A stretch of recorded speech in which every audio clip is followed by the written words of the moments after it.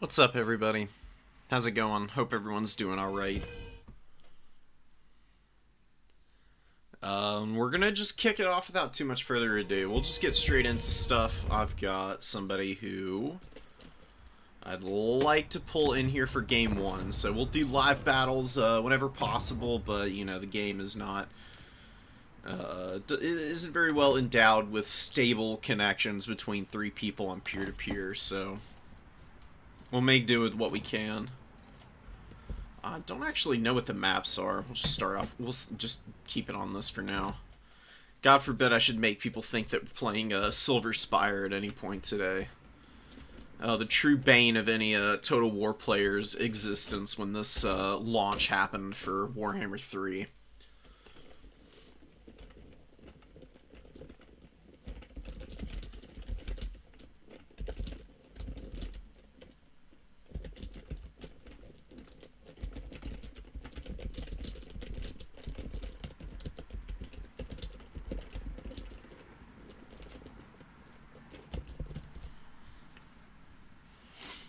Alright.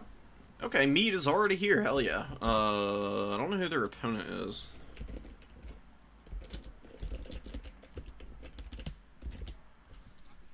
Let me just ask him. We'll find out. Shouldn't take more than a minute for me to be able to get this all sorted.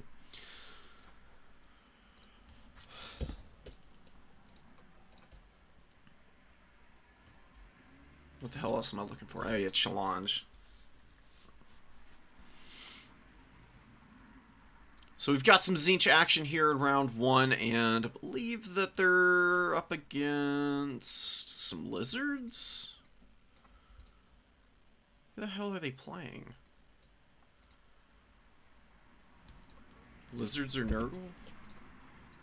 Oh, Eldeno. Oh, Eldeno's probably on High Elves. Pretty sure that's what I've seen them playing.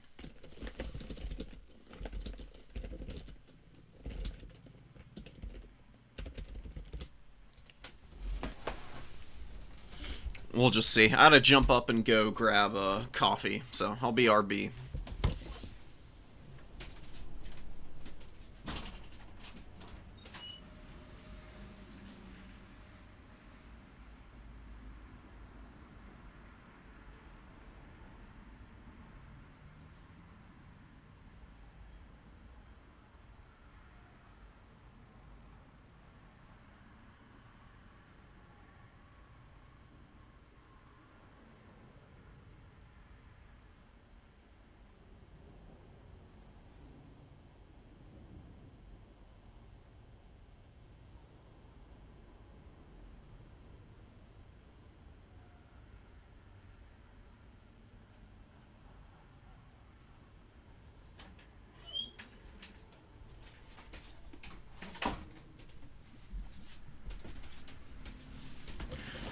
Alright, it's not ready yet. There's no way we have a Tzeentch mirror match for the first round. This isn't real. This is seriously what we've got going. This is actually going to be really cool, though, because some people don't like mirror matches. I actually think there's a decent number that are pretty hilarious to watch. Tzeentch versus Tzeentch is definitely going to be up there in terms of the wild and off-the-wall type of builds that we'll see out of this, probably. Because here's the thing about mirror matches, is that so many people don't enjoy playing them that they oftentimes bring really off-the-wall stuff. Okay, Eldeno is actually on the High Elves, I guess. Alright. It's still going to be a fun matchup. High Elves and Tzeentch are fairly even, but damn, I was really looking forward to the mirror. A tiny part of me really wanted it. Hell yeah, guys. What's up, Sugar Empire? Piston, good to see you guys.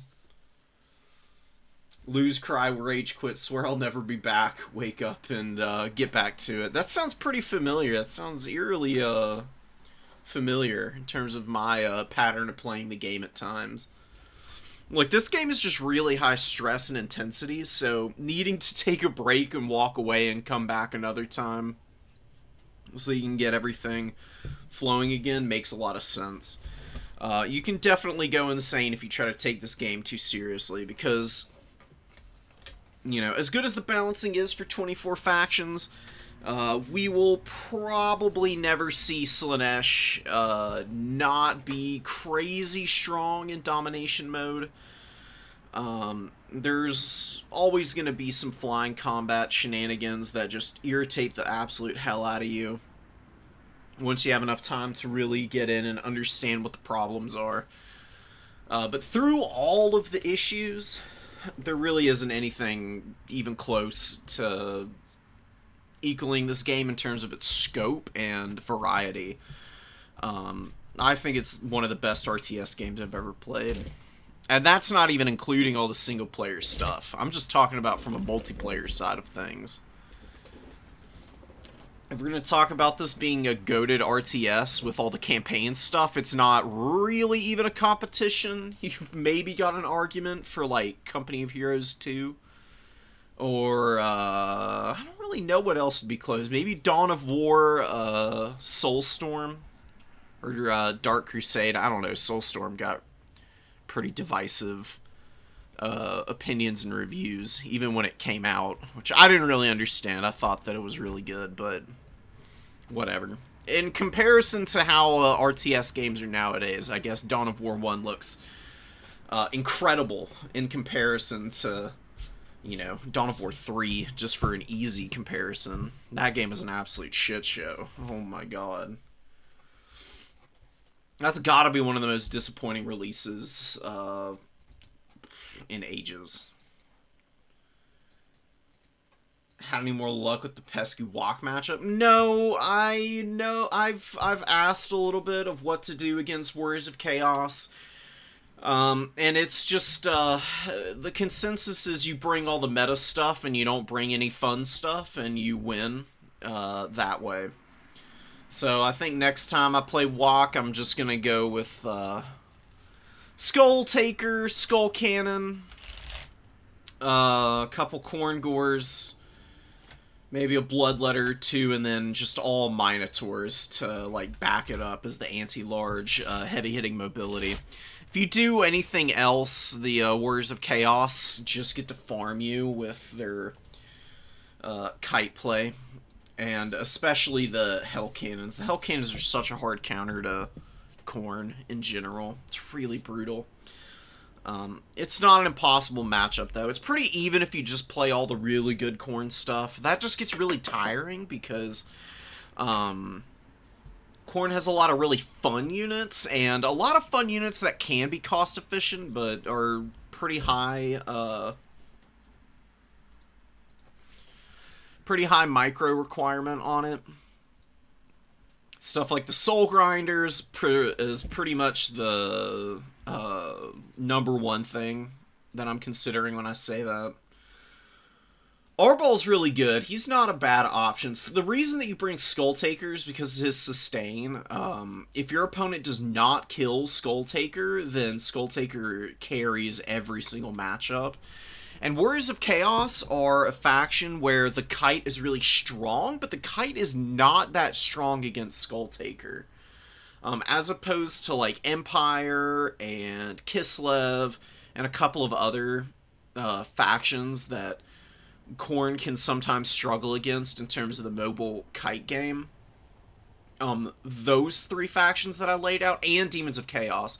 Demons of Chaos, Empire, and Kislev all have options for killing Skull Taker at range that are really, really strong against him. And Warriors of Chaos have a bunch of really good, like, mid-tier options for shooting Skull Taker. They've got the Marauder Horsemen, who are really strong, but the AP on the Javelins can fall off really hard against Skull Taker because of all his armor. And, like, what they have is okay, but it's not incredible. Plus, he's got physical resistance. They do have throwing axes. Again, a lot of the same caveats. And the Blood Throne that Skull Taker is on, the attack animations are so wild. It can be very hard to stay engaged on him in melee combat. Arball's good if you just want to have like a straight up traditional fight, but he's actually fairly snipeable in comparison. Gorefeast is also the other big X factor that Skulltaker has going for him. He's just so much more sustainable than all the other Khorne lords. Anyways, that's that's plenty to talk about on that match up front. We'll see if we get any Khorne and Warriors of Chaos today. I know there's some folks maining the Blood God, and I know Random Cubans on Warriors of Chaos. I don't know who else is playing them today, potentially. We got a Soul Grinder, lots of Marauders, 2 Spears, and the rest are just Sword and Board. Chaos Sorcerer, oh, God, I love the staves these guys have. Super cool looking. Skull of Catan with Final Transmutation is a really nasty one, too. Skull does a bunch of damage to the caster. It's a Spirit Leech, so this guy actually loses quite a bit of HP if he hits himself with it. Again, it does go through the barrier first, so there is some way to get around the damage it can do. But really, it's you either just Searing Doom spam all game, or you get the most disgusting Final Transmutation with the Overcast and Spell Amplitude that you possibly can, and laugh as your opponent's entire, like, SE Goon Squad, or even hitting, like, the Fireborn and the Warlions of Trace. The Warlions of Trace take good damage from Final Transmutation already. Cavalry usually doesn't, but with the 60% amp from the Skull, it could do some really nasty work against these guys. They'll actually be dropping models, I'm fairly certain. And then the Archmage, I'm pretty sure will go well below half HP if she gets hit. Chase the monster, but not before they realize their mistake in opposing his will. Absolutely. Chaos Lord's on foot, which is kind of cool to see. He is an anti-large character with good AP on the... I don't even know what to call this thing. I mean, he's got like a halberd, but it's like a one-handed great axe, more like, almost. Exalted Hero's also going to be looking for some scraps. He's got the Book of Secrets, so we're going to the casino today, everybody. It's going to be a good time. And we got the... I can't remember what the item is called. The Eye or Mirror of Knowledge, that's what it is. So that reveals units. I'm pretty sure that these archers will not be able to hide in forests from now on, although it seems like it's worn off, so maybe that's not the case. My experience with that reveals hidden units effect is that it permanently adds them to the LOS, so even if they go into trees, they can't stay in there. Rangers, the Fireborn, and the Archmage of Life are hiding in the trees. We do have Earthblood, Flesh of Stone. Awakening of the Wood is an interesting choice. It'll do get damage to the Marauders. Also has a 45% speed debuff. That'll be fairly effective. Looks like Tzeentch is really going deep into the tree line here. They need to be really careful about this. There's actually some really good opportunities for engagements for the High Elves in here. Because Warlions have Strider, which means they don't take terrain penalties as a large target. So they'll just rip the Marauders to pieces. Marauders are going to get absolutely dunked on in the tree lines here. And the High Elves went for a very wide front line, which I think is a really good call. And you get a great engagement on the Chaos Sorcerer. Oh, you should never ever leave your Chaos Sorcerer to go in this deep. Honestly, incredibly lucky that he's escaping here. He's going to be able to pull through the Marauders and maybe get the Fireborn stuck on those guys. This guy has got to keep moving, though, because if the Fireborn are able to catch him and surround him like what's going on here, potentially, he will die in record time. But we do get our Final Transmutation going down here. It is upgraded. Did the Skull of Catan go off, though? No Skull of Catan. That's a big problem. You really are needing that to hammer against the Archmage, but now you don't even have magic. You have no Searing Doom. And the Knights of Elation are not going to do well against the Fireborn. Fireborn are just a little bit too much for these guys to handle alone. Plus, you have the Warlions screaming in from behind. continuing to run down all the Marauders here. Really good engagements for the High Elves so far.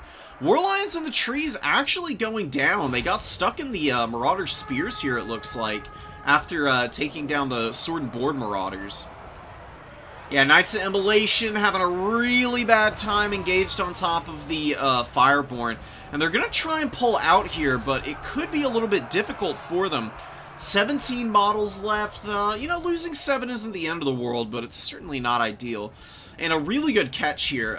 Continued pursuit on the Chaos Sorcerer with the Lore of Metal.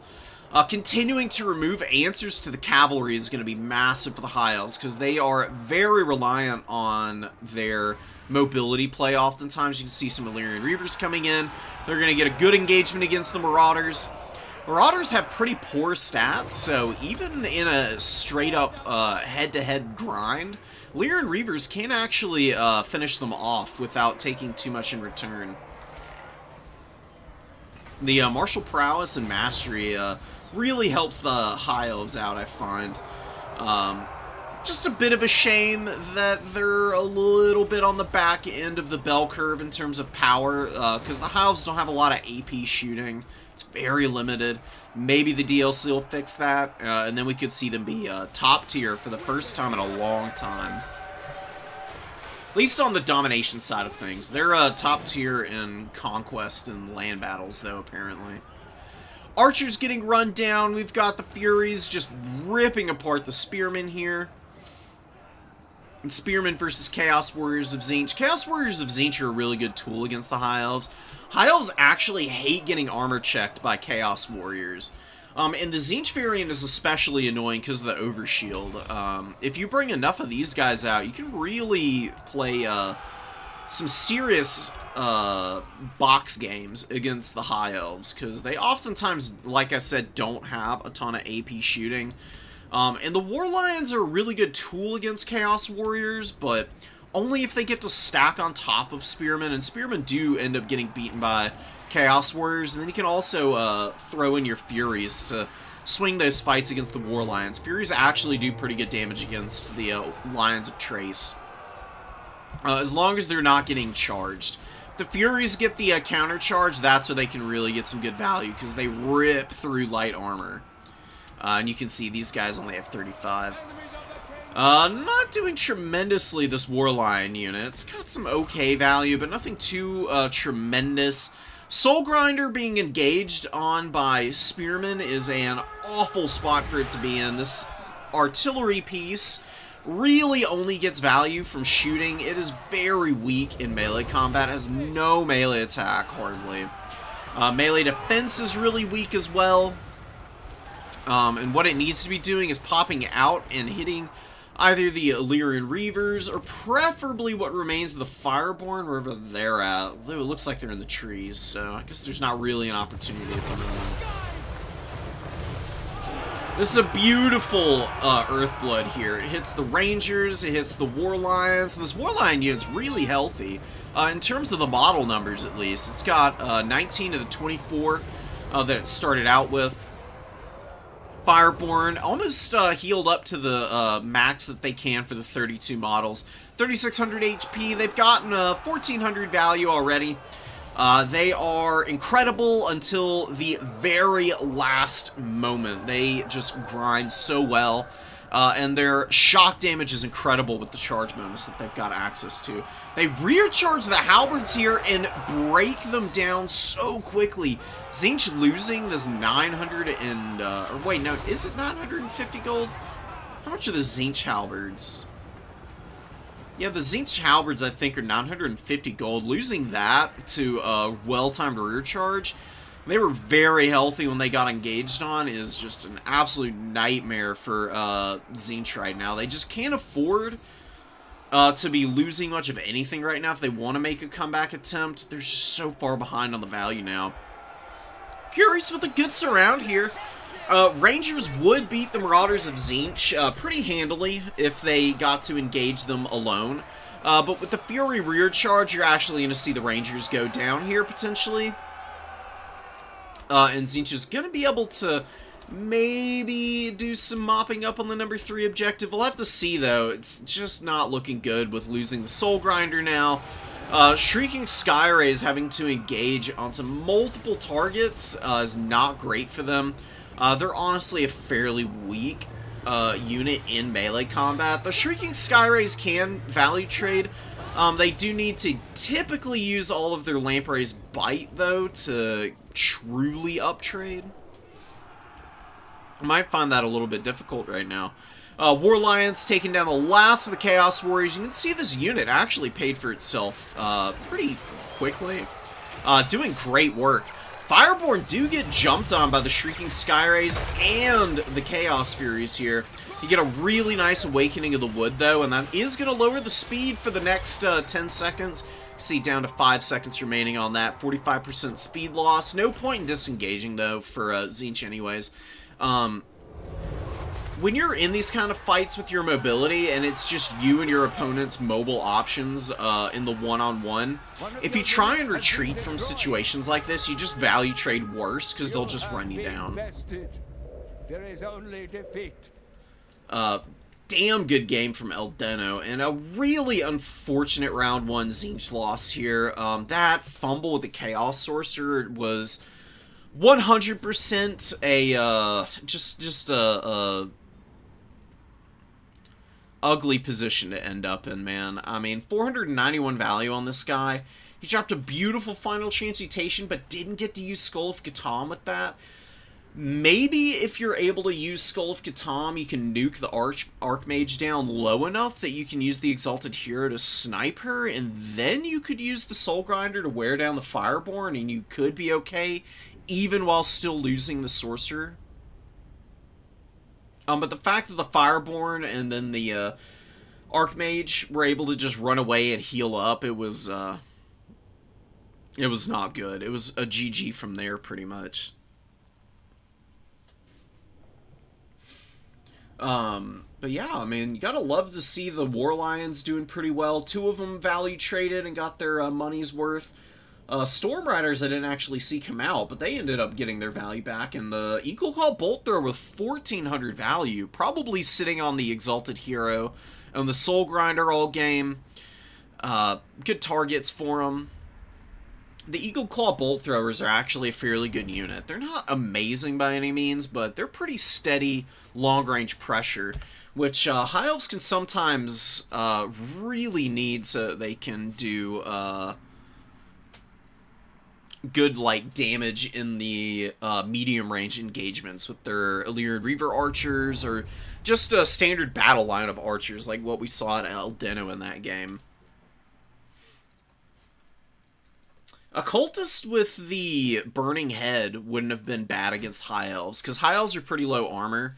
Tzeentch does have the Cultists, and Cultists are pretty good, and you can still mix in a Chaos Sorcerer Lord with Metal Magic and just go for the Exalted Hero.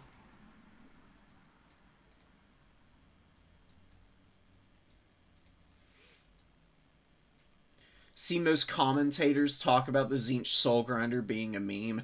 It's not a meme. The Tzeentch Soul Grinder is actually pretty good, but it's not as OP as it once was. There was a patch where they changed the missile profile on it. And the way the missile worked is it was like Gaze of Nagash, or, one of the wind spells like Vindictive Glare, and it penetrated through entire units, and it would literally 1 or 2 shot infantry and cavalry, and it was really stupid, so they rolled it back. Now the Soul Grinder of Tzeentch is really only good against single entities. If you... oh, man. If you bring the Tzeentch Soul Grinder and your opponent's got a big expensive monster, it will do wicked damage, and it'll easily get its money back. If your opponent went for super expensive cavalry, it's going to take a while to break that down with the shooting, but it is still very possible to kill something like the Fireborn with the Tzeentch Soul Grinder. But usually if you run into one, you are just going to swamp it in cheap mobility because it can't fight the mobility off. the Noxbringer and the Khorne Soul Grinder are actually able to beat light cavalry in melee combat. The Tzeentch Soul Grinder's melee attack is so bad once it's tired that isn't even an option in even an abstract sense. I mean, I don't know what you do to really peel light cav off of a Tzeentch Soul Grinder except use some Senegors or something to countercharge them. Otherwise, it's going to be stuck in them all game. Oh, rip, dude. Yeah, the Chaos Lord on the disc would have been super clutch.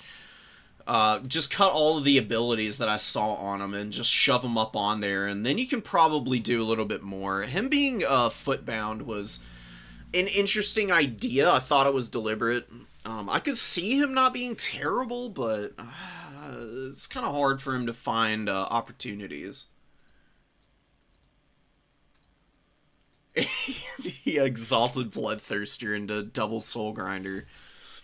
Yeah, the Exalted Bloodthirster is a really interesting unit. It's honestly not that bad. The problem with the Exalted Bloodthirster is that it has awful... it has really weird problems with attacking units that are close to it. It's a massive model, and it's got like a giant axe and a freaking wicked-looking whip in its hand. And if there's even like a cavalry model or two between it and another big target, it literally cannot hit them. It's super weird, some of the problems that it has. That coupled with the fact that landing animations can be kind of janky for it.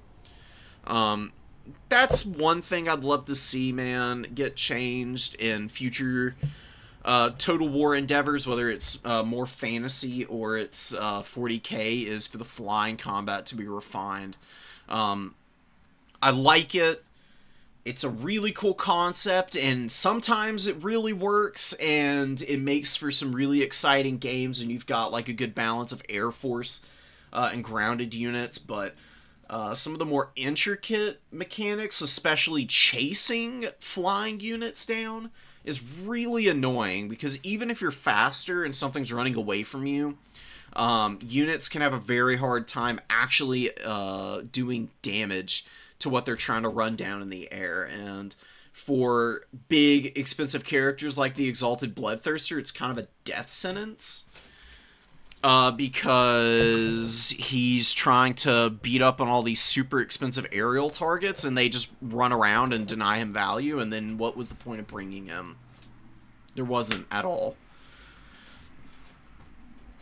Yeah, it does need to be a core mechanic. They need to, like, genuinely treat the aerial combat the way that, the pursuit... See, and here's another thing. Pursuit mechanics in general were kind of broken in Warhammer 3 on release. Because for a long time, if you were trying to run down a routing unit, only like 30% of your pursuing unit could actually do damage. And that functionally meant that routing units were actually safer running away than they were engaged in melee combat sometimes. And there was actually a genuine problem with being punished for routing your opponent's units and trying to chase them down.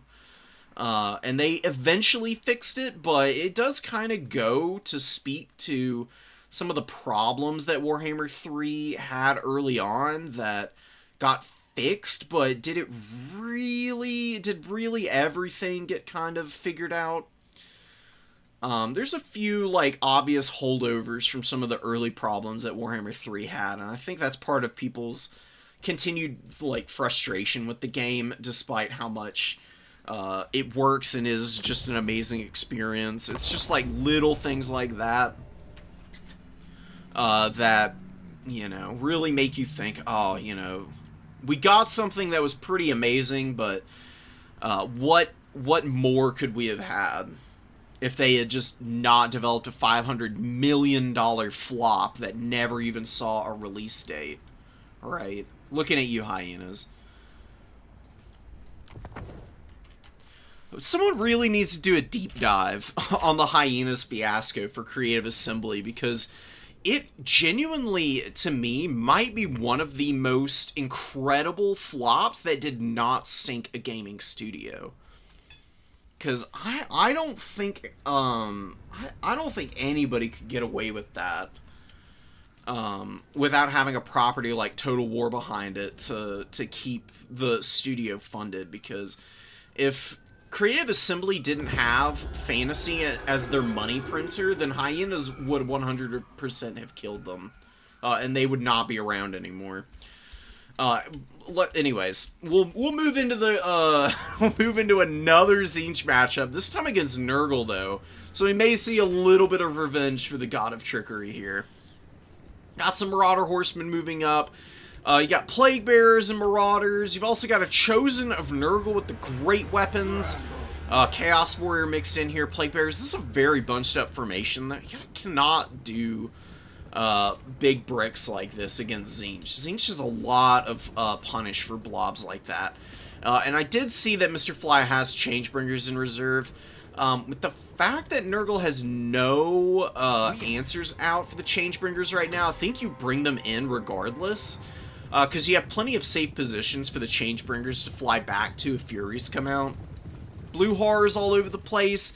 You got Marauder Horsemen of Tzeentch. They're pretty good at shooting down. Also the Nurgle throwing axes, but Furies as well. Furies get shredded by the magic damage on the Marauder Horsemen of Tzeentch. I think the Marauder Horsemen of Tzeentch might low-key be the best skirmish cav tool for their Chaos factions, period. They're really accurate, and plus the Warp Flame lowers armor and imbues a weakness to fire damage, so they can actually do some pretty wicked stuff. The problem, and the reason why I don't think you see them nearly as much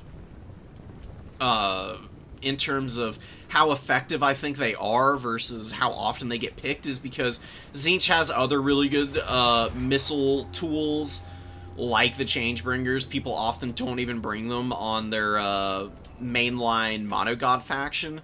And then also for the Warriors of Chaos, they get a limited number of marks, and those are often better spent on more elite options, or on Hellstriders, which are one of the most oppressive light cavalry units in the game. Brutal Changebringer fire coming in here. Nurgle needs a Fury out on the field right now, or they're going to lose this game. This is going to be a learning lesson for Grink. Grink is going to have to come to terms with the fact that in the Tzeentch matchup, you just don't have an option. If you don't bring something to counter Changebringers, then you just auto-lose the matchup. And the Noxbringer is not going to cut it. It is not something that's going to do damage to this aerial unit. And look at the Chosen being nuked right now. Changebringer's just sitting right above them. These guys are going to get a fleshy abundance, but that's not going to do a whole lot for them if the Changebringers just continue to pour fire in here. You can see the healing modifier is being mitigated by 50% as the flaming attacks from the Horsemen are coming in. It's very much worth remembering that that's the case. I do think that sometimes that's one of the things that doesn't get talked about enough, is the flaming attacks lowering the healing by 50%. It's really punishing in matchups like this for factions that generally are pretty reliant on either passive heals or active heal effects. And Nurgle has a bit of both. Chaos Warrior's getting nuked now. Changebringer's gonna have, like, they've got 1,500 already. I'm gonna hazard a guess that the Changebringers end up with 2,700 value by the time they're done bullying all of the Nurgle units here. Fury finally out on the field, but a little late for Grink. Although the value isn't terrible for Nurgle, I do think that, the truth is that they've lost their Chosen and the Chaos Warriors in the middle. The Plague Bearers are probably not going to be too far behind. Losing a Plague Bearer over here. Tzeentch has a pretty firm hold over 2 objectives. The only area they don't dominate right now is the number 1, and they've got Zangors and Centigors of Tzeentch waiting in the wings, and they can very quickly hammer down this Plague Bearer if given an opportunity. So Fury's actually engaged the Changebringers. Changebringers landing on the ground, but to what end? The Furies can just dive bomb them here, and Look, this is the thing about the Changebringers. They're a great unit, but damn, the second a Fury touches them for more than 10 sustained seconds of combat, it's basically GG for the Changebringers. They get wrecked because they're so squishy. Actually able to escape here. They got 10 models and 1,000 HP, and they're wavering here with 12 leadership, but they're gonna survive, and they could get back up in the air and finish off that Chosen unit. The Chosen do rally with 33 models left, which I guess is something. But we'll see what kind of damage they take here. Grounded Changebringer is going to be firing into these guys, and a beautiful volley. See, flattening a lot of these guys, knocking them down, and they're going to stand back up and probably get hit one more time. Changebringer's falling off a little bit as they're running out of targets to hit right now. Mr. Fly is down in value, but it just doesn't feel that way at all. You got to remember that damage also is the damage value increases as you do damage to the Protoss shield of Tzeentch. That is calculated in the damage values, so sometimes it can be very misleading as to whether you're ahead of Tzeentch or not. And the healing that Nurgle has gotten, which is usually the great equalizer, has been pretty thoroughly countered by the damage output and also the flaming attacks, as I mentioned just a minute ago. With a Mutalith Vortex Beast coming to the middle, Mutalith might be able to lock down this middle point. Looks like Acold actually died. The Chaos Sorcerer Lord and the Cultist actually able to beat Acold down is kind of surprising. Really wouldn't have thought that to be likely, but here we are. Proof is in the pudding. Mutalith Beast is going to be a really nice tool for hammering down what remains of the Nurglings, and the Chosen of Nurgle, after this army ability is done and over with, also be able to put some work on the Sorcerer Lord. In hard counters Cultists. Cultists on foot get shredded by these Mutaliths because of the bonus versus infantry it has. Really good damage that it can throw out. Centaurs, though, get a really good engagement over here. They get the charge off. Good charge bonus. Obviously, perfect vigor means that their stats are always at peak efficiency. You can see the debuffs, though, on the weapon strength are adding up to be a little bit of survivability for the Cultist. I wouldn't stay engaged on this guy too long. Noxbringer has gotten some pretty vicious damage on some of the horsemen. One of them went down to him. The other one is still fairly healthy, though. Centaurs should really be hammering over here. Centaurs are great against the Noxbringer because it is terrible at surviving charges. It is not the tankiest soul grinder in the world. It's got better stats in terms of melee defense than most of them, but it's still a little weak at 44. Sour Guts coming up to the point now. Mutalith Vortex Beast pretty beat up. Does have about 900 value right now. Chaos Sorcerer Lord actually might want to go and fight the Angels of Decay right now. I really don't think that would be a bad fight for him. Get a Fury or Shrieking Sky Rays or something out on the field to answer this. Because you don't want to lose the Mutalith Beast right now. You actually do have some characters that are fairly annoying that you want to get rid of right about now. And the Mutalith Beast going down will be a big loss, because that is a very expensive monster. Tzeentch, though, holding on to the points pretty well. They did lose the middle, but we'll see if they can regain control of it. Sour Guts putting down some good damage. Angels of Decay need to get out of here. Noxbringer chasing Marauder Horsemen. The Cockatrice on the way in. Cockatrice is a really good monster, actually. I love this thing. It's got a really good bound ability in the Petrifying Gaze. Or a Hex, I guess. Whatever. It's an ability. It's going to fly in here, slow these guys down, also put some good damage down on them. It's got 46 melee attack, which is pretty damn good for a flying unit of this caliber for the cost price. It also causes terror routes. So in the later stages, with all these Marauders coming out, Nurglings don't rout, but the Marauders will be very easy dive bomb targets. That does depend on whether you kill the Chaos Sorcerer Lord or not. Nurgle does have pretty good leadership as long as their lords are around. Even the baseline Marauders have, 60 as the standard amount. Searing Doom in the sky here. It is interesting to note that it does damage to units that are in the air. It does miss out on the explosive damage, but the actual ranged damage still applies.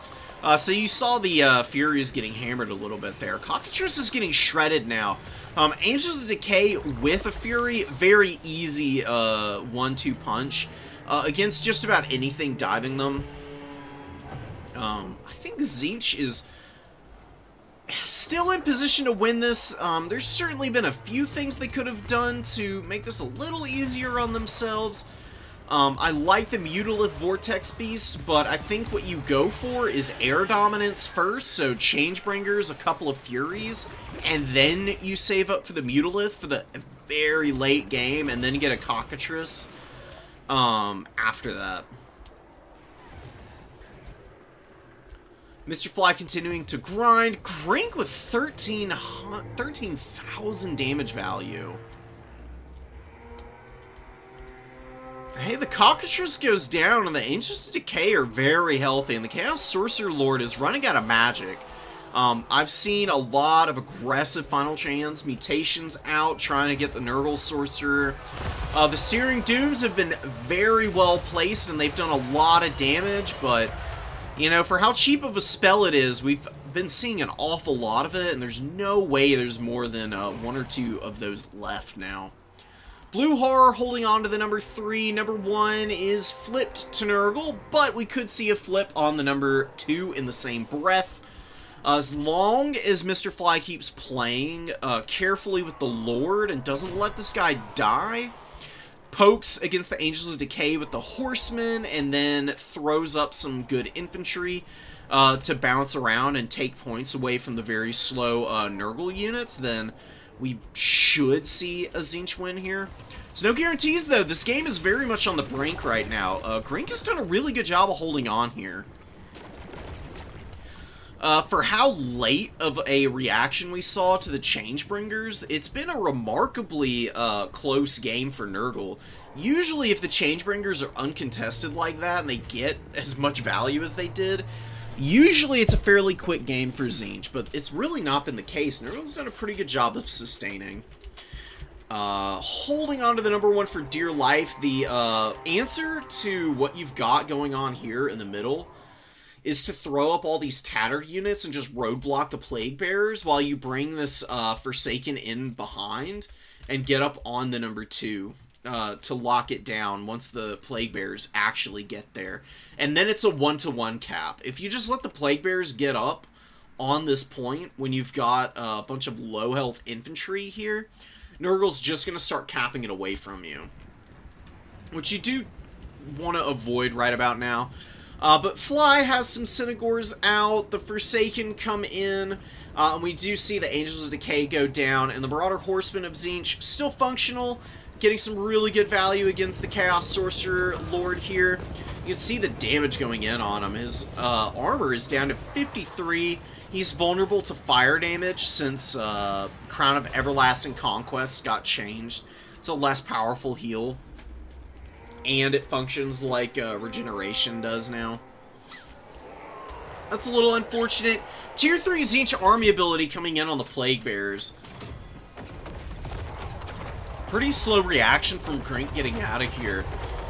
The Plague Bearers are a fairly slow unit, but you just don't want to leave stuff sitting in concentrated areas against Tzeentch because of this army ability. All it takes is one good one to really get you behind quickly. Nurgle grabs the low ground objective. They're also probably going to steal the number 2. There was no roadblock on the Plague Bearers there. And then a couple of throwing axes get up on the point quickly as well. And the problem for Nurgle, though, is that it is triple cap territory, and there's only 60 seconds to grab the number 1. Not enough available for Nurgle to do that. Plus, their Lord dies, and now leadership is in the absolute pits for the Horsemen. Marauder Horsemen are great until you lose your Lord character. And then they turn into the biggest pile of dog shit you've ever seen in your life, because 48 leadership when it's being debuffed by -16 is a... I mean, do the math. It's almost a third of their leadership gone. And then when you're talking about the -10, that's still a substantial portion of their leadership that they're losing at base. And there's a lot of leadership debuffing effects that Tzeentch can throw down. They've got stuff like Changebringers and the... do Changebringers count as artillery? I actually don't think they do. But they still provide the -5 from missile fire. Tzeentch Soul Grinders provide a damage by artillery modifier of -10. There's a lot of ways to break leadership in this game, and when you're getting around to like the 40s and the 30s, you're talking about units that have to be babysat very carefully, or they're just going to end up getting chased off the field, which is kind of what's happening to those horsemen at the end there. Beautiful game by Mr. Fly. Do not ever pay attention to value. Doesn't mean a damn thing. You can have 5,000 value lead like Grink apparently had, and still be losing really hard on the points, man. Brutality there. Really good play by Mr. Fly. The Senegor micro was on point, dude. Completely forgot to put Furies in. That's so okay. That's fine. Don't even worry about it. You didn't even need them. Your opponent was way slower than you at developing out any Air Force. Concord was worse? There's no way. I mean, Concord at least got released, right? I mean, there's no way it was a $500 million disaster. I mean, it's probably pretty damn close, though.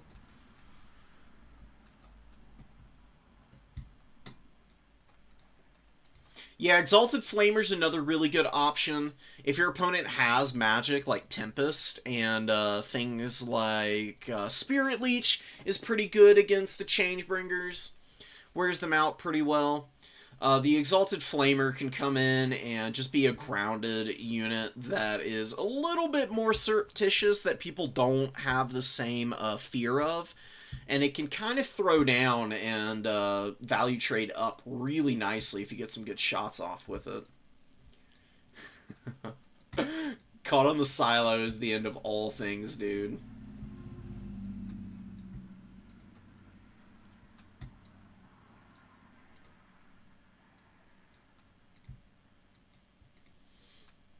Look, the reason I'm saying the Nurgle Soul Grinder isn't the tankiest is because if you want to compare it to other Nurgle monsters, it really isn't all that tanky. Soul Grinders in general are a fairly flimsy unit. They have good armor and a lot of mobility going for them, but they actually have a pretty small HP pool. Especially for how big the models are, which is one of the things that doesn't get talked about a whole lot. But models being really wide, like the Noxbringer, does mean that shock damage is especially effective against them.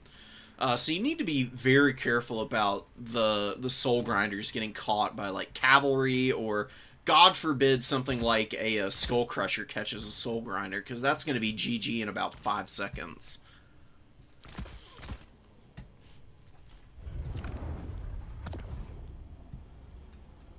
Wait, do these, they have the same HP pool, don't they? They certainly do, and, there you go. Soul Grinder of Nurgle and the Khorne Soul Grinder actually have the, exact same HP pool. 81, 88, and Noxbringer, though, does have the extra leadership, which is really the big selling point of it. In the head-to-head comparison, you can see that the Khorne Soul Grinder really isn't losing out on a whole lot. And outside of the range on its missile is arguably maybe even a little bit better. I'm an unabashed fan of the Khorne Soul Grinder. I think it's really good into all the low leadership factions. I can't tell you how many times I've bullied Bretonnia with it.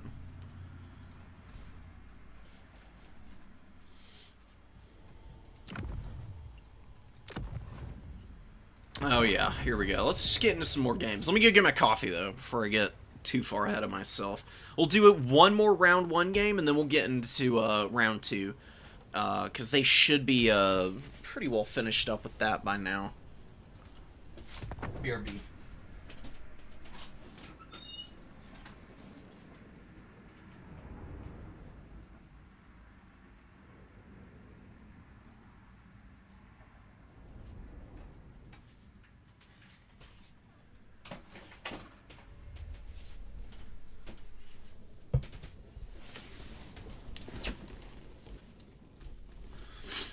This is going to be really freaking cool because these are fairly off-meta builds from both sides.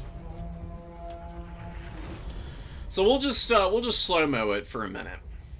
That way I can actually talk about the armies and the builds. Someone actually pointed out to me in one of my standalone videos a little while ago. I have a tendency to maybe gloss over the armies a bit, so I'll try to be a little bit more mindful of it for the future. Ragnarok Flingers, honestly an amazing unit. You don't see them too often because they are pretty pricey, but the damage from the artillery is really strong. These web flingers that they have do a ton of damage to infantry, and are honestly not bad against cav too because of the sticky webs, plus whatever little bit of damage they get off on the actual unit itself. Does tend to add up pretty nicely. Really good at melee combat. Great melee attack. The only weakness is the melee defense, but they do have a great HP pool and a ton of armor to keep them survivable. So kind of hard to kill at range as a result. And then engaging in melee is more of a, you know, an eye for an eye kind of situation. You may kill the flinger, but it's going to do a lot back in return. So, cool to see it here. Sharky is going up against Random Cuban, who's going to have a nice Warriors of Chaos army. Nothing too crazy. You got the Fire Magic. Fire Magic always good against these Horde factions. You got 3 Throwing Axes. Throwing Axes I don't really like against Greenskins. The damage output on them is good, but their short range of 70 and the speed on the Throwing Axes means that they're very often missing their shots. As a result, they're better for the late game, and Javelins are usually better off early, because they can actually counter-skirmish stuff like Morgrim's Magi Marauders, because the Javelins have a faster missile velocity and a slightly better range of 80. They're the ticket that I would go for, although Marauder Horsemasters are, like, the best unit in this matchup, in my opinion. I love Marauder Horsemasters, dude. They shred. Soul of Damnations here, you got 2 Marauders and Aspiring Champions rounding out the infantry there, which means that the frontline fights are going to go pretty poorly for the Greenskins. If they just go straight in, they're going to get wrecked, because Orc Boys here in the front, and then a few Savage Orc Air Boys making up the remainder of the army. Keep it from the foe. The game plan... Oh, and there's also a... I completely forgot about this Chaos Warshrine. Chaos Warshrine of Nurgle is here. So we might see Giver of Abundant Glory get charged up. We'll see how quickly that happens. It's going to be a little tricky using that thing, because it's going to get destroyed by the Ragnarok Flingers. If the Ragnarok Flingers get into melee combat on the Warshrine, they'll actually rip it apart fairly fast. It's got a ton of HP. If it's got the heals all the way charged up, then maybe it'll be able to do a little bit of something. Or we're going to have to pay close attention to that. Cuban is capping the middle in the number 3. We've got a very slow advance onto the number 1 objective. I do like Sharky's patience, though, because you're turning your formation to get situated so that it's a little bit harder to flank up and around through the trees here, which is a big risk from the Warriors of Chaos. They have Hellstriders. And Hellstriders, of course, have the ability Strider, which means that they fight at peak efficiency in forests, so they could be flanking up around through here and doing so very quickly and get some really good engagements against your forested units. Making sure that your formation is between the 2 blockers makes it a little harder to flank around, and then you can maybe get a couple of, like, Goblin Spears or something in there, just to fully lock out any flanking mobility. A Ragnarok Flinger is shooting at Aspiring Champions. Waste of time. Never ever shoot at Aspiring Champions with single entity artillery unless it's Little Grom or a Skull Cannon. And even a Skull Cannon has trouble. Little Grom's really the only single entity artillery that can do good damage to Aspiring Champions. These guys are just a little too hard to wear out that way. The Ragnarok Flinger should be shooting the Forsaken instead, because the damage would be really good there. Plus, you're going to wear those guys out with the Vigor reduction.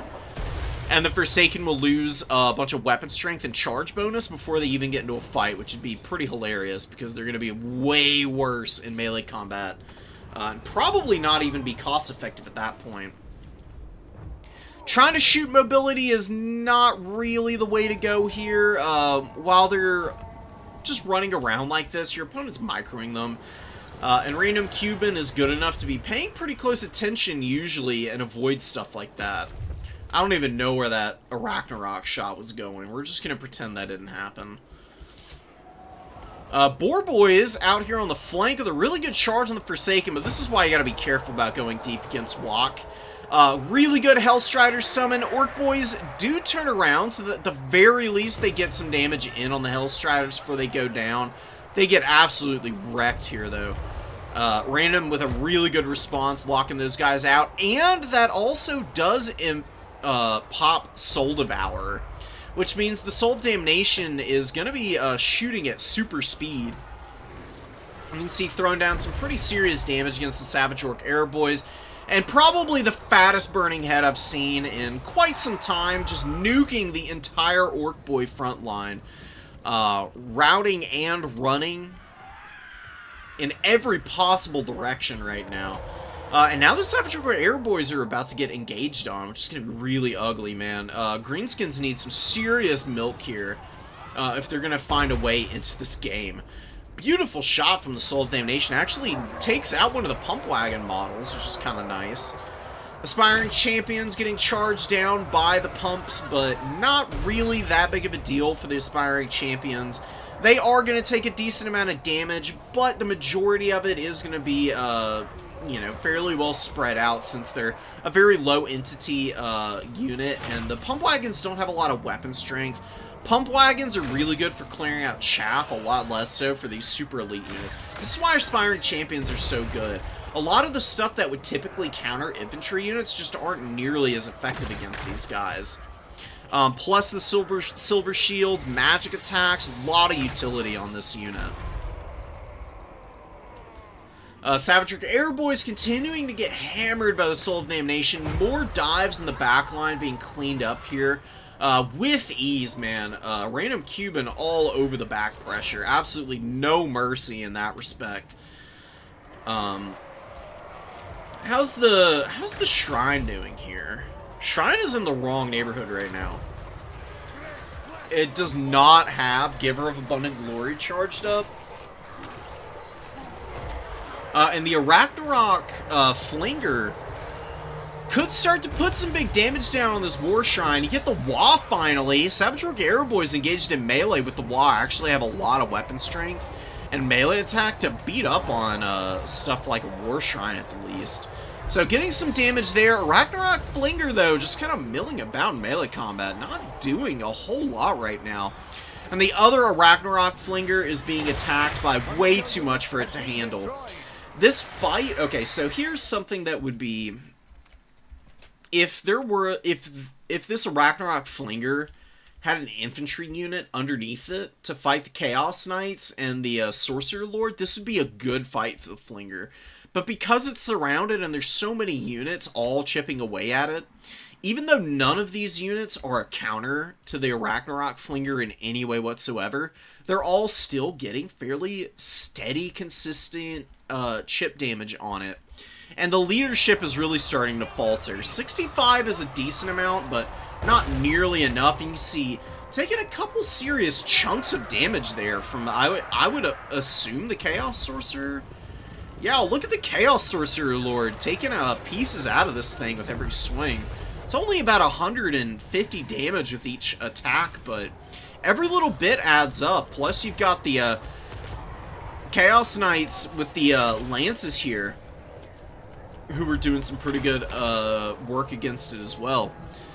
War Shrine of Nurgle getting beat up on. It's been a bit of a distraction, Khorne effects, though. You've got the Night Goblin War Boss really hounding after this thing and not doing a whole lot to it. And now he's going to get surrounded by Khorne Knights. Khorne Knights are great against these squishy, low armor lords because they have amazing mass. 1,200 each, even more than I thought.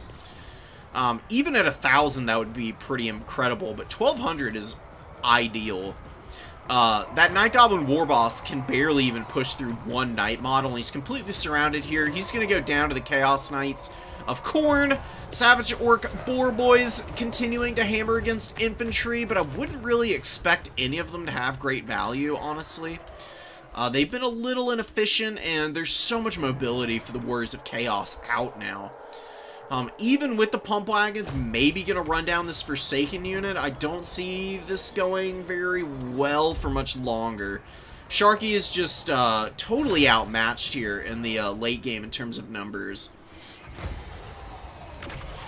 The Flingers were doing okay, but you needed to hold up on the aggression.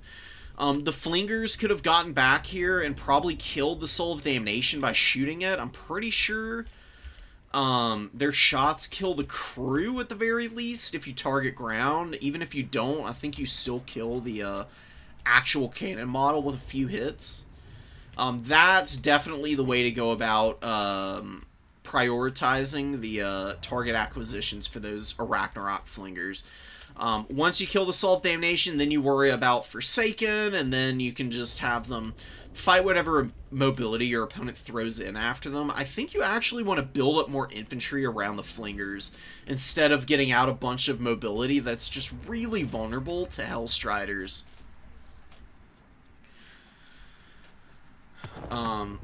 Melee dives onto artillery pieces like the Soul of Damnation are just so risky, man, because the artillery crew is unbreakable, so you have to kill them down to a man. And that can be kind of difficult to do sometimes. Good micro on your opponent is just going to mean that they drop the artillery piece, they pull back through something like the Hellstriders, the Chaos Knights, and then whatever was attacking them gets stuck and killed. Your opponent's going to flood with Forsaken, almost guaranteed for WoC. Forsaken are by far their best reinforcing infantry. They're fast, generally a cost-effective, high damage output with some good uptrade potential, even into stuff like Skirmish Cav, just because they're able to motor after those guys and shred through them fairly effectively if they catch. All the Boar Boys in the world in the reserve. But Savage Orc Boar Boys, the Phys Res is nice, but the low armor means that the Hellstriders just tear them up, dude. And they have really low melee defense, so the fairly low melee attack of the Hellstriders is very easily supplemented by the bonus versus large they have. It's a cool build, but I think you probably want to maybe build up a few more numbers here, because Greenskins benefit immensely from just having bodies everywhere. And I don't know if you need Savage Orc Air Boys if you've got double Arachnarok Flinger.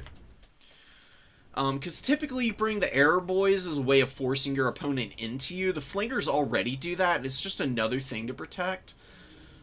These things are 550 gold each, if I'm not mistaken. You could just cut them and get Rugloods, and then a few more Orc Boys or something.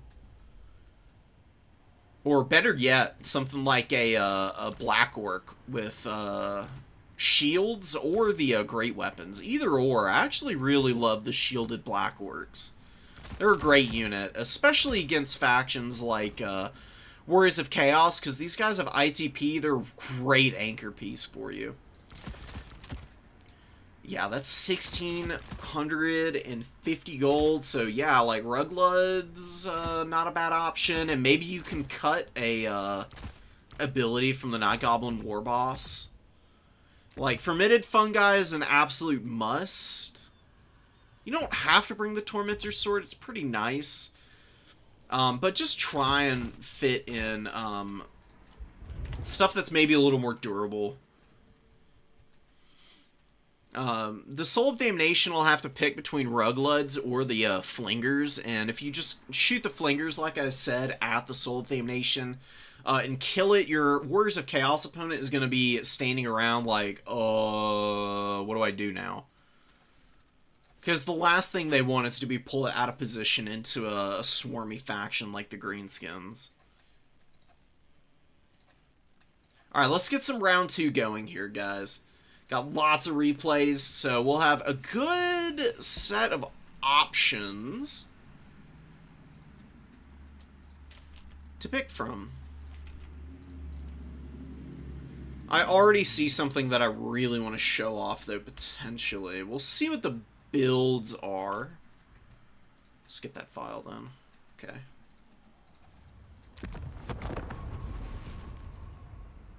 Yeah, Corntonia, baby. Oh, this is a pretty different build from what I typically do into Bretonnia, but there is, like, triple Minotaur or anti-large, so that's a good choice. Khorne, obviously. Bretonnia build is looking real wild. I actually think this is a game worth showing off. This is a pretty unfavorable matchup for Khorne according to Total Tavern, but I think that's just wrong. I think Khorne has great tools for the Bretonnia matchup. Just the fact that Khorne exist and are a speedy halberd unit is a huge difference maker. You don't have to bring Khorne halberds anymore. Khorne halberds are still really good in this matchup. In fact, I would actually prefer them over the dual weapon warriors. These guys are really fun, but they're usually kind of bad because your opponent will just walk away from them because they're slow as balls. 28 speed is, you know, not renowned. That's about as slow as it gets for infantry outside of, you know, like zombies and even more garbage units like that. If Bretonnia just ignores the dual weapon warriors and focuses those down with the bows and then cycle charging with the cavalry, they could be fairly easily cleaned up here. A Khorne halberd wouldn't be in nearly as much trouble because they're actually really good against infantry. Khorne halberds have about the same melee attack as the Chaos Warrior dual weapons do. The drawback is a lot less weapon strength, but you get a better AP split. And they're 50 gold less, and I think they're just a little bit more useful in general. I'm curious to see what these guys do, though. So, Minotaurs and the Khorne hiding in the woods, really good position for them. Minos did get the Woodsman trait this last patch, which means that they are able to fight at max efficiency in trees, which is a huge change for Khorne. There were actually a lot of problems for Khorne engaging in any kind of terrain because they didn't have anything that could do it efficiently. It was really irritating. So, Alberich lands on the ground. Piston's a little too slow to get the catch here.Alberich's going to jump back up into the sky. I get the idea here. It was a cool attempt. But what you want to do is you want to just leave Skulltaker here, and then at the very last second, pull him all the way back to the trees, and have the Minotaurs come screaming out, not directly into Alberich. Here, let me actually... Let me do a little bit of let me do a little battlefield painting. We'll pause here for just a second. And I can explain how to maybe get a better odds on at catching Alberich on the ground here. So Piston did the bait right. Like, you got Skulltaker out here, you're not moving him, your opponent's like, oh, there's nothing near him, let me just go charge him and do some damage to this guy. Super annoying character, need to hammer him down early, right? Well, then you pull him back to the trees. But Piston was a little slow with the Minotaurs, and they came out right up into Alberich from the front. What you really want to do is actually kind of go from the off angle and charge from the side. That way, if they actually make contact with Alberich on the blue line, there's more of a likelihood that they cut off a retreat directly back. And usually people are going to take the shortest possible route back to their units. Retreat pathing is very important in this game, and positioning in general is probably 9/10 of winning domination games, I would say. Which is one of the reasons why I enjoy it so much. Domination mode has so much room for tactical flexibility and strategic decision making. And the guys at the highest level are just wizards at figuring out how to even up engagements in their favor, even if they may not have like perfect answers out on the field for everything.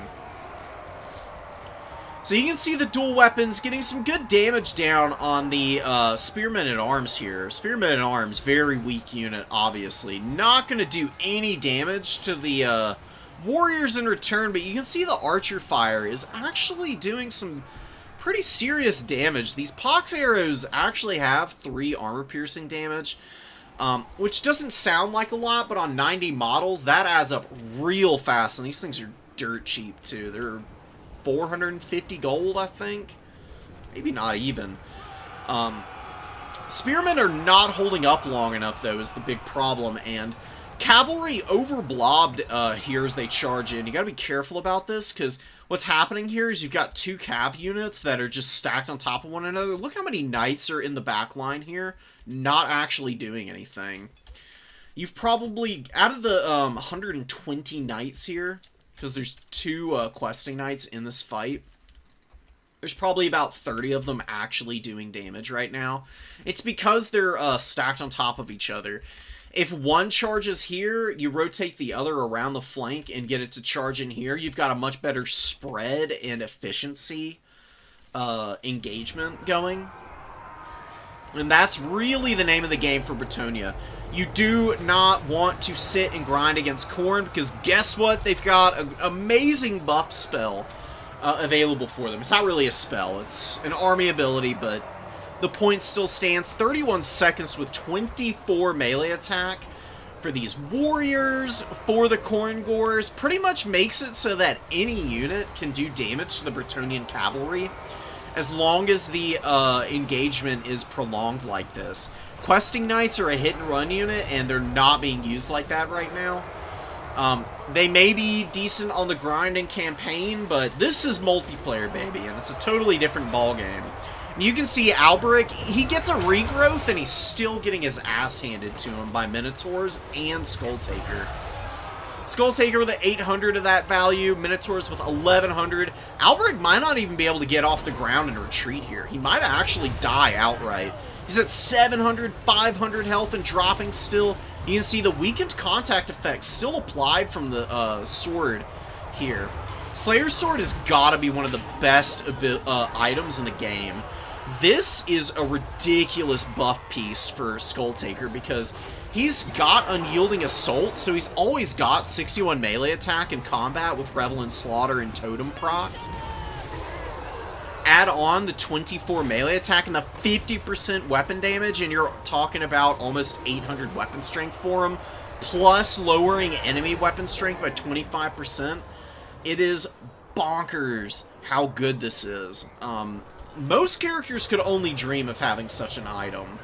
God forbid Scarbrand had something that good. Wrathful Reaper is okay, but not nearly as compelling of an item in comparison to the Slayer's Sword. Skulltaker gonna run down the Green Knight too. He doesn't even care, man. He said, I've got some Khorne Gores, and gods be damned physical resistance. Nobody's given a hoot about that here. Force of Chaos doing some good work. Grail Guardians are on the field, a good unit, but they're being thrown into Khorne Gores with Minotaur support nearby, and that's going to be night-night, dude. This is why I don't like the matchup for Bretonnia, man. Khorne gets, like, a couple of good engagements, and they'll just absolutely steamroll over you because of Bloody Onslaught as well, man. Another great ability. Minus 24 melee defense, minus 30 armor. You can see the poor Grail Guardian sitting here with whopping 35 melee defense when they've got a base value of 58. Usually a very tanky unit in a sustained fight, but this one guy is going to be running back home to Bretonnia and letting everybody know not to tangle with Skull Takers and be like, guys, we're cooked. We don't have anything against this guy. Wheelor's definitely overpressed. You don't ever want to just attack a bunch of Chaos Warriors as Bretonnia. You literally cannot afford to.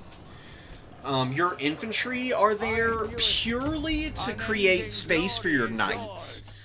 Your infantry actually want to spend as little time as possible in combat. That might sound antithetical to the idea of bringing them in the first place, but they actually are fairly useful for occupying the attention of Furies and Fleshhounds.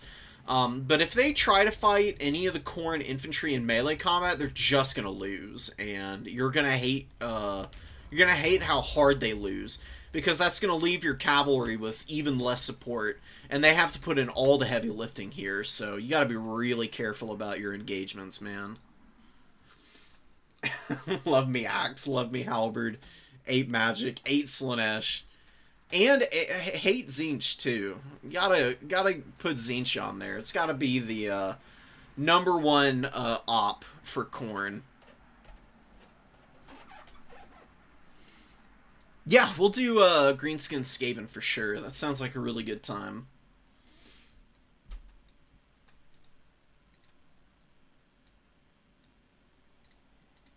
Yeah, the double flinger is definitely strong. It's just, the Sharky's execution on it was a little bit, just a little too aggressive. Like, you just want to force your opponent forward. You don't want to have to be moving into them. He had the answers, but I think it was just, you know, some nerves, probably, would be my guess.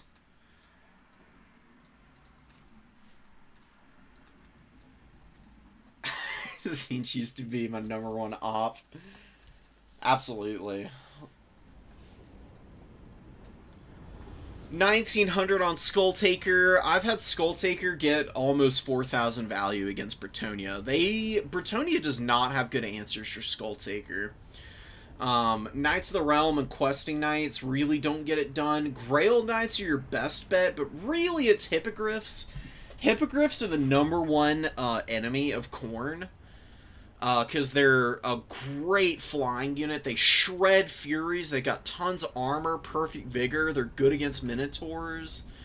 As long as Hippogriffs get to stay in the air and hit and run, they are an unstoppable monstrosity against the Blood God. And they can even beat Chaos Warriors fairly quick. Chaos Warriors got some good value here. I like the dual weapons in this particular build, and Bretonnia army comp. I don't know how it would do into somebody like Attack Speed Enjoyer or Moonlander Gaming, who I've seen bring some really nasty micro and decision making to the table. Weo is very clearly a newer person, and maybe is not seeing some of the more nuanced and important engagement options available to him there. And that's kind of why that one ended up being a bit of a steamroll for Khorne. This is a Khorne-favored matchup in my opinion, but it is fairly close. There's definitely a very tight balance on how you need to manage your forces as the Blood God if you're going to beat Bretonnia. Bretonnia is just really hard to play, man.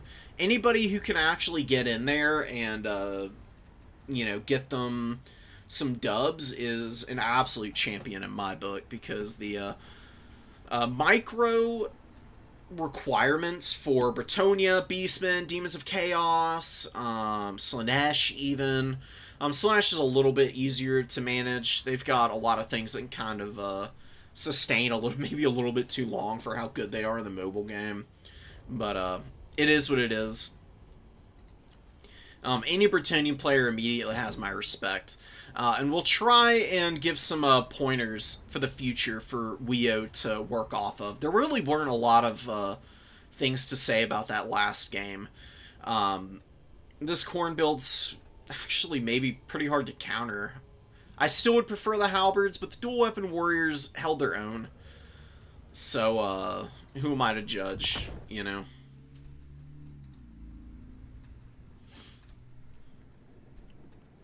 So we got some Greenskins. We got some Skaven action here. We got triple Rock Lobber for the Greenskins, which is an interesting choice. I actually don't think it's a bad option at all, though. Especially the Goblobber. Or not the Goblobber. What is this called? The Hammer of Gork. Hammer of Gork is actually pretty accurate and good at value trading. It's got the blinded contact effect as well, which means that any decent quality Skaven infantry would get debuffed pretty horrifically by it. So against Storm Vermin and stuff, which aren't too uncommon for the Skaven, you can actually use it to really pummel down those expensive halberd units. Plus, the blinded will be good against stuff like the Poison Wind Globes, because it'll lower their accuracy, and these things are already fairly inaccurate. You might be able to get the Poison Wind Globadiers to really hammer their own units by accident if you're using it well. Goblobber's poking at the Wolf Rats, and we're going to get a full advance going. Sharky's getting up on the points immediately. Doesn't want to let the Skaven get a triple cap here. It wouldn't be the end of the world if they did. You got to play very carefully back here. You do not want to let the Wolf Rats get your Goblin Rock Lobbers early. I honestly think this is the right call. Morgrim's Mangy Marauders, not good in melee combat, but, I mean, they actually are able to help stiffen up the fight here and keep one of the Wolf Rats from getting into the backfield, and even catching the majority of another. So really, really nice stuff from the Morgrubs in melee here. Not usually their cup of tea, but saving some of the Rock Lobbers here is pretty massive. Good response from Sharky to all this Wolf Rat pressure. Just getting all the Savage Orc Boar Boys out. You got some Wolf Riders around the flanks. Wow, Wolf Riders intercepting in the trees over here. Beautiful stuff. They are losing stats fighting in the trees, but it doesn't even matter. They're keeping the fight so far away from the Rock Lobber crews that's really excellent, because now Sharky, even after these Wolf Riders don't really value trade and they're being pushed off, they're still occupying attention as they're getting chased down, and you've now got an opportunity to consolidate your forces to answer these two remaining Wolf Rats. Gonna chase these guys off, not a bad idea, although Wolf Rats are very bad at rallying. They have awful, awful leadership. Some of the worst in the entire game. Frontline engagements and artillery fire making this a very short and favorable fight for the Greenskins, man. Beautiful stuff. The Rock Lobber crews have done a great job already of pounding down one of the Poison Wind Globes. You can see still trying to poke away. Great angles over the trees. And actually getting a little collateral into the Natty Boobos. The sharpshooters are actually invisible. And there's not a target ground attack coming in. It's just a fire that's happening to hit the Natty Boobos, because the Poison Wind Globes are the ones being targeted down right now. A little unfortunate for the Skaven, and Poison Wind Globes over here not able to get any damage on the Goblins, and Goblins all up in the Skaven's business right now. You get a nice wall at a pretty critical juncture here. You're going to get a lot of damage on what remains of the Clan Rats and the Skaven Slave Slings, but you do have nasty old Skrulkin here. He's dropping Rod of Corruption, which is really good against infantry.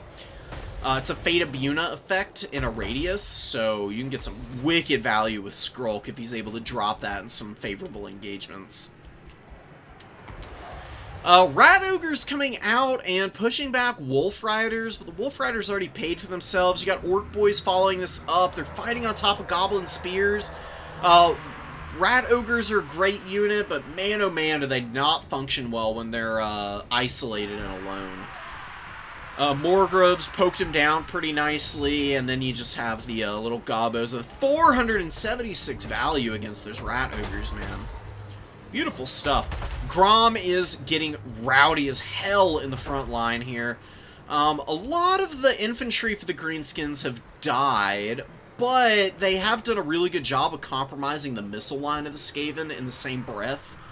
Plus, you've got pump wagons and some Savage Orcs coming in to reinforce. You got all the Savage Orc Airboys that are healthy. Rugloods are pretty beat up, I would guess, from the Natty Bubo Sharpshooters, but pump wagons are going to shut down Natty Bubos in a moment here. Plus, you're getting the Rock Lobbers who can actually see those guys now, and they're starting to get some damage in against them. Good value on one of the Rock Lobbers. The other two haven't been great, but Hammer of Gork is still providing debuffs, which is nice. Every time it makes contact, you're going to see the stats tanking, and accuracy is going to be another big issue. It lowers it by a big amount. Minus 30 means that even fairly accurate units are firing very scattered volleys. Natty Bubos are running. You've still got a nice core of goblins out here, continuing to wreak havoc on the backfield of the Skaven. This is a position that the Skaven absolutely cannot allow themselves to get into. Pistons early Wolf Rats. I don't recommend Wolf Rats in the opening for this reason. They're just too squishy. Wolf Rats are good as a sweeper unit in your own backfield where they can be responding and not having to overpress their luck and get countercharged. Wolf Rats have to be the ones getting the engagement, not the ones getting engaged onto. They've just value traded very poorly, and they're expensive. Wolf Rats are 550 gold. Don't ever leave them out in the open field by themselves, man. Instead of bringing all these Wolf Rats, I think you actually could cut them and mix in a couple of Storm Vermin. I know your opponent's army does have Rock Lobbers, but Storm Vermin would still take quite a bit of time to break down. Excuse me. And then you can reinforce with the Rat Ogres behind that. Just 2 Storm Vermin here would make for a nice, durable little pocket that you can leave on the number 1. And Gromp can't really charge Storm Vermin down either. Gromp can attack just about any infantry unit that the Skaven have other than the Storm Vermin and maybe Eshin Triads. You don't see Eshin Triads too often nowadays, though. Doomflayers getting pushed back. They didn't really have a lot of great targets, to be quite honest. Doomflayers are what you'd prefer to use, actually, as a dive piece, because they're heavily armored and have pretty good leadership for a Skaven unit at 60. That sounds crazy to say, but you compare their leadership to everything else, and they're actually well above even, like, the Clan Rats and Rat Ogres, and, I think Natty Bubo's Sharpshooters only have like 65 leadership at base. No, they have 60. Man, oh man. Crazy that an ROR has that low leadership. That's kind of the name of the game, though. Skaven are just not a very durable faction. And Greenskins have a much better front line, and that's where the Skaven struggle the most. If they're not getting value out of their weapon teams, then Skaven are just going to lose against Greenskins. You have to get value out of the Warplock Jezzails. You need the Poison Wind Globes to do damage. You need your Doomflayers to run over the infantry if you're going to clear them out without the weapon teams. I do like the inclusion of a couple Doomflayers. Just a bit of a shame that they haven't been able to get into any good fights, really. That first one didn't, at least. I mean, barely got anything done with 300 value, and it's an expensive unit. Doomflayers are 1050 gold. Stone Trolls coming in, gonna be really good for hammering down the Doomflayers. Oh baby, let's go. I love Stone Trolls. They're one of my favorite units for the Greenskins, actually. They just got such ugly faces, man. They look the way that I imagine trolls do if they actually existed, you know. They're like the old school Grimm's fairy tale trolls, is what I guess what I'm trying to say. The kind of stuff you have nightmares about. They actually also look like some of the trolls in this absolutely funky Danish movie called Troll Hunter. God, if you, or is it Danish or Norwegian? I think it might actually be a Danish film, but is set in Norway. Anyways, it's like a found footage type of movie. It's like these college students go out to catch this guy they think is a bear poacher, but actually he's like out there hunting trolls. It's a really good B-movie. It's like the ultimate found footage B-movie in my opinion. If you ever want to see something that's just like equal parts entertaining and also fairly impressive in the special effects category, then you should check it out. Grom is being taken down by rat ogres. This is always the risk with Grom. Being on these chariots, man, if they get stuck, they just die. He did get 1,800 value, though, and he has basically left the Greenskins in the winning position. There's just not a lot the Skaven can do to get back in this one.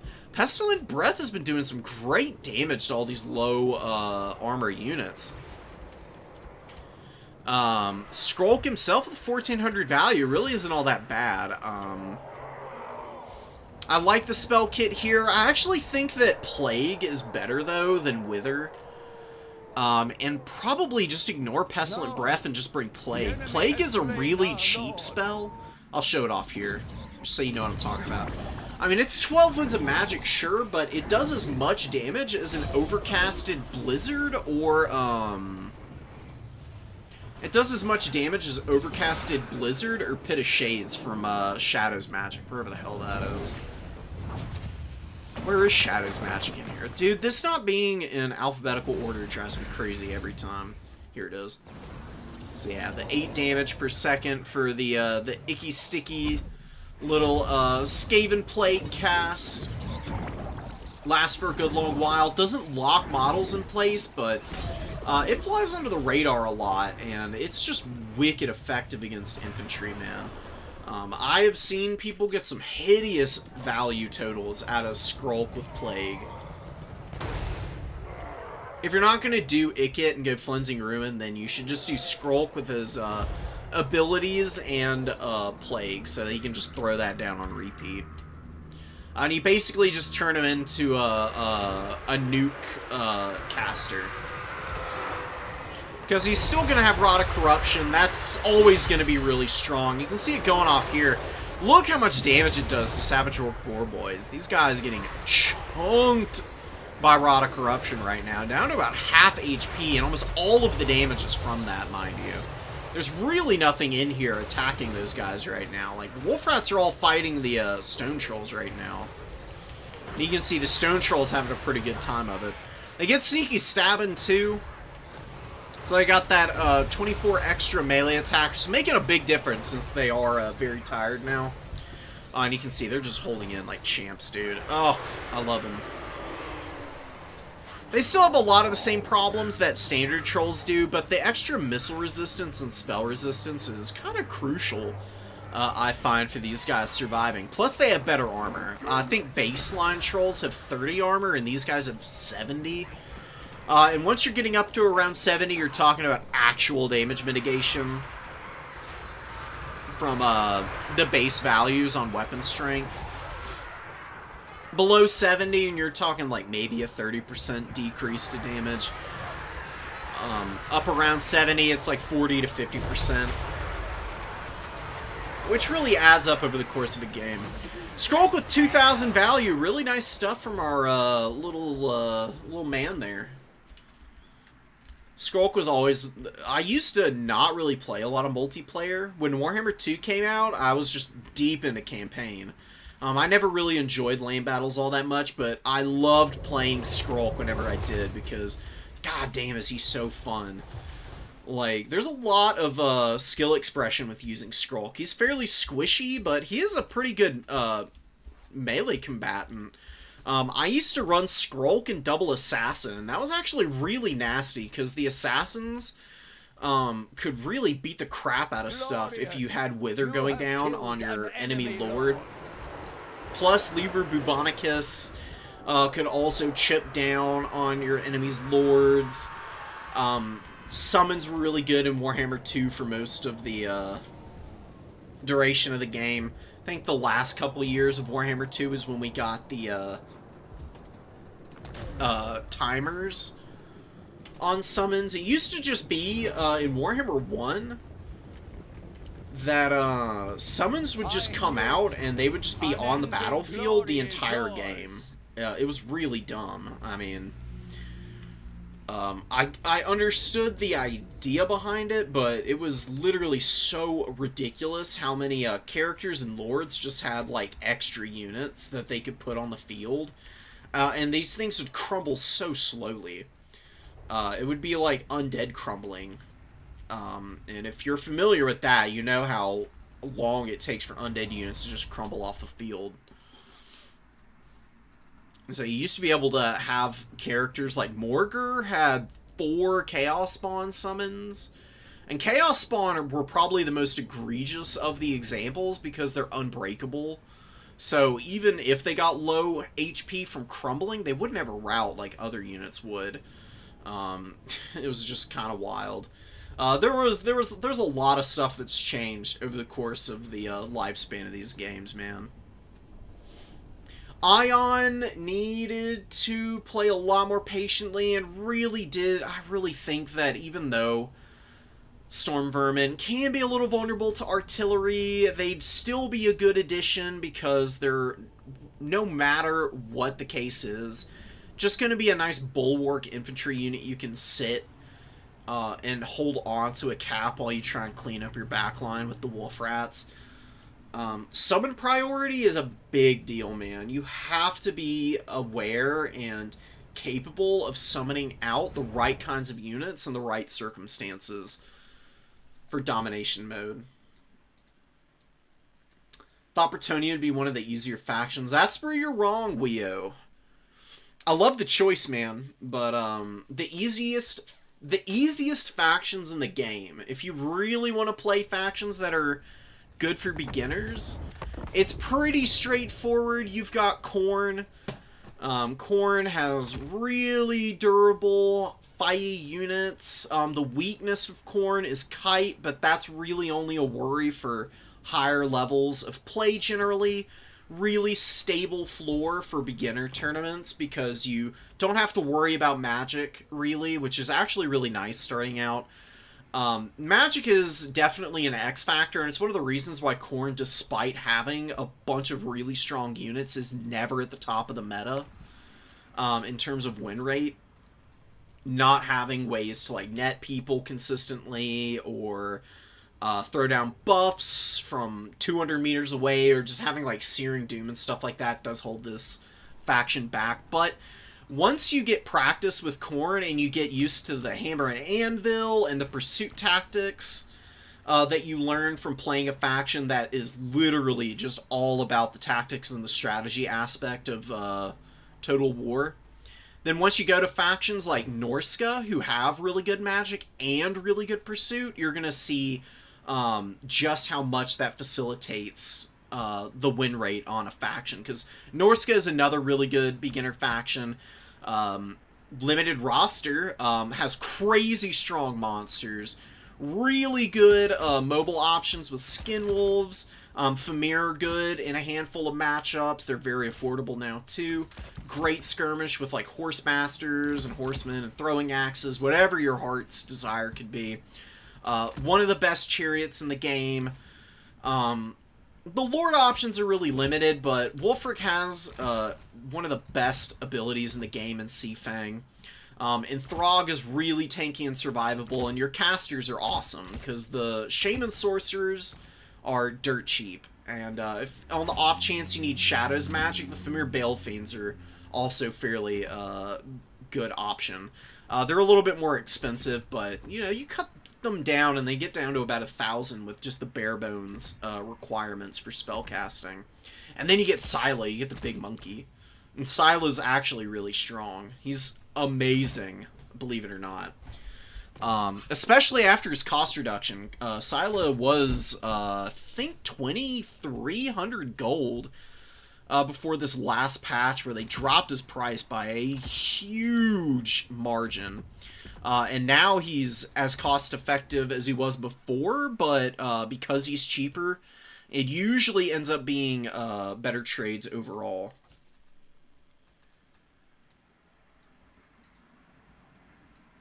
Ogre Kingdoms, I don't know if Ogre Kingdoms are a good beginner faction.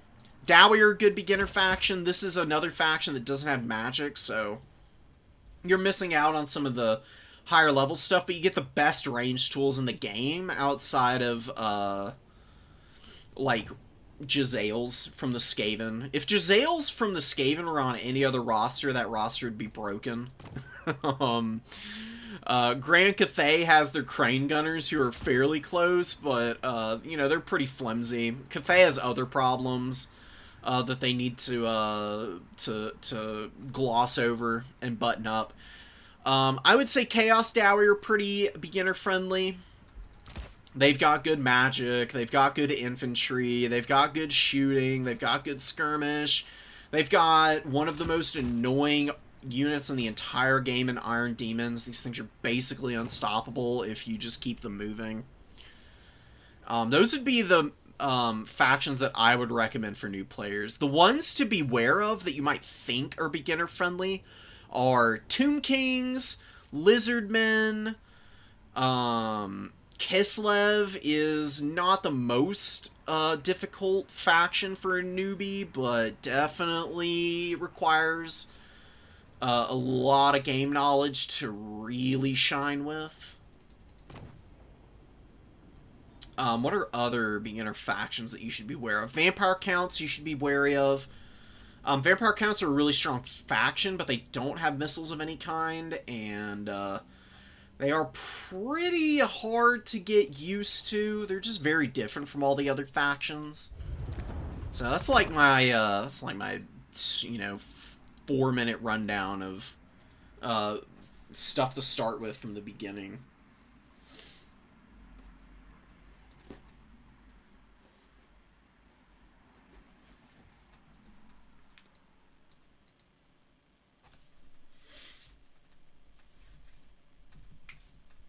Alright guys, let's go find some more replays.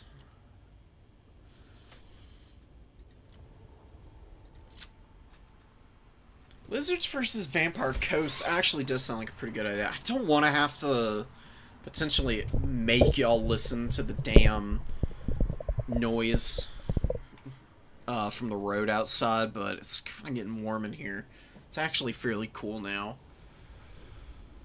It was mid-September and it's still like 80 degrees every day in Michigan. It's just really stupid, man. I'm waiting for the cold. I love cold weather. I hate having to sit in the heat. It drives me absolutely crazy.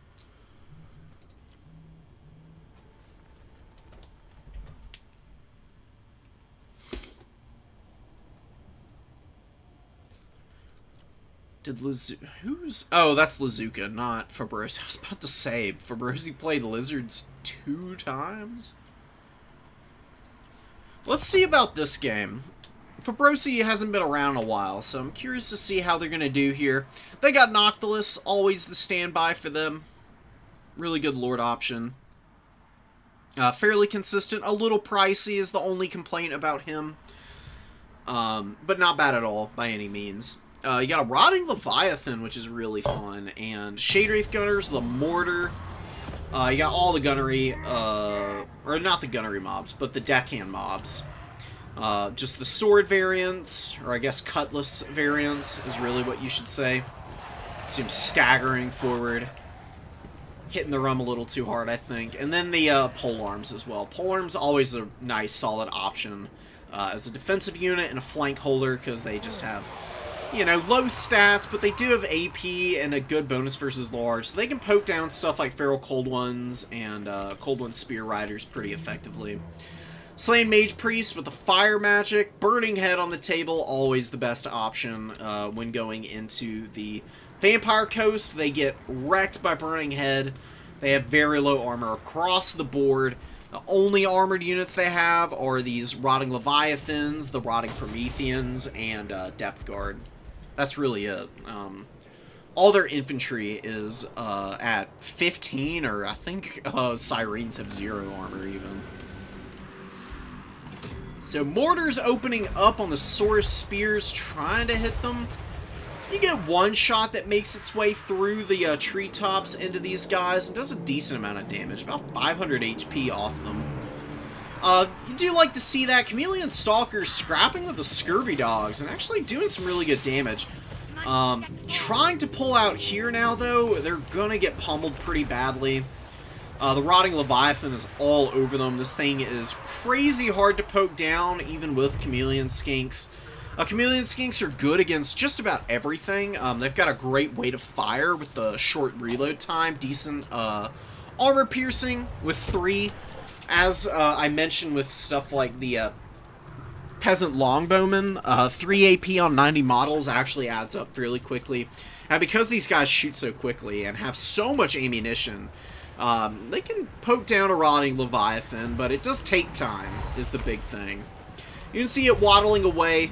Lost about a little over 3,000 HP, but still fairly functional. Laura is sending forward Saurus warriors. You got Sauruses with the shields and the spears holding number 3. Skink cohort waiting in the wings. Oh wow! Amazing dives out of the Chameleon Stalkers! I was wondering where all of the Stalkers are. They're spread out all over the battlefield, and a really good jump on the Bomber Mob and the Artillery piece. This is why I personally love Chameleon Stalkers, is exactly for stuff like this. Like your opponent brought a mortar. The mortar can actually do good damage, stuff like Saurus Warriors, and especially against Skink cohorts. So mix in something that can get back there and actually kill it, and you're going to be chuckling to yourself. One of your units has been destroyed. Fellbats versus Ripperdactyls. Ripperdactyl's going to win this real hard. Brutal fight for the Vampire Coast in the sky there. The Pokopok cohort are going to be screaming in. Good positioning on the deckhand mobs, but a good response from Lura, getting them right around the edge, and now going to get the charge onto the Shade Wraith Gunners, and these guys are squishy enough that the Fizzres won't even save them here. You'll see how quickly they get chunked down. Plus, this is a unit that has Devastating Flanker, and I think they technically got the extra charge bonus off. Woeful tidings. Probably going to be crumbling out here in mere moments. Wraithstorm and the Rotting Leviathan coming in. Wow, look at the damage on the Pokopok cohort. Maybe actually going to be able to save this Shade Wraith Gunner. Their leadership is tanking, and they are going to start crumbling, which is not great, because crumbling does take a while usually to kill a unit, but these guys have such a small HP pool that once they start crumbling, it's very rare that they actually rally and survive. Burning Head clearing out a lot of bodies there on the middle point. Very wide-ranging battlefield here, which is always a bad thing for the Vampire Coast. If they have to fight on multiple fronts at once, and all of their units are spread out in 1v1s like they are right now, that's a loss. 9 times out of 10. You can see how long it's taken just to get this Chameleon Stalker. I mean, this thing has been back here fighting against the Decade Mobs and the Scurvy Dogs for like 2 minutes now, maybe even a little bit more than that. Somehow still alive and on the field. Chameleon Stalker here with okay value. There's another one back here, and it's also done some pretty good damage. Pokopok cohort go down, but yeah, the Shade Wraith Gunner's going to crumble out anyways, and that's going to be a massive loss. Black Spot come in for a little bit of shooting. Still don't have great targets for your gun units, though. The Ripperdactyls are being used very safely. And the Slain Mage Priest is just hiding in the trees. Lura with really good positioning on the battlefield right now. And look at the Umbral Tide squeaking out to the flank with the Rotting Leviathan on it, and gonna start getting those anti-large shots in. Gonna do some good damage to this big boy. These guys don't have amazing AP values, but 17 damage isn't terrible. They got a little bit of the explosive damage as well, and the bonus versus large buffs them up a little bit more. Wraithstorm on the way in. Not doing a lot against the Ripperdactyls. I think just because they're in the air, I think a couple of those shots missed. Wraithstorm's real value is in the explosive damage. It does a lot of explosive damage in a big radius, and it's 100% armor piercing. That's usually where I see it rack up the actual value for Noctilus. Oh my god. Beautiful shield of the old ones too, by the way. Raising up that leadership, giving 20% damage resistance, which is super clutch. Oh, Flaming Sword of Ruin available as well to boost up the stats here. It increases missile damage, which isn't really that important in this melee fight, but it does give magic attacks and flaming attacks, and that's good for mitigating the healing at the very least. Great final, or not final transmutation, lol. Great invocation of Nehek, going down, healing up the Rotting Leviathan and some of the Scurvy Dogs. But that's really about it that's left on the field for Brosi. The value does not seem to reflect just how seriously diminished the entire formation is for the Vampire Coast, man. I think that the crumbling has been the big enemy of the Vampire Coast here. It just seems like a lot of their units have been turning into piles of goo or dust or whatever the hell zombies turn into when they die. And the Lizards just keep walking it down, man. I mean, they're going to keep bringing out Spear Riders. I'm sure they're going to bring in more skirmish units. You can see a Skink Skirmisher getting up to the middle. You can bring Saurus in. You definitely need some Saurus to replace the losses in the front line, and you'll be pretty set. Feral Cold One coming in. We can just fast forward through this. There's no way for Brosi can get back in this game. Feels like Fabrosi is down even more than he is. I think a lot of that is because Noctilus is so expensive and he's barely taken any damage until the late game, where he's now got Saurus spears poking him. And look how much damage they're actually doing to Noctilus, speaking of. That big weapon strength on the Saurus spear is paying off dividends for them. 1,500 value on the Saurus spear unit here. Other one, only 300 value, but 261 kills. Undead moment for you. And a Saurus Warrior trotting in. Skink Cohort moving up.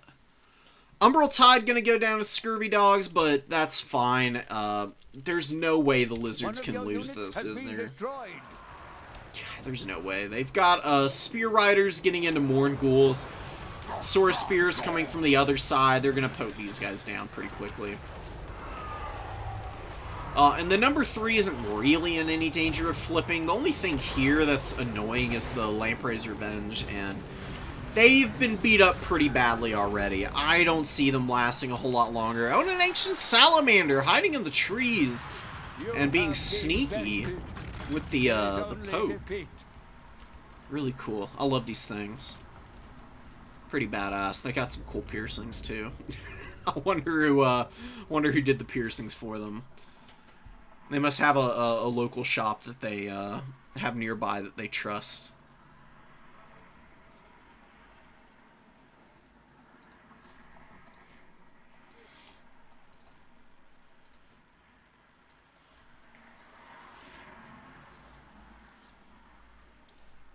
Who got a tie game? Suga, I've got a match on my channel here somewhere where I tied. It was also on a live stream, so you can even see the live side of it. It was a game between me and Stingers. It was pre-Omens, so it's a while back, but it was Valkia versus Emmerich, and it was a crazy game. I have had one tie, and I've played, like, well over 1,000 games, so, that'll tell you about how rare it is. You almost never see them. Really cool that we had somebody actually get one here today. I have to see the replay. Like, please drop it for me.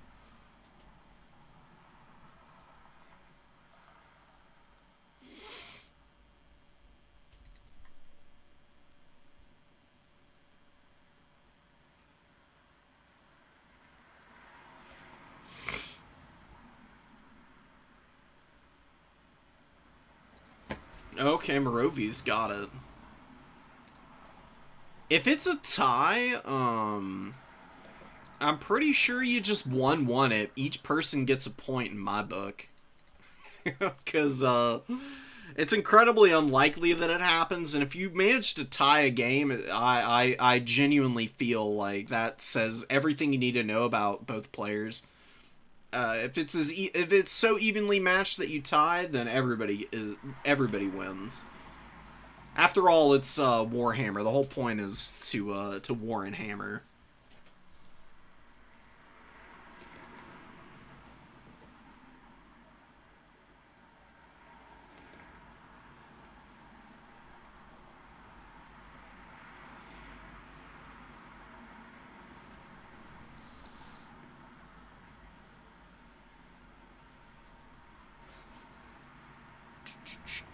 Alright, just checking messages right now.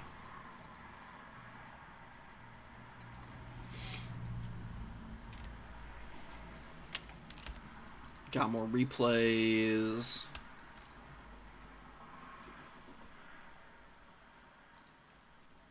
Okay, again, we'll skip that one, I guess. Let me check bracket real quick before we move forward. I don't want to get too sucked in here and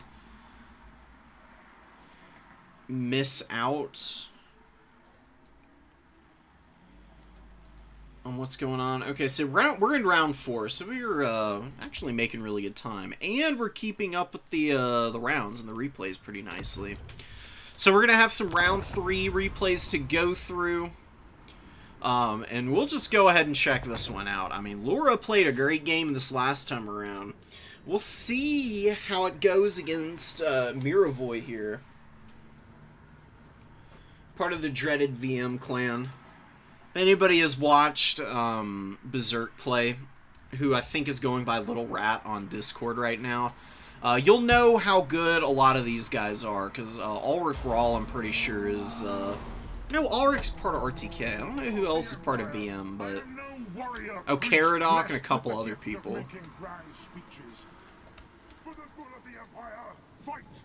Bring me victory! Dude, why does Gelt sound like he's in the Lizard Army when he's all the way over here? That'd be pretty terrifying. You start a battle and you can hear your enemy's pre-battle speech all the way on your side of the field. It's got like loudspeakers over there. He was in his tactical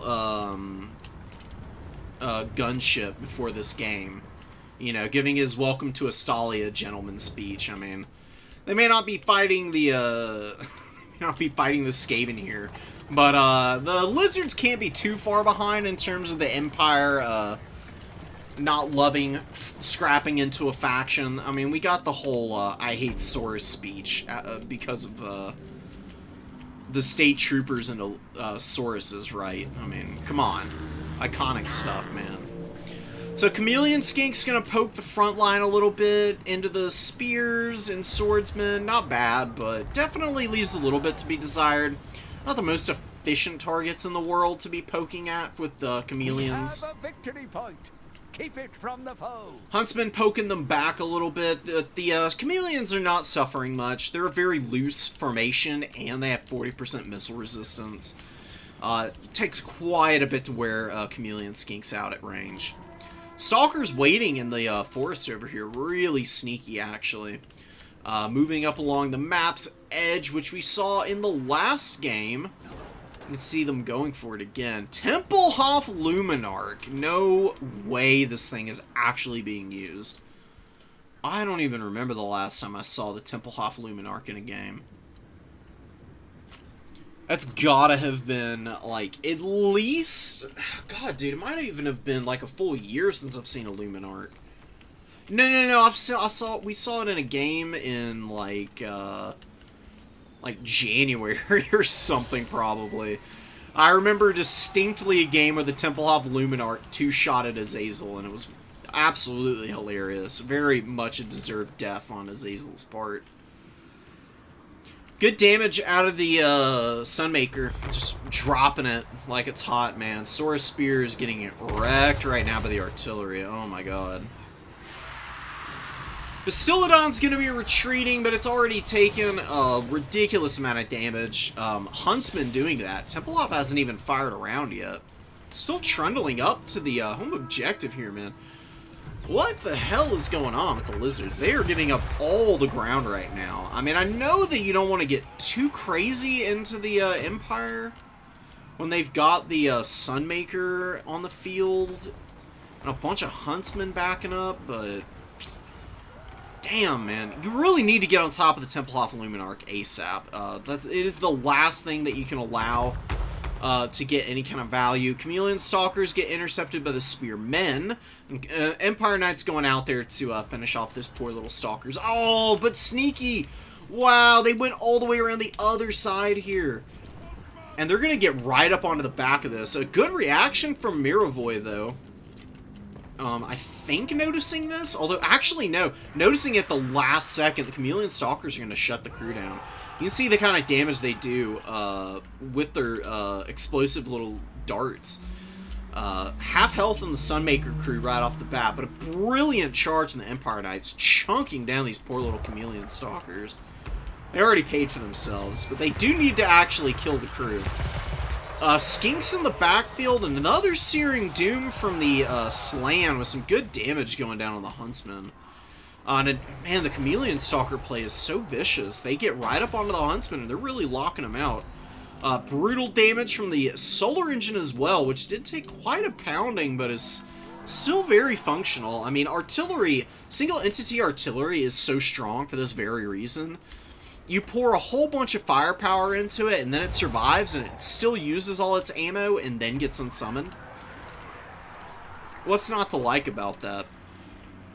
Khorne Spear Riders have been fighting Swordsmen for a little too long. They really need to clean this unit up and get into the cookie jar here.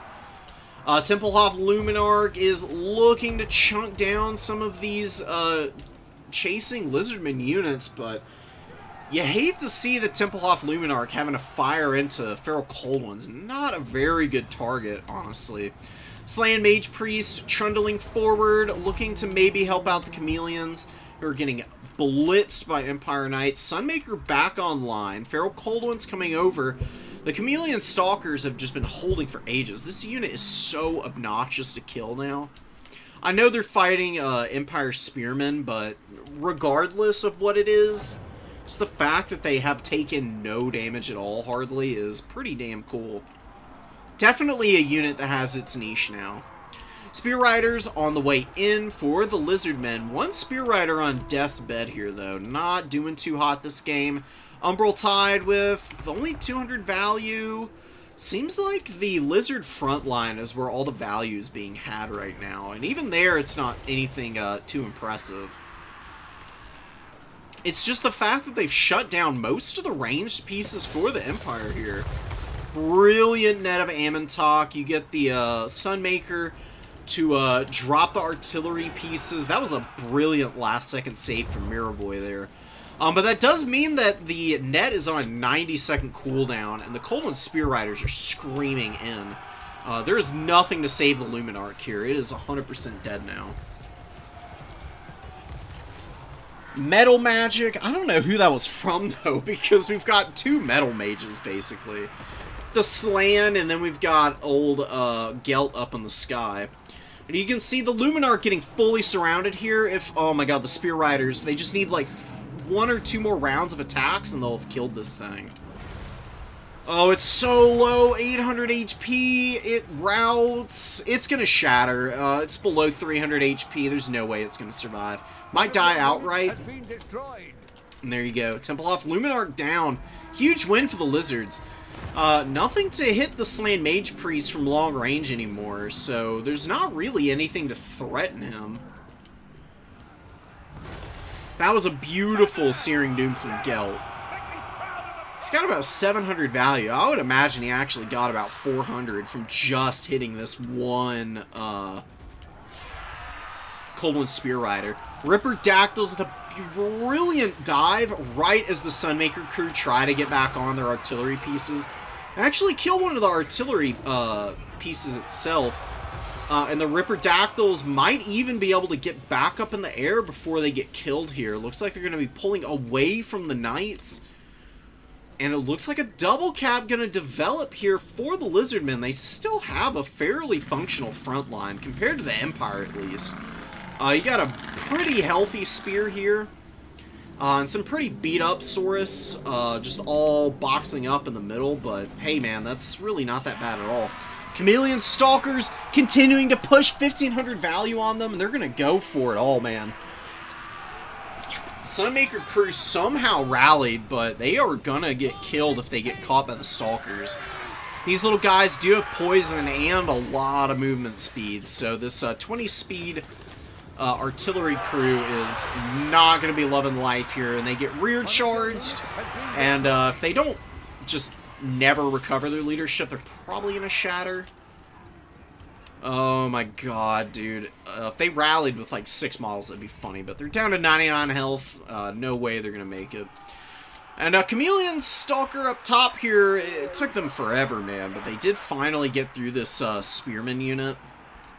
Spearman actually did outtrade the Chameleon Stalkers, believe it or not. How? I don't know.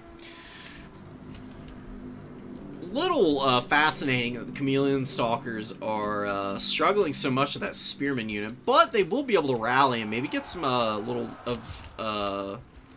other javelin fire in there for the end of this. I don't even know what exactly it is that they shoot.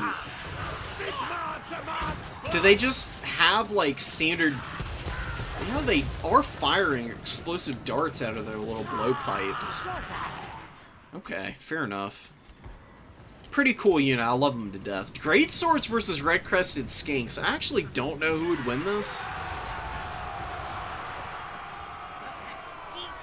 Pretty even damage on the charge here. It'd be really nice for the Lizards to be able to get something in on the back of that unit and finish it off quickly.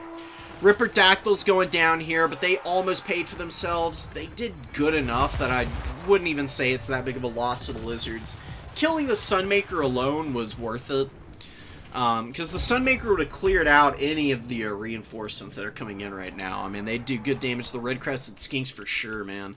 I have watched the Sunmaker just dunk on Skink front lines. It's so nasty. The grandest battle of them all. Who would win? A giant fat frog in a floating chair? Or, I don't even know what it's called. Balthazar Gelt. The Wizard Master Supreme. I mean, he's like the meme lord of the Empire for sure. Looks like Gelt doesn't want any part of that fight, so he's going to pull back and leave the Slan Mage Priest to just continue being a happy little frog boy. Very austere looking, you know. They just look so cranky. They just never look happy. I can't imagine enacting the will of the great plan. It's a particularly, like, pleasing task. I'm sure it has its own rewards, but in terms of being fun, probably not. It's probably why they're so cranky. Source Warriors with the shields moving in, continuing to show their prowess. They've been getting dunked on for a lot of this game, but hanging in there for the very end of it. We are getting a very slow flip on the #1 right now. I don't think it's triple cap territory. I really don't know what's going to happen here.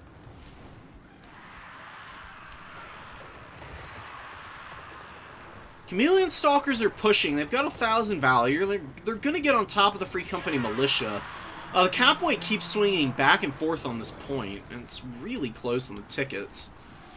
Feral Coldwind's moving in. Empire is doing a good job of reinforcing this back point. The Empire Knights are going to crush this poor little Chameleon Stalker. Oh, no, little guys, why?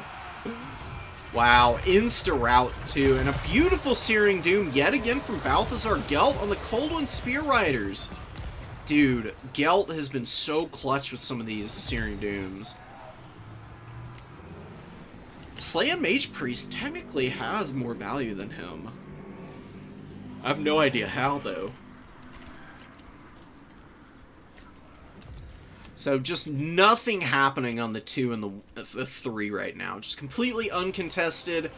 Everything being thrown at the #1 right now. The Lizards desperately trying to grab this last point, but don't have a lot of momentum right now.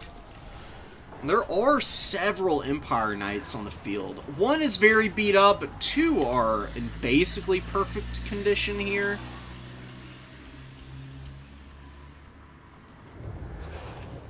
I don't know how Feral Cold Ones are going to do on this head-up fight. I think it'll be fine for the Lizards on the charge.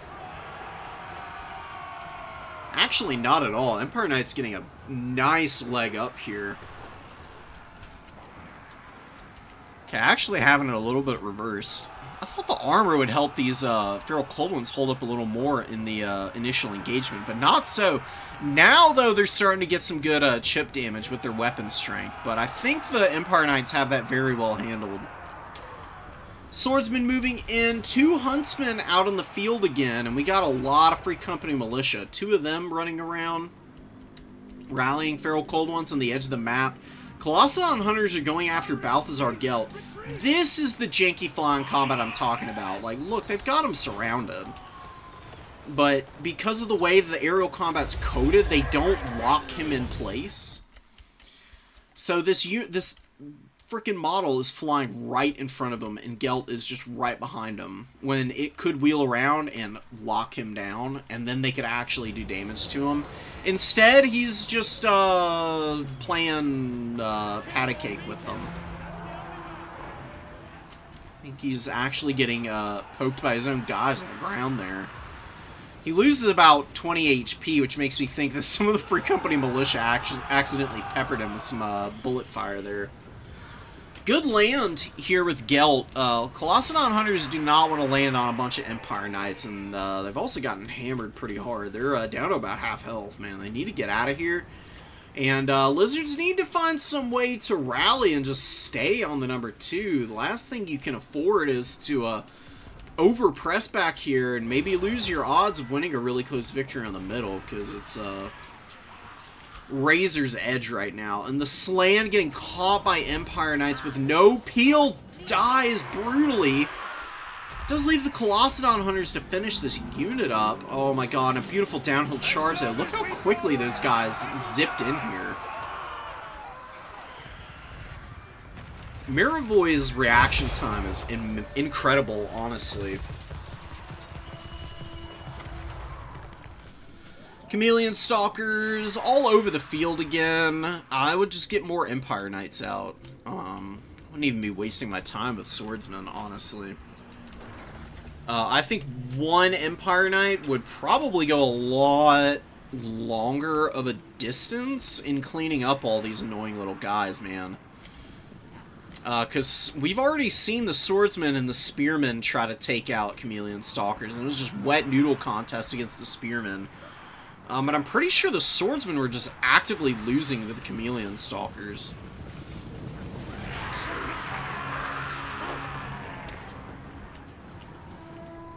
Good engagement here for the Lizard Infantry. More of them motoring out of the Vanguard, getting right up to the point.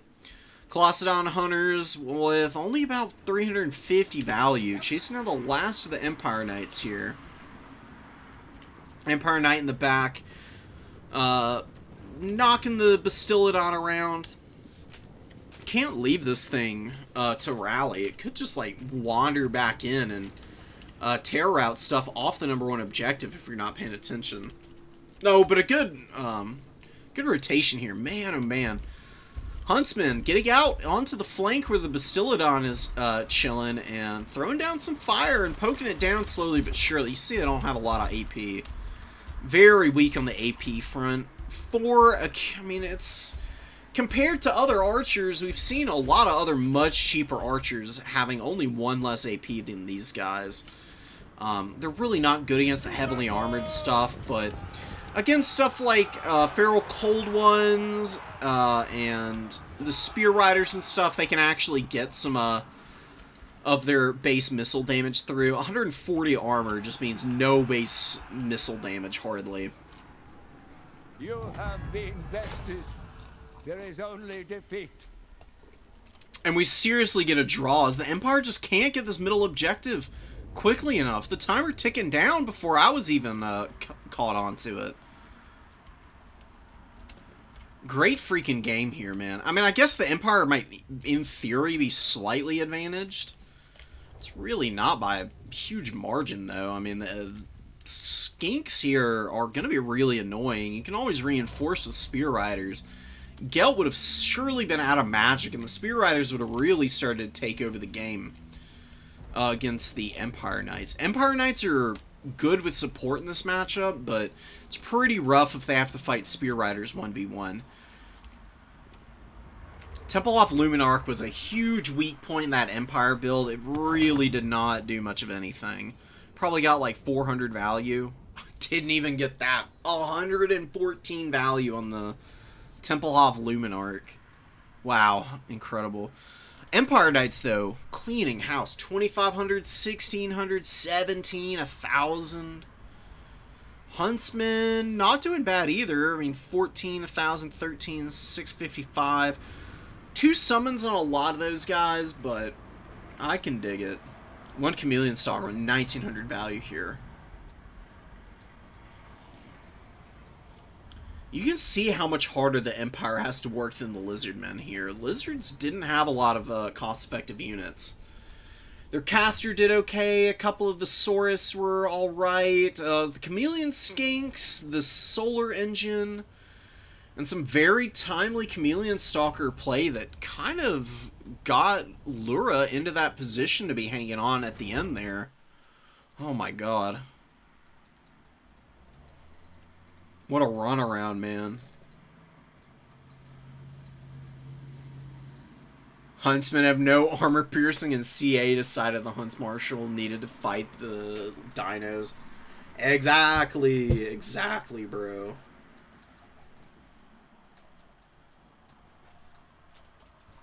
Nailbiter versus Bretts. We'll go check it out. Yeah, I wouldn't call it for either one of these players after that game. That was a knockdown, drag-out fight to the extreme. Crazy close, man.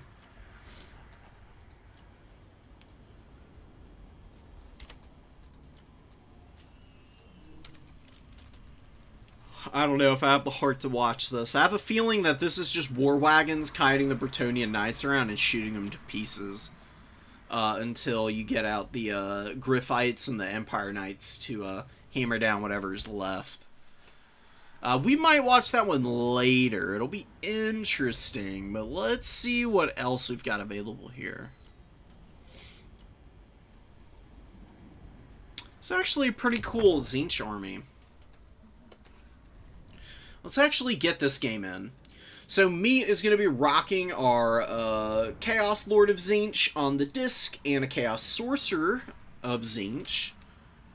Or maybe it's Metal Magic. It's either going to be Metal Magic or Blue Fire spam.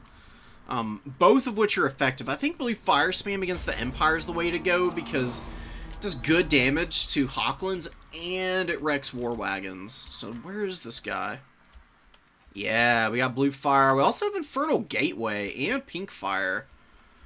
So, a pretty wide selection of spells for Meat here. A lot of pinks, including one Exalted Pink Horror. Exalted Pink Horrors are actually pretty cool. They are not bad in melee at all. I mean, they have 30 melee attack. 38 melee defense is a pretty good amount for a 1,000 gold unit of this caliber. And the magic damage and flaming attacks, obviously, with better missile strength than even standard pink horrors, could really add up to make some serious problems for the Empire here. They don't have a very durable front line. That's just the Empire at all times. The most durable unit you get is, honestly, just basic swordsmen in numbers, but, you know, great swords on a 1v1 basis aren't a bad unit with 95 armor. Pretty decent stats, but they're going to get folded by Pink Horror Fire if they're not careful. Mirror of Knowledge revealing some units. Why not? I mean, I don't think it costs that much, and, you know, who wants enemy units hiding all over the place, right? This map does have pretty extensive tree cover on either side. So there are some shenanigans you can pull off here. Marauders moving forward, Exalted Pinks, and the regular Pink Horrors trying to get set up. Full tidings. The enemy has captured one of your victory points. Take it back. Oh, I'd be so worried about this, honestly, if I were Tzeentch. The Pink Horrors have not really gotten set up the way they want. Great swords are on the way in. Good fire into the swordsmen initially, but the great swords have to be the unit that you're pounding down before they get into melee combat, because the last thing you want is for them to grind through all of your chaff and then just run down your missiles. So good fire here. You got the Exalted Pinks out on the flank, gonna do the majority of the damage here, I would bet. See what the difference in value is. It's actually not looking too bad for the regular Pink Horrors. Uh-oh. Oh, no, you don't want to see this happening with Great Swords just pushing right up into the Pink Horrors. Face-checking them, and now they're going to start poking them and pulling them down fairly quickly. Even though the Great Swords don't have magic attacks, they still have the bonus versus infantry, and Pink Horrors, as opposed to the Exalteds, only have 26 melee attack, as opposed to 32. Brutal Infernal Gateway over here.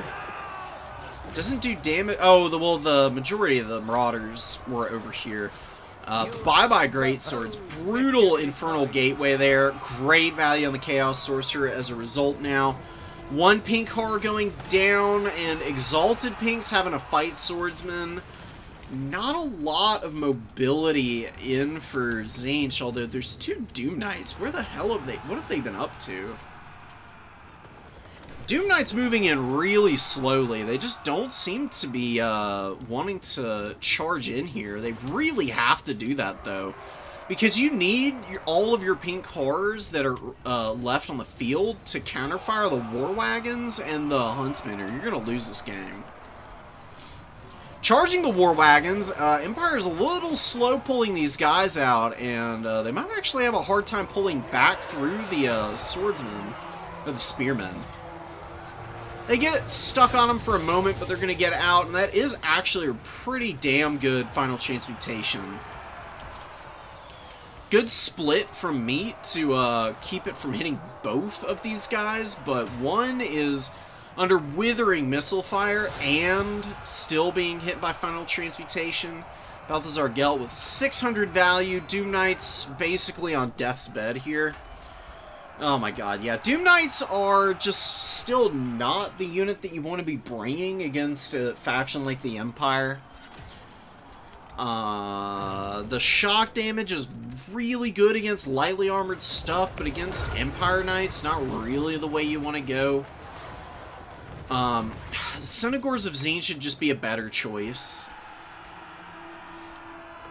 The shields are cool. We're going to get an army ability here. Oh my god, if the Empire doesn't move out of the way here.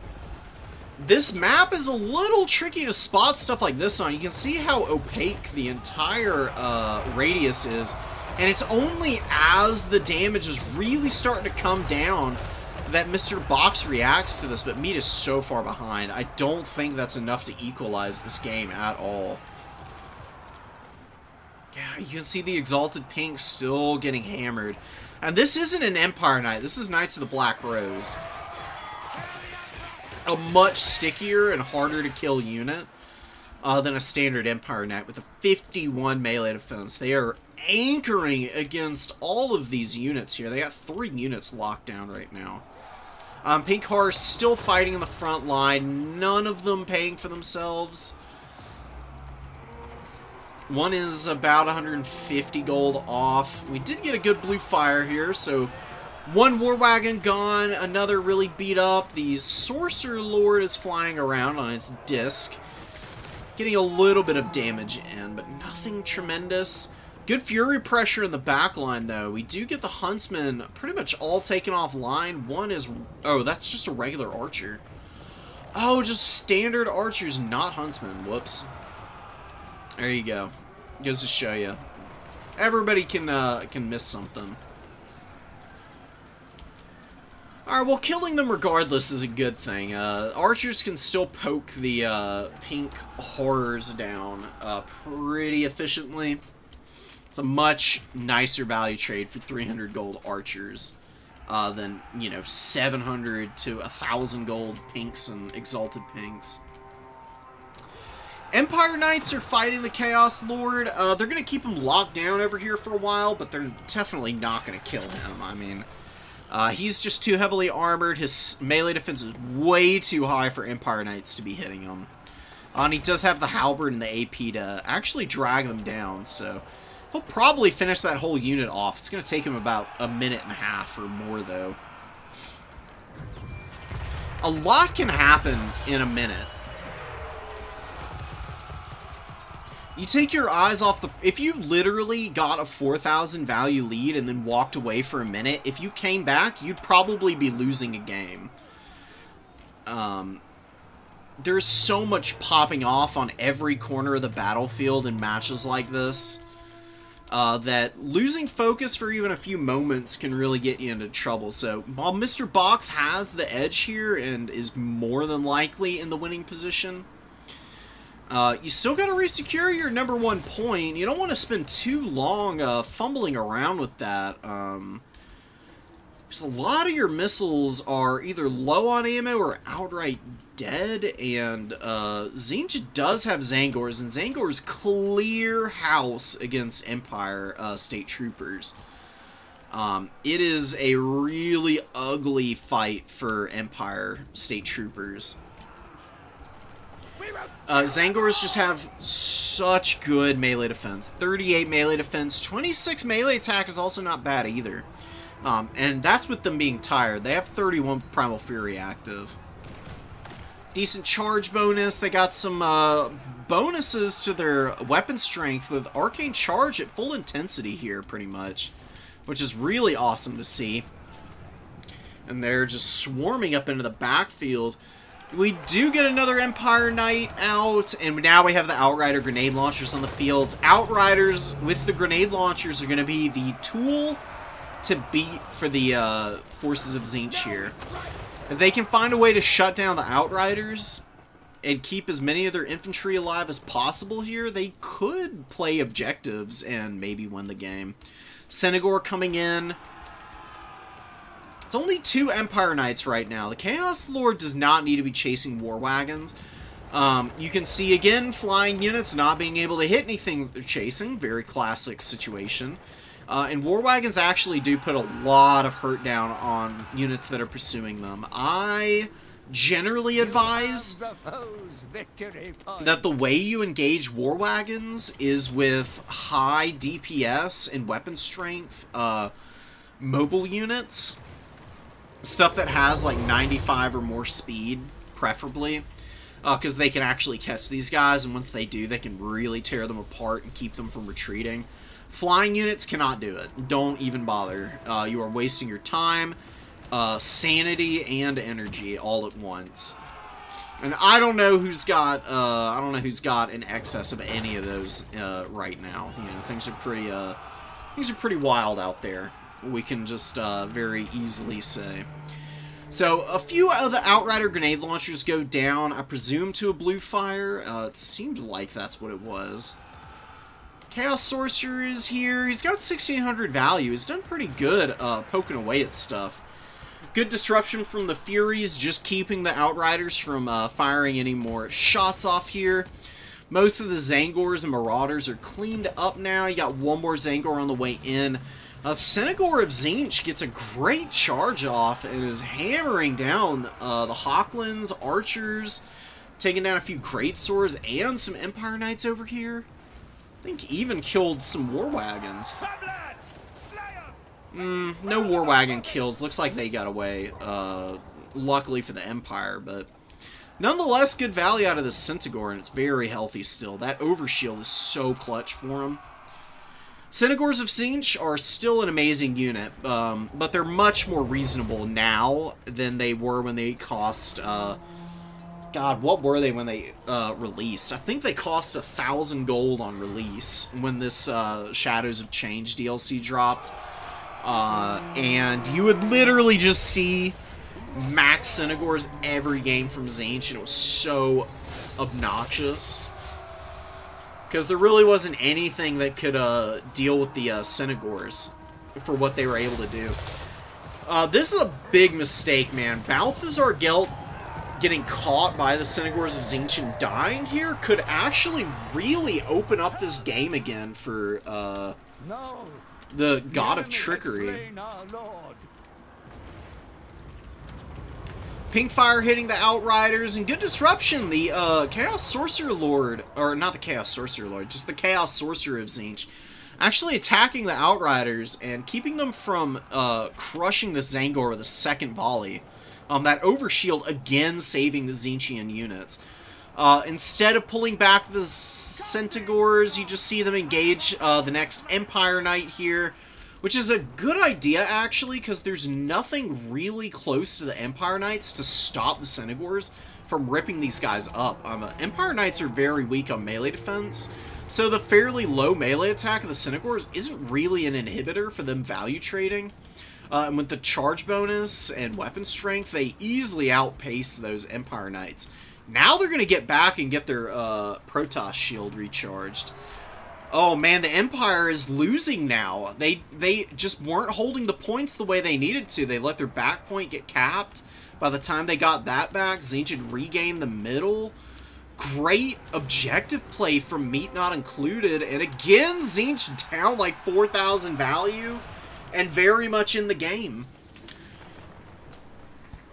Leadership problems for the Empire are just going to continue to be a problem too. And the War Wagons are not that great here in the late game. They're going to value trade nicely, and they can poke the Doom Knights down, but Outrider Grenade Launchers are way more impactful for clearing out the Chaff Infantry. And we got another Zangor on the way in. Exalted Pinks coming to reinforce the number 2. Chaos Sorcerer Lord getting shot to death now. Not the Lord. I don't know why I keep saying Chaos Sorcerer Lord. Just the regular old Chaos Sorcerer. He's going to be trotting away. I don't think he's going to last much longer, though. He's 364 HP. Couple more War Wagon shots on the way in. Probably going to wear him down. Well, it looks like they're going after the Cynagors of Tzeentch, who got into the cookie jar again. Dude. Super clutch Cynagor summon. This is why you just need more of these guys. Stop messing around with the Doom Knights. Doom Knights are good against the Mono God factions, where they can actually kill stuff like Furies. In matchups against factions that have like tons of cavalry, these guys just don't get good engagements. Plus, they're more expensive with less AP than the Cynagors of Tzeentch. Trust me. You could have had another Cynagor out that's getting about this much value, and the game would have already been over in your favor. Tzeentch has ground back about 1,000 value, and it's looking manageable for them. I mean, they do lose the middle point, but it is actually a triple cap scenario. I don't think the Empire can really abandon the middle and go after number 3, because there are so many pink horrors on the way in. But those pink horrors do need to actually get on the point, is the big thing here. And then they need to get on so that they can force the cap to start flipping here, and the Empire will definitely not be able to maneuver anywhere else. I can't help but feel like the War Wagons are going to lose the Empire this game. Not because they didn't do well. They definitely got good value. But their ability to hold on to points is basically nil unless they're actually maneuvering aggressively onto them. They should have been a mobile cap presence for the Empire here in the late game onto that back objective.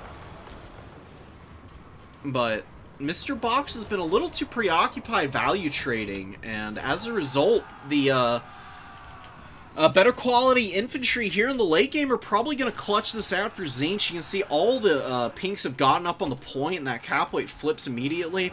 Although the War Wagons get on here and start to lock it down again. You got a Marauder up top here, another Marauder on the way to the middle. Furies on the way in to maybe disrupt the War Wagons. What's the Chaos Lord up to? He only got 825 value here. Not his finest performance, but what are you gonna do? It's not the worst thing in the world.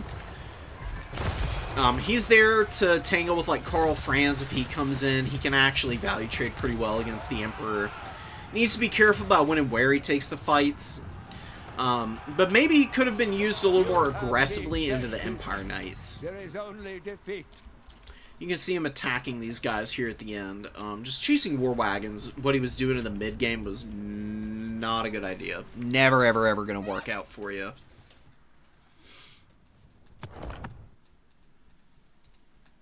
Awesome resilience from our Tzeentch player there. You don't hear too often that Tzeentch is a resilient faction, but in a lot of ways they are. That Protoss shield comes in clutch for surviving against missile factions. And you've got Zangors, who are really good, like I said. Very strong Vanguard deploy infantry. You get Chaos Warriors if you want to bring them. They're super good against the Empire as well.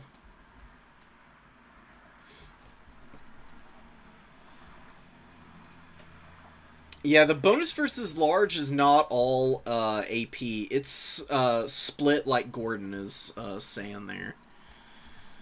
It's split the same as the ratio of AP that already exists on the unit at base.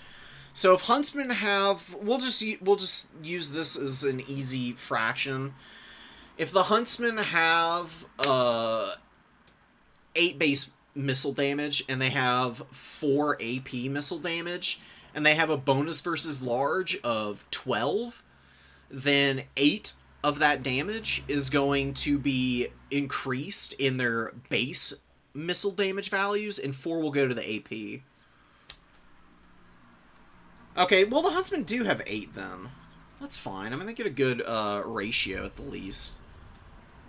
It's crazy that it took them so long to poke down the Bastillodon then. They were a little beat up, I guess. I don't know, man.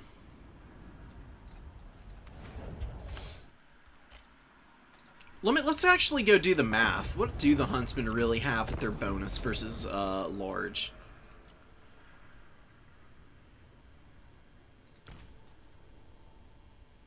It's only a bonus versus large of 8. And their base missile damage is way higher, so it's not even close. Yeah, they have 6 AP then, which is fine, but really not that good.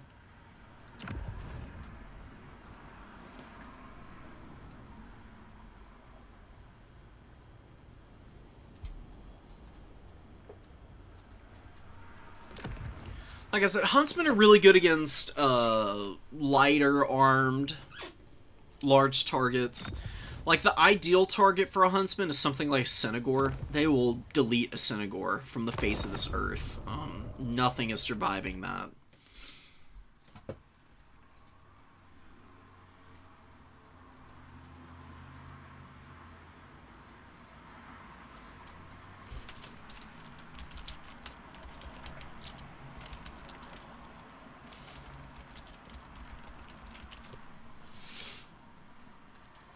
Damn, I got a message like 40 minutes ago from Eldeno that he couldn't get his opponent on the horn.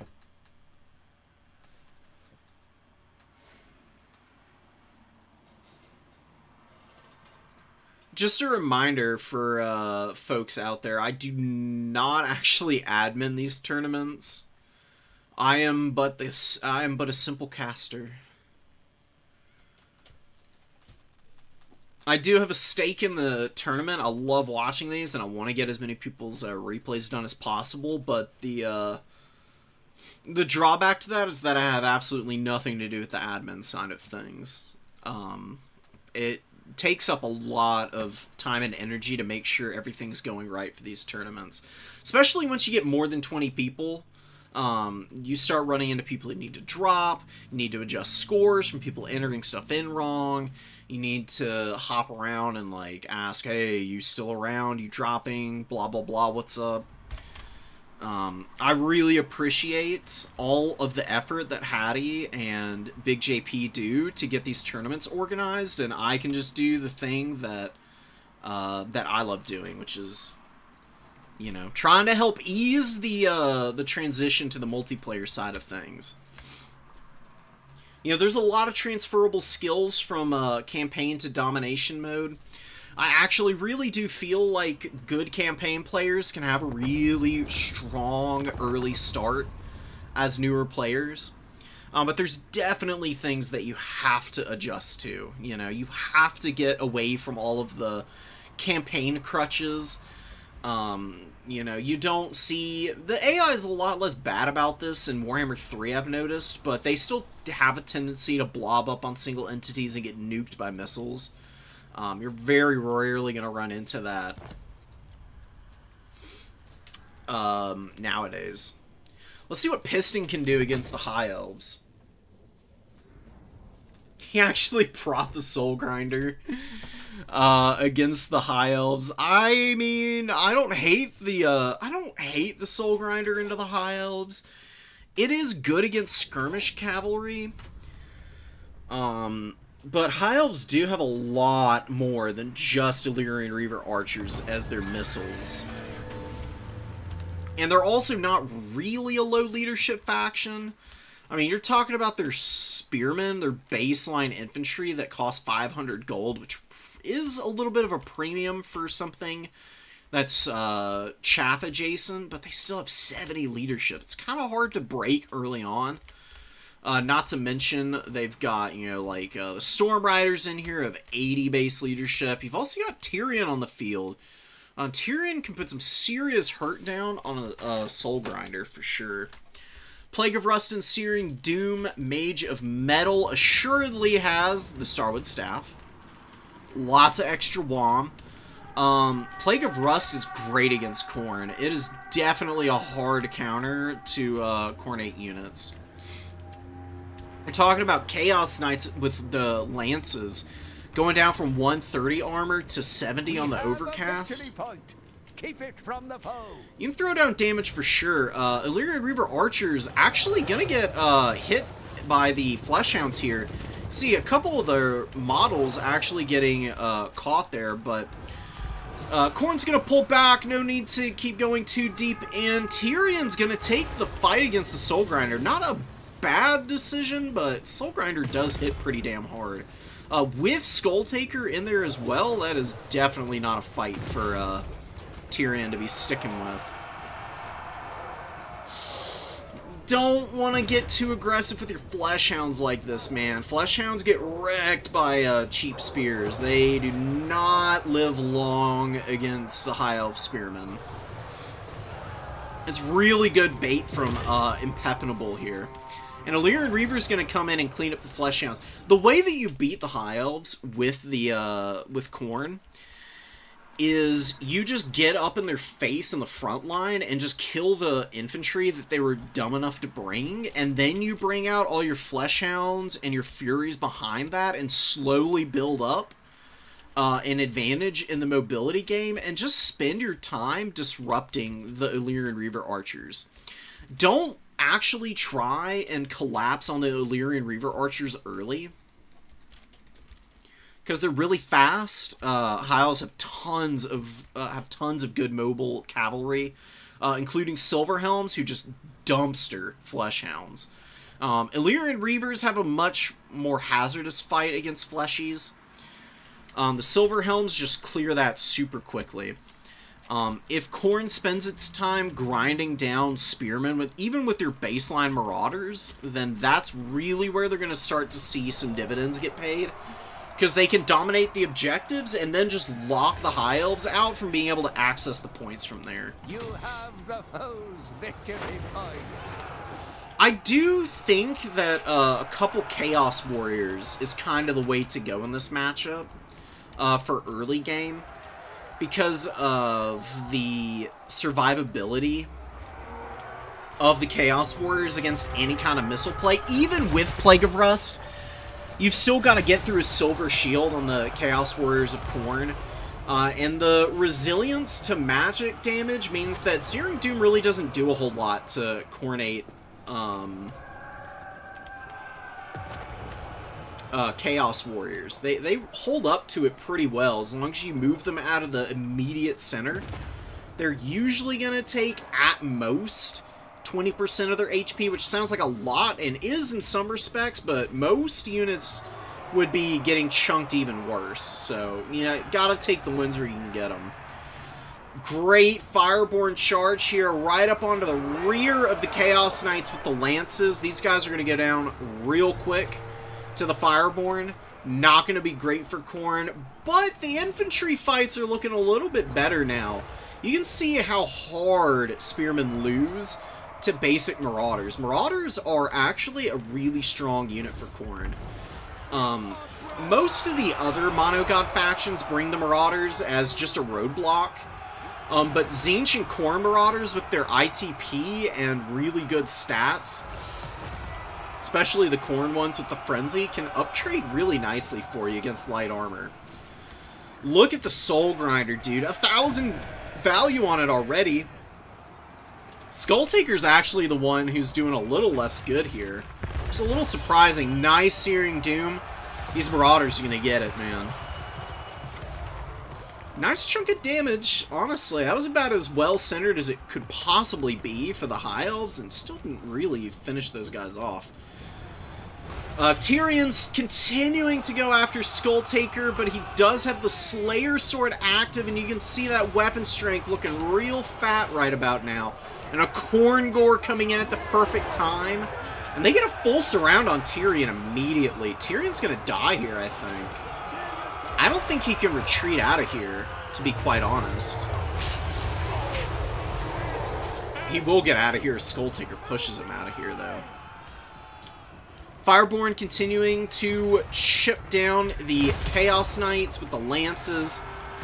A little bit of infantry left for the High Elves, but the Khorne Gores are going to become a problem. The issue, though, is that the Furies and the Fleshhounds crumbled out. That's not value being taken into account here. And that is leaving Piston in a really good spot, and Skulltaker is so low. Plague of Rust over and over again, causing big problems for our big scary boy on the bike here. His healing is being debuffed by the flaming attacks as well from the Fireborn right now. So not getting a ton of heals from the Gore Feast, although he does get out, and now you can see him starting to get the full healing factor. And a Terror Rout from the Soul Grinder dropping on all the Illyrian Reavers here. There's 3 units running out of this fight with a ton of HP left. Oh my god, devastating loss here. The Fireborn actually pulling out too. Oh, but now they can get a surround on the Soul Grinder potentially. Soul Grinder in a scary position right about now. Chaos Fury's going to land on the back of the Rangers. Great micro from Piston doing that, actually. Soul Grinder attracting the aggro of the Fireborn and continuing to kill them here. Almost paid itself off, and it's actually not taking nearly as much damage as I thought it would be from these guys. Look at it continuing to drop the blows in. Wow, and Khorne Gore's pushing through and actually getting in to help the Soul Grinder, which is going to crumble out. Oh, but before it does, it gets one last BM Terror out on the Fireborn, and the Soul Grinder, dude, is kind of carrying this game in the later stages. Really funny, honestly. Khorne is pretty gassed, and there is a Swordmaster of Hoeth on the field. It's going to be a bit of a pain. But you still have Skulltaker, and Skulltaker is getting a lot of healing. It's worth noting that Skull Cannons and Skulltaker alike replenish HP as they're chasing routing units. It's actually worth doing with them in late stages of the game like this when they've gotten beat up a little bit. It could really help them out for replenishing their HP pool. Especially when Skulltaker has Cloak of Skulls. That immune to flanking means that he takes like no damage from anything that's surrounding him. That's a beautiful Relentless Rage.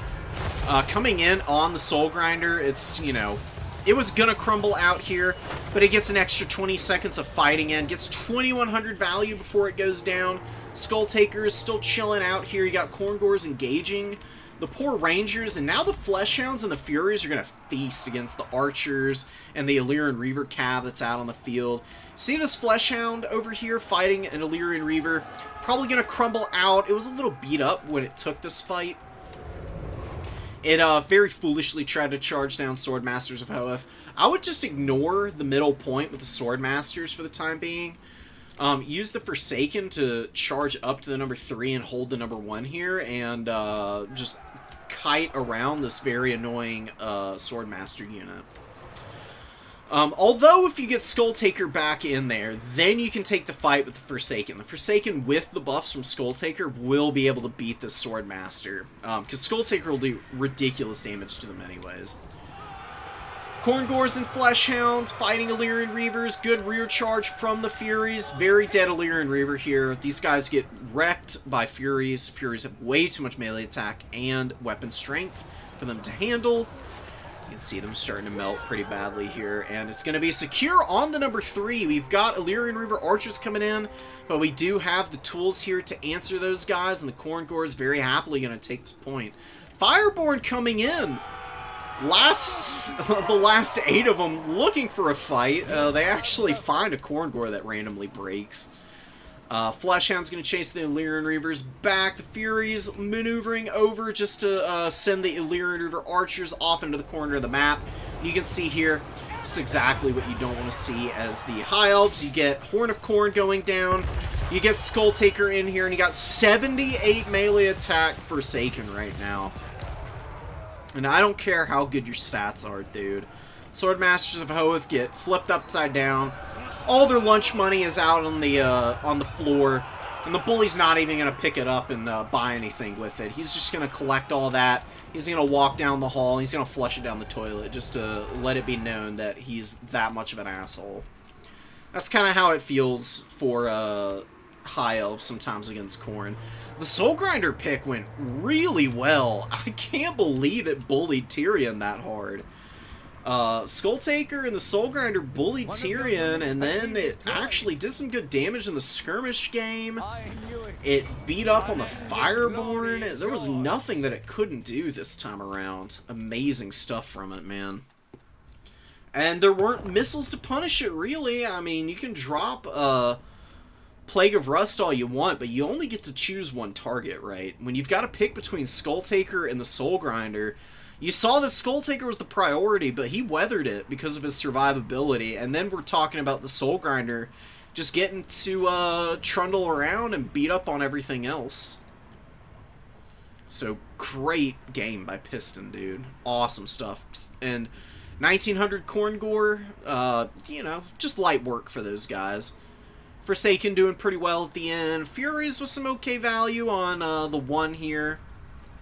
Some of the other mobile elements leaving a little bit to be desired. Play a little bit safer with your Fleshhounds next time around, and mostly just use them to countercharge Illyrian Reavers and whatnot. Impenetrable's army, honestly, I don't really like this against Khorne. Please don't bring Tyrion. Just get Eltharion. Eltharion is just better, period. Always the better option.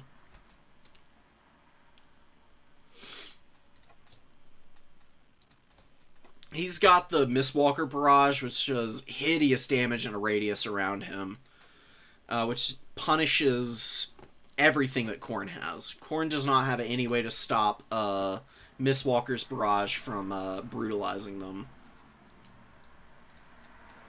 Who convinced people Tyrion is good? I keep seeing him lately. I mean, Tyrion's not bad. There's just way better options for the High Elves, right? Why bring a character that is good in melee combat but doesn't have magic when you can bring a character that's good in combat, good at clearing with Mistwalker Barrage, and then has all the utility of a spellcaster? Like, why would you bring anybody else, you know? And the spells that Eltharion has are pretty good against Khorne. I'll just show it off here. Where the hell are the High Elves? Here it is. So, Eltharion, on this big ol' Hippogriff, Stormwing.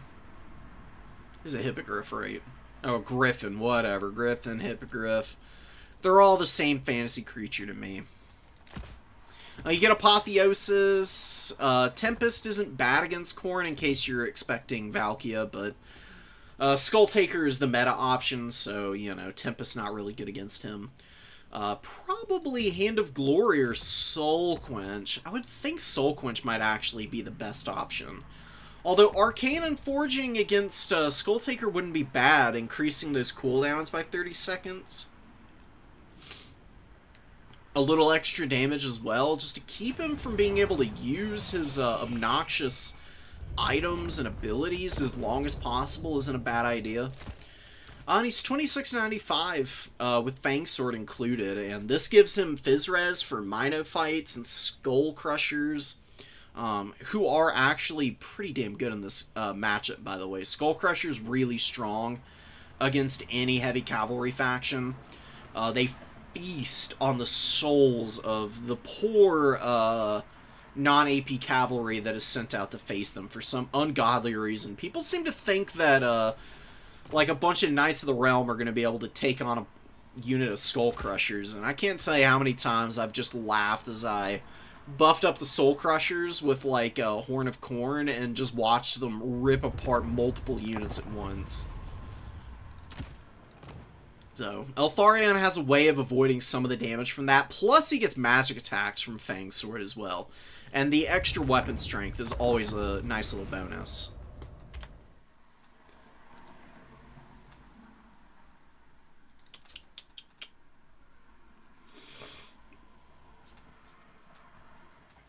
Arcane and Forging trash. It's expensive, and if you're bringing Arcane and Forging, then you're probably committing to a spell snipe. The best thing you can do to really inflict maximum punishment with Arcane and Forging is, instead of just relying on your base amount of Winds of Magic, what you do is you bring a couple of mana batteries. Like, just do this, dude. Seriously, this is not a bad option for the High Elves. They, like, we've seen what the vampire counts can do with extra magic, with Forbidden Rod, and Starwood Staff is 10 times better than Rod of Corruption. It gives more reserves, and you get the same 3 uses. You get way more WOM out of these mages. And you don't even need 2. Really, you can just do 1, use his 3 Starwood Staves, unsummon him, and then bring him back in for 450. It's pretty nice, honestly. And then you can, I think with, how much extra Winds of Magic is this? Let me do the math again. I can never remember this off the top of my head. You get 27 extra Winds of Magic from just 1 mage using Starwood Staff all 3 times. Which is nuts. I mean, that is value city. And that's essentially 2 extra Arcane Unforgings. Because it's a 14 WOM spell. You're getting 27, so you're just shy of getting an extra use out of this.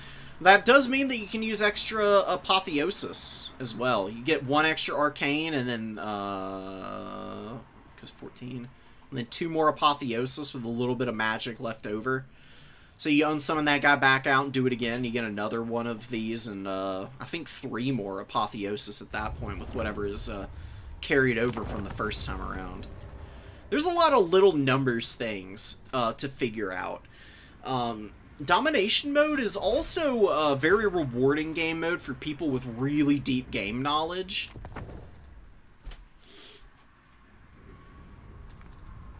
Because this is where you see the wildest stuff, dude. I swear in Domination mode, you do tend to see a few of the same unit for most factions, no matter what they're doing. But the variety and breadth of builds is truly astonishing. I mean, it never ceases to amaze me, the kind of stuff that people do for build mix-ups that they not just win with, but honestly dominate with at times. So we got a million Kislevite halberds. We've got Watchmen of the Night and Zargard with a bunch of Kossar spears in the back with their bows, Winged Lancers, Ice Witch with Tempest Magic, with a good spell choice here. You got Hawks of Miska, so Pigback Riders are going to be dying in droves here. Hawks of Miska is so good at clearing out garbage units like this. It does a ton of damage when it's overcast. Even if it isn't overcast, it still does good work. And it discourages leadership by 16, so Pigback Riders losing all of that uncanny coordination. And you add in any additional effects of leadership, and they'll very quickly be routing and running. Winged Lancers get hit by some Leadbelcher fire. Leadbelchers did lose a lot of missile penetration. They're still really strong, but they don't like one-shot cavalry units like they used to. It's like a small mercy, I guess. You see that they can still do some pretty hideous work, though. Does give Kislev time to get on the number 1 and the number 2 here.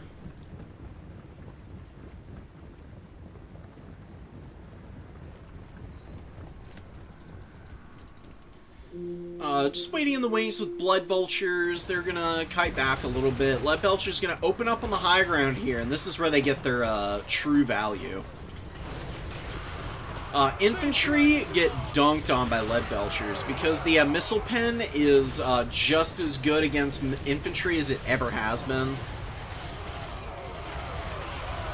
Yeah, you can see the nightmare fuel that it would be for these poor little peasants, basically. I mean, you know, Kislevite warriors may not be peasants in, like, the Bretonnian sense, but these guys are literally carrying, like, upgraded farming implements as their weapons. You can see a Leadbelcher just point blanks a couple of the Kislevite warriors there. They get plowed over. And they do get the frontline engagement going here. And a little bit of friendly fire from the Leadbelchers into the Pigback Riders. You gotta be real careful of that, because the last thing you want is to have your own Pigback Riders getting massacred by your Leadbelcher fire. I will say that Kislev made a big mistake not bringing a Little Grom in the starting army, and Little Grom is sitting way back here right now. Little Grom hard counters all of the Ogre Kingdom's units. I kid you not, there is not a single unit that Little Grom does not dominate in this matchup. I do double Little Grom and Druzhina against Ogre Kingdoms all the time. Little Grom kills Leadbelcher models with each shot, oftentimes killing 3 or 4 because the cannonballs are massive, and it will very often pen through the entire unit. I had a game where I got a side shot on a Leadbelcher unit and killed 8 models with 1 Little Grom shot. It was brutal. There's so much that it can do. It can also sit on stuff like Thunder Tusks and really hammer these things. Kislev's gonna lose because they didn't have an answer for the Leadbelchers. Leadbelchers are just one of those units that you have to have a tool for, or they will kill you. If you shut down Leadbelchers, though, then the Ogre Kingdoms, if they brought a whole bunch of them, like Gordon did here, if you shut down the Leadbelchers when they brought 3 in the opening army, they are going to have a horrible time if you just stay after them. Although Otto is not out of this game, but the Winged Lancers need to get off of the Thunder Tusk, and they should have been pushing the Leadbelchers back here. I also haven't been seeing magic out of the Ice Witch with the Tempest magic. You have to use Hawks of Miska to break the Noblar front line early. The earlier you get through the Noblar front line, the quicker you are to shut down Leadbelchers, and that's where you can really take over a game. Cannon way too far back. Not really a good map for Little Grom either. This is a little bit of an unfortunate map for Kislev here. Ogres are faster. They have Leadbelchers, whose Arc of Fire is a little bit better for shooting up and down hills than you would think. Traditional artillery, Little Grom is has a decent Arc of Fire on it, but firing up and over multiple hills across different terrain levels makes single entity artillery a lot more inaccurate, and it's not really hitting any shots right now. Does nail the Thunder Tusk there, but a Troll Guts going down on this thing. Definitely going to heal it all the way up to full, pretty much. And it did take a lot of damage, man. The Thunder Tusk is a distraction Carnifex. It will 100% brutalize you if you just let it charge whatever it wants.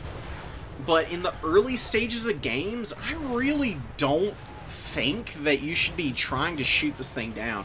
Got a Meat Feast. A little bit overstacked on the healing for it, but, you know, whatever. Doesn't even matter. Hawks of Miska finally getting used on Noblars, but this is a little late. I mean, I don't want to be too down on it here, but you've got to see this out earlier.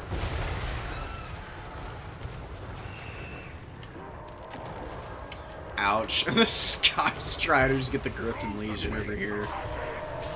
Oh, man. Yikes.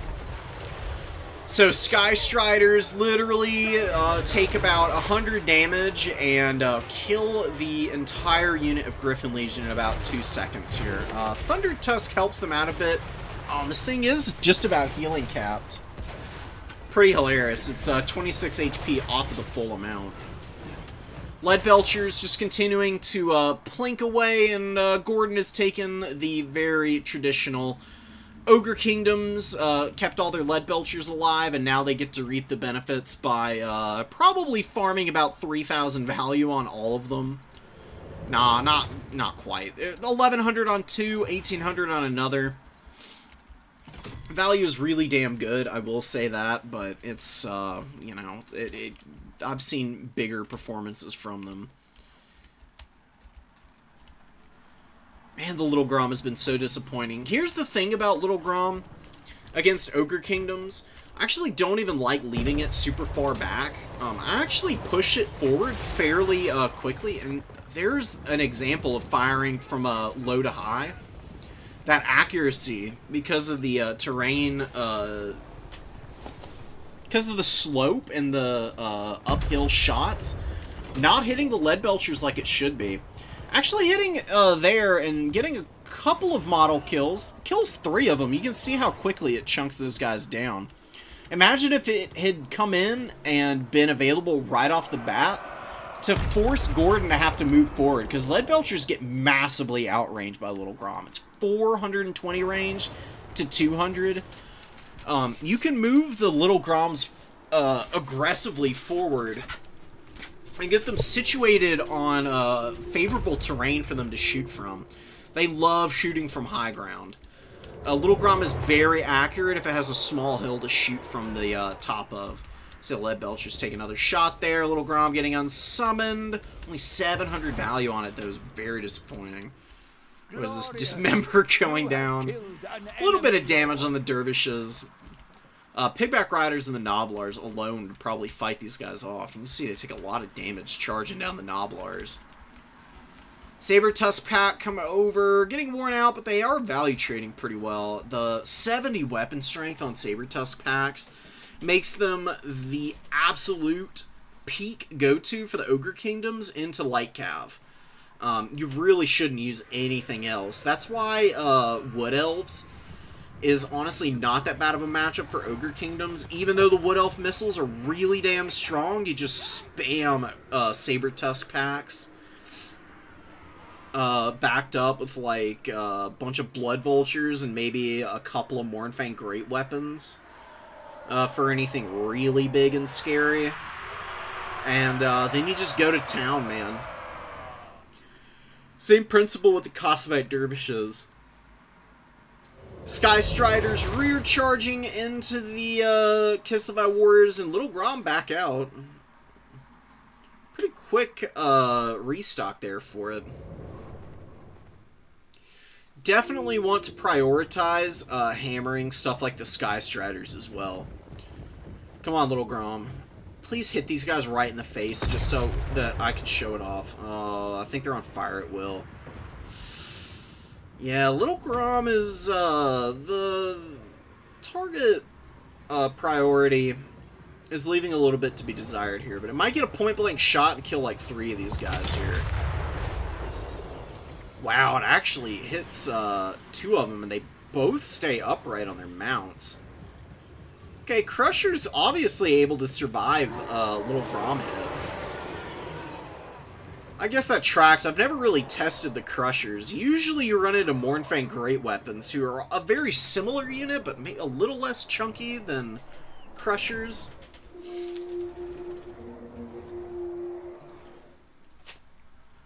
Pretty impressive performance from the Sky Striders as well. And the Thunder Tusk just BMing in the backfield here. That snowball it threw down there did a ton of damage to the poor warriors. Gonna turn around. They do have Ogre Charge, right? No, they don't. They actually don't have Ogre Charge, so they don't get any charge bonus attacking the Kossars. It doesn't really matter. I mean, they bulldoze through them anyways, because they have, what, 2,200 mass. And then they just swamp them. Getting all up over them, just running them down. Ogre Kingdom's just playing for time. Hunter comes out on his Stonehorn. He's going to have some fun trampling over these guys.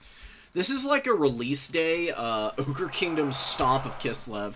I can't tell you how many games I've played as Ogre Kingdoms on release where Kislev players brought a bunch of infantry, and I just ran double Stonehorn and just terror routed and trampled their entire army into dust, dude.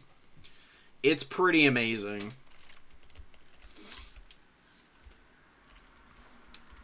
I knew it.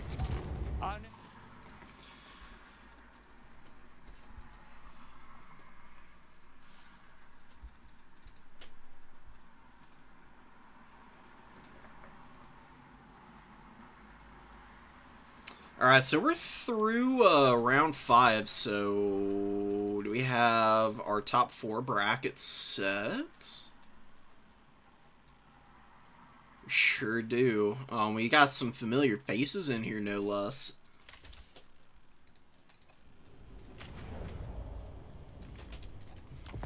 I would check the values, but I really want to, I would love to get a semis game live. So let me go find Piston and Miravoy. Or, who is it? Is it Piston Miravoy, or... Yeah, it is. Okay.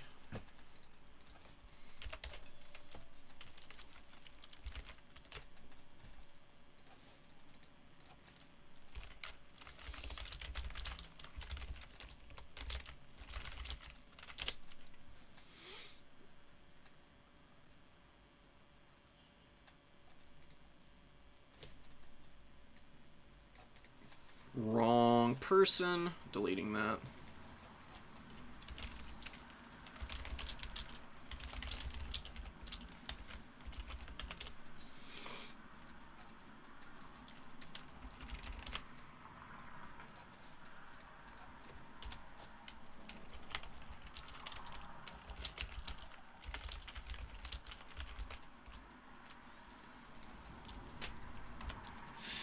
Think we've got good timing on this. I don't think they're in game right now. Yeah, they were just messaging a minute ago.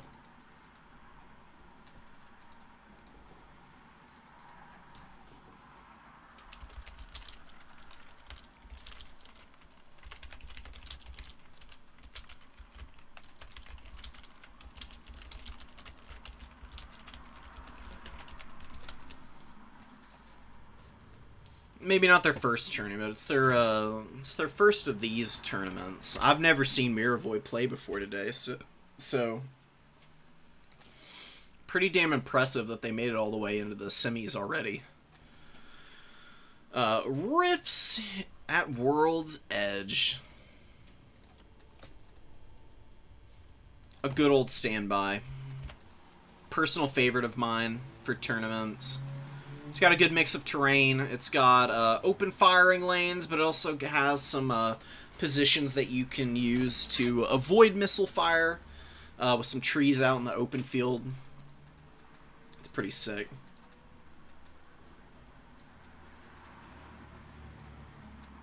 I I'll get to your game against the Bretonnians. I completely forgot about it.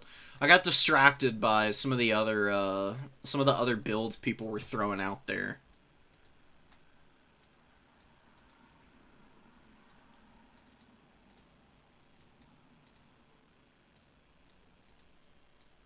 Nine? Nine what? Are you talking about the what I was saying with Hawks of Miska? Hawks of Miska has I wish I could show it off right now. I don't want to exit out. I can't exit out of the lobby, unfortunately.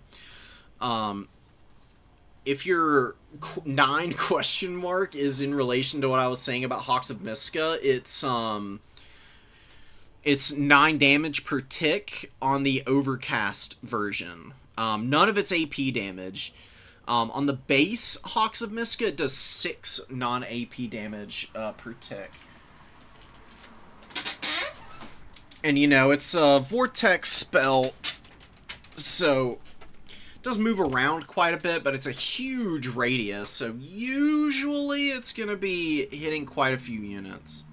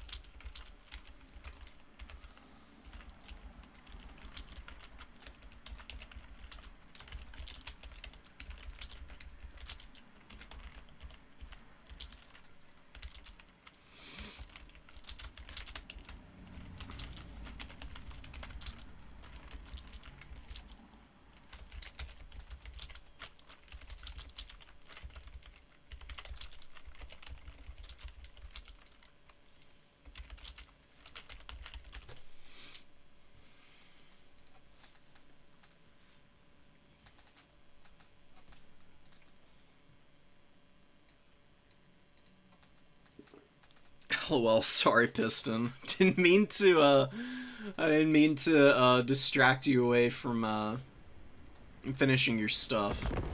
But Piston's ready to kick it off. Mirror Voice probably gonna take a little bit more time. You know, they just said that they're new to Dom, but they've played a fair amount of Standard, which I presume that to mean land battles and conquest. So they've definitely got some good game experience.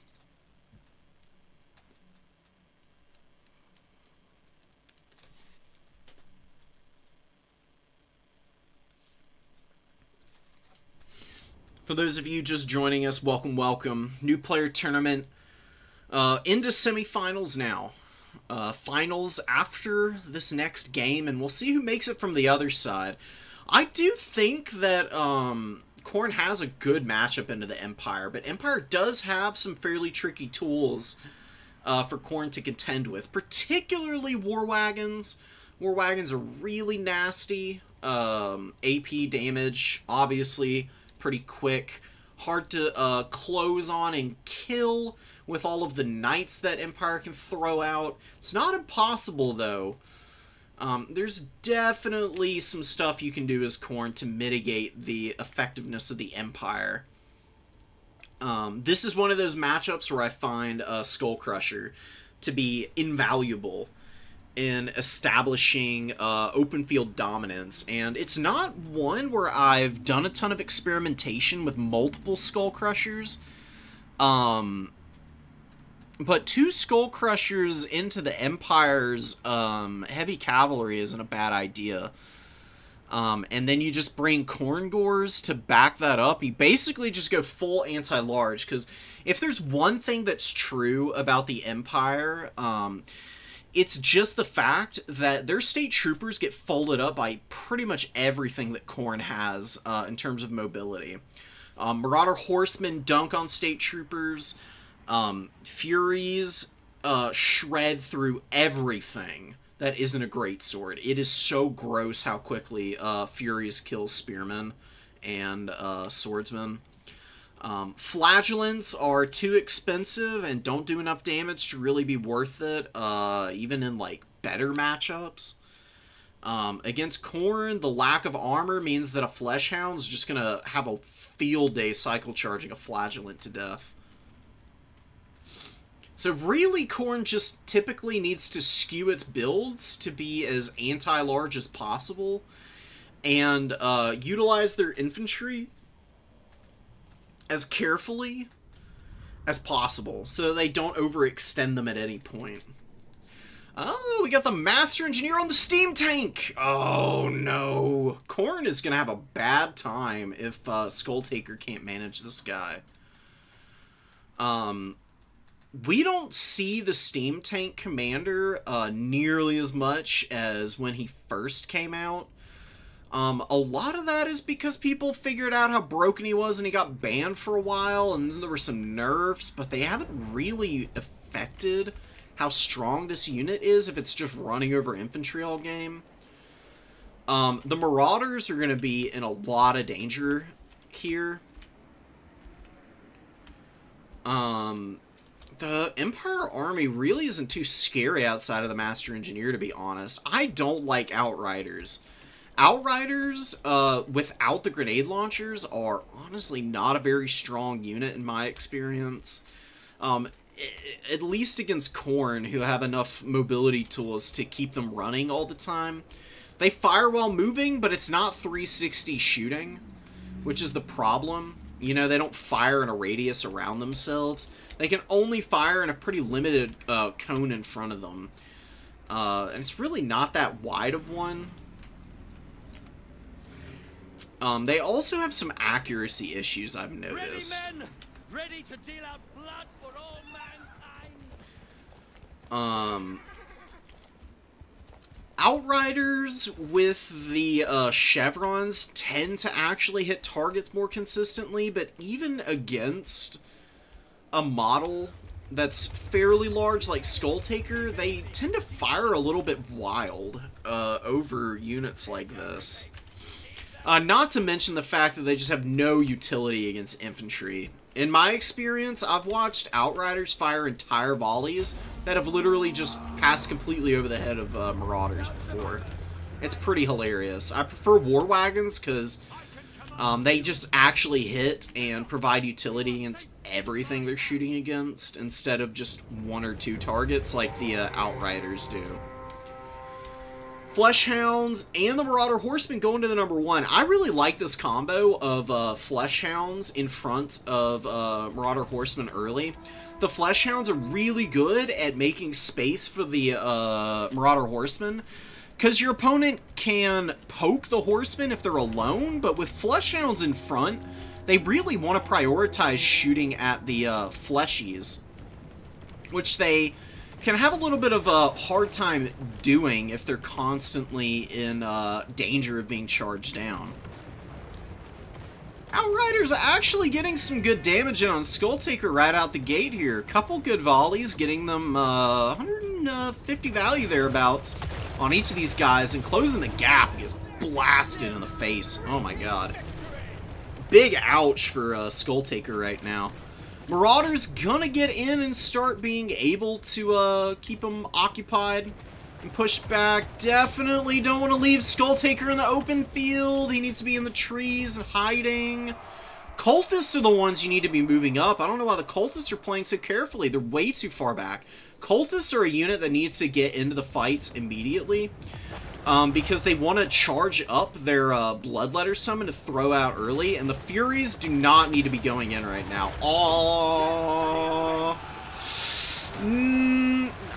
No, don't do this. They're too far in. There's too many units around them.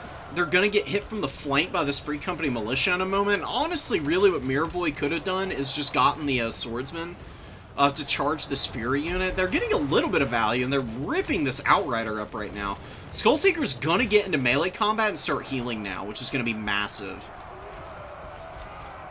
So, we'll see how that goes. Marauder's already getting terror routed by the Master Engineer. He does get hit by Bloody Onslaught and pulls back. Marauder Horsemen, a little bit too far up into the front line. They're actually on top of Spears right now. Spear's a very bad fight for Marauder Horsemen. It could be, there are worse targets for sure, but it's definitely not something that you want them to be on top of for more than a moment. Throwing axes definitely just want to wait behind the front line and just hammer the Master Engineer. And Skulltaker's on his way in, and he can definitely put some damage down on this guy. But Khorne's lack of AP is going to start biting him in the butt unless they start getting these Minotaurs up.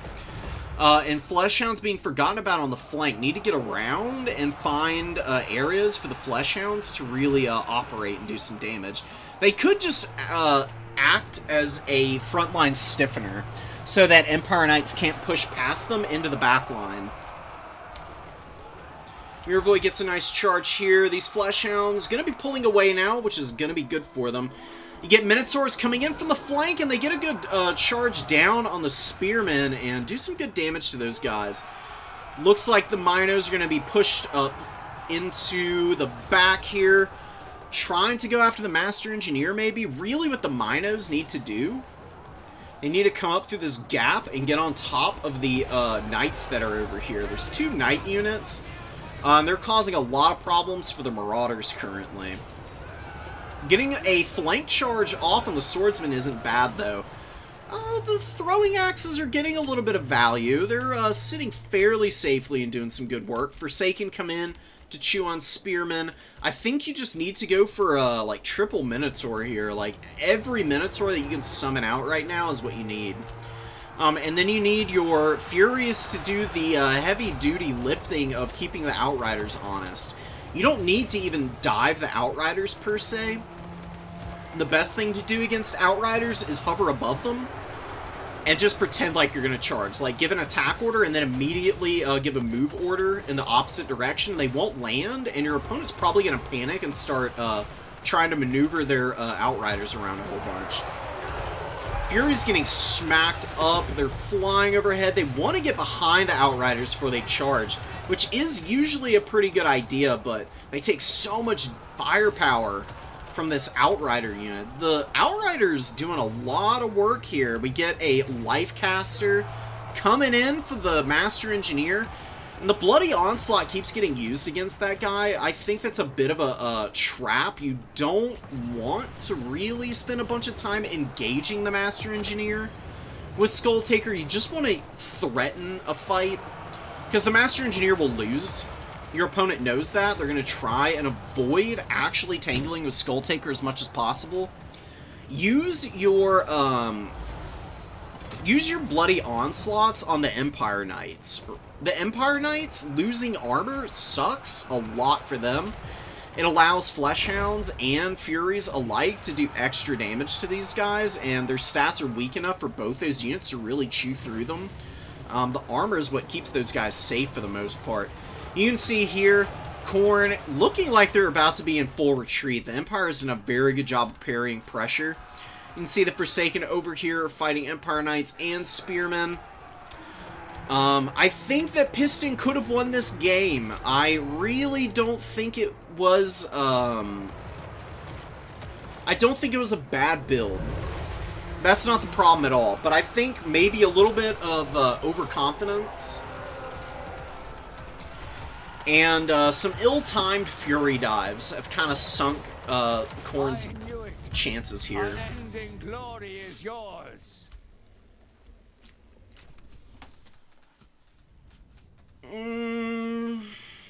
The Cultists needed to move up sooner.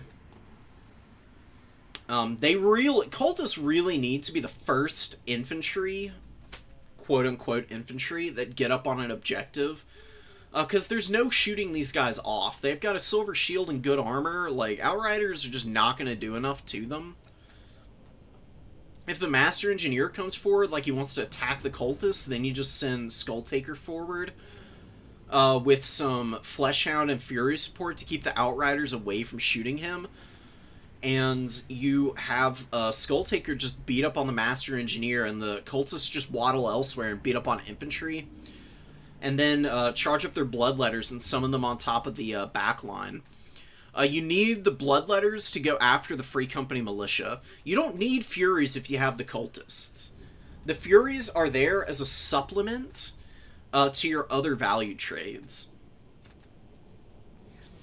Like, instead of having the Furies, like, dive-bombing Free Company Militia into a position where they're just going to get crumbled out by Focus Fire, use the Furies actually to poke away at the edge of your opponent's formation. Because there were fights going off in the woods where it was just like a spearman and an Empire Knight engaged against like a Fleshhound or whatever. Furies can come in and flip those fights with their DPS pretty quickly. As long as they're not the only thing fighting there, they have a great odds-on chance of value trading upwards. Like I said, Fury against a Spearman is no contest Fury favored. They brutalize state troopers.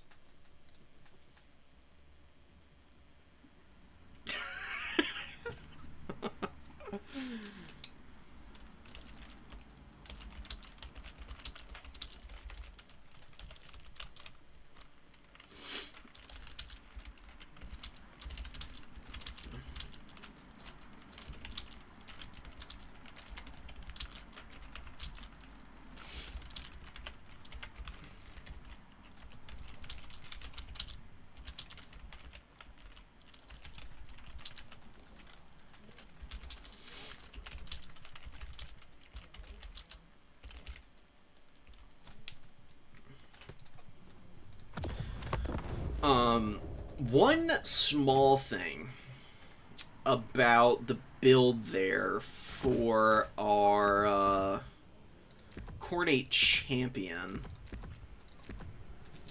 Like, Skull Tinker's great. Double Cultist is great, yeah?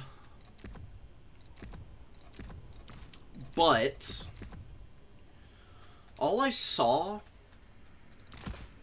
for anti-cav duty was a Minotaur and a Skull Crusher. You need all the Minotaurs. You need all 3 Minos out. And you can do Skull Crushers, but something that I really like is Minos and Blood Beasts. Blood Beasts are just, like, you know, Rat Ogres on steroids. And Rat Ogres are really effective against Empire Knights, actually, so doing double Blood Beast is a really good call. They're a little bit faster than Minos. They've got good leadership, 75 leadership, and they get ITP as long as Frenzy is up. It's not as good as having it at base because of Blood Greed, like the Minos do. But Blood Beasts are very cost-effective. 1100 value is pretty easy for them to get, as long as they're charging around a bunch. You can do the Furies. I wouldn't do more than 2 Fleshhounds. Fleshhounds are a supplemental unit, not something that you want to throw forward to try and do all the heavy lifting. Marauder Horsemen, you know, you can do 2 if you want. But 1 can oftentimes be enough to dissuade the big flying monsters. That are really what these horsemen are good against. Empire has a lot of shooting, and horsemen tend to fall off pretty hard against shooting in general. Keeping them back early and trying to preserve them for an extended period is a pretty good idea and a pretty strong play.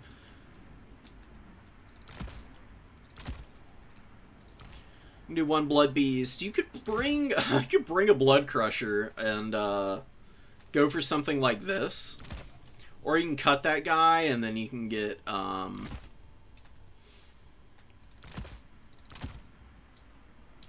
and Brutes of the Hound for like infantry clear in the late game or something.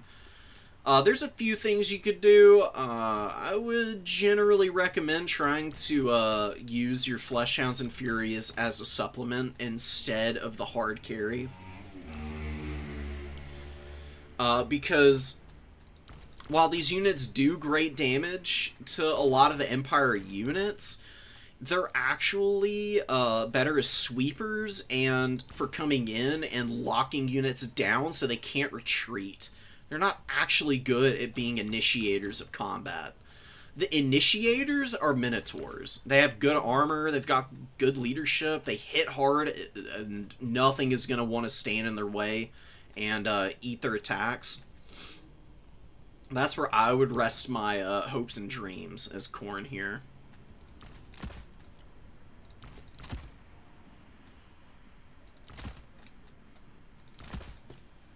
$625 gold is so awkward, dude. It's like been the classic Khorne problem for ages now, though. It's like I don't quite have enough money for what I want to bring. What am I supposed to do here? I guess you could go 4 Furies if you really wanted to. But I do like having 1 throwing axe at least. Throwing axes should be in reserve so that they don't get killed early. Because war wagons killed them early, cannons killed them early. Outrider grenade launchers can kill them early. It's really gross how much damage grenade launchers do.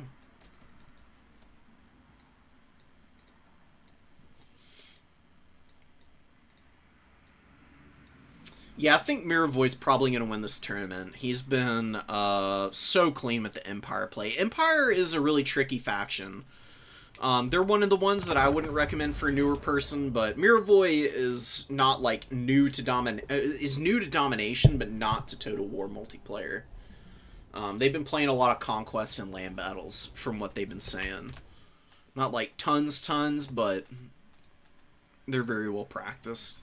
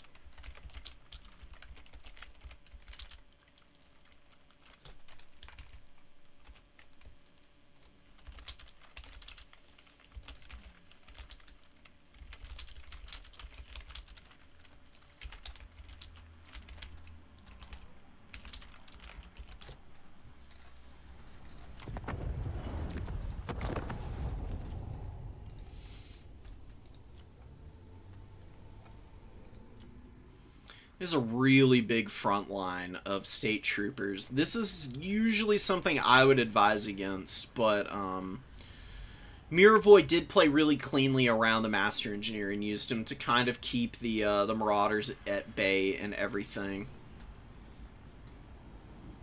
One last thing to consider about fighting the Empire is cultists are good, but you know what's also pretty good? Skull cannons are pretty good. Skull cannons throw down a lot of damage on state troopers, as well as on a lot of the backfield units. War wagons get chunked down by skull cannons pretty nicely. You can use them to shoot the Master Engineer on his big tank, actually. They do some pretty decent damage by hammering those big Iron Demons and Steam Tanks and artillery pieces even. Other SE artillery pieces wish they could be as mobile as skull cannons. You can really do some funky stuff with those things. They're very micro-intensive, though. You've got to be super on top of skull cannons if you're going to bring them. Because you fumble them one time and their leadership's going to get blitzed down if they take any kind of focus fire or melee attacks from big scary characters. And that's going to suck to lose them.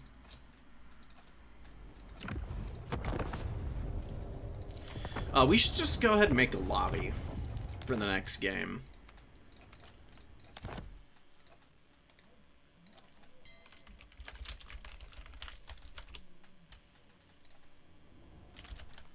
I don't think the other side of bracket will be done yet.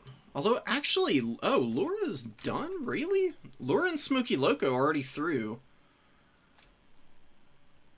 Wow. Okay. So, cool. Let's go get Laura, then. Another person who I've never seen play before today.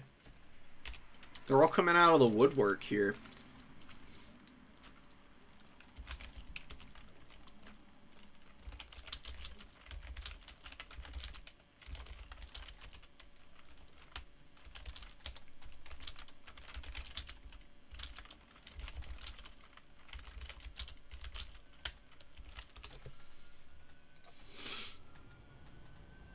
Oh my god, I just realized these two were rematching from the draw earlier.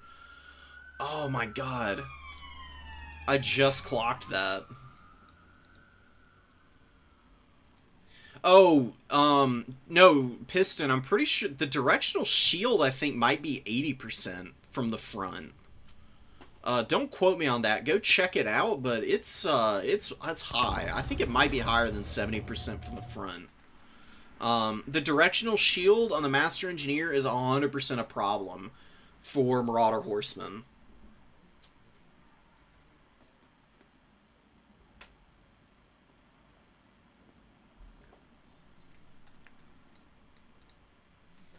It's okay, man. Don't worry about it, Piston. That's a very uncommon choice for Lord option for the Empire. There are ways around it for the future. If you see that, if you see Big Boy on the tank again, if you want to kill him, then Skull Crushers are very good at locking down the steam tank and beating it to death. And they have heavy enough armor that the grenade launcher from Master Engineer on the top does not do enough damage to clear them off before they're able to tear them up. If you can force your opponent to just dump heals on their Master Engineer all game, then Minotaurs, Blood Beasts, other mobile elements of the Khorne army should be able to pretty quickly drag down the Empire Knight swarms.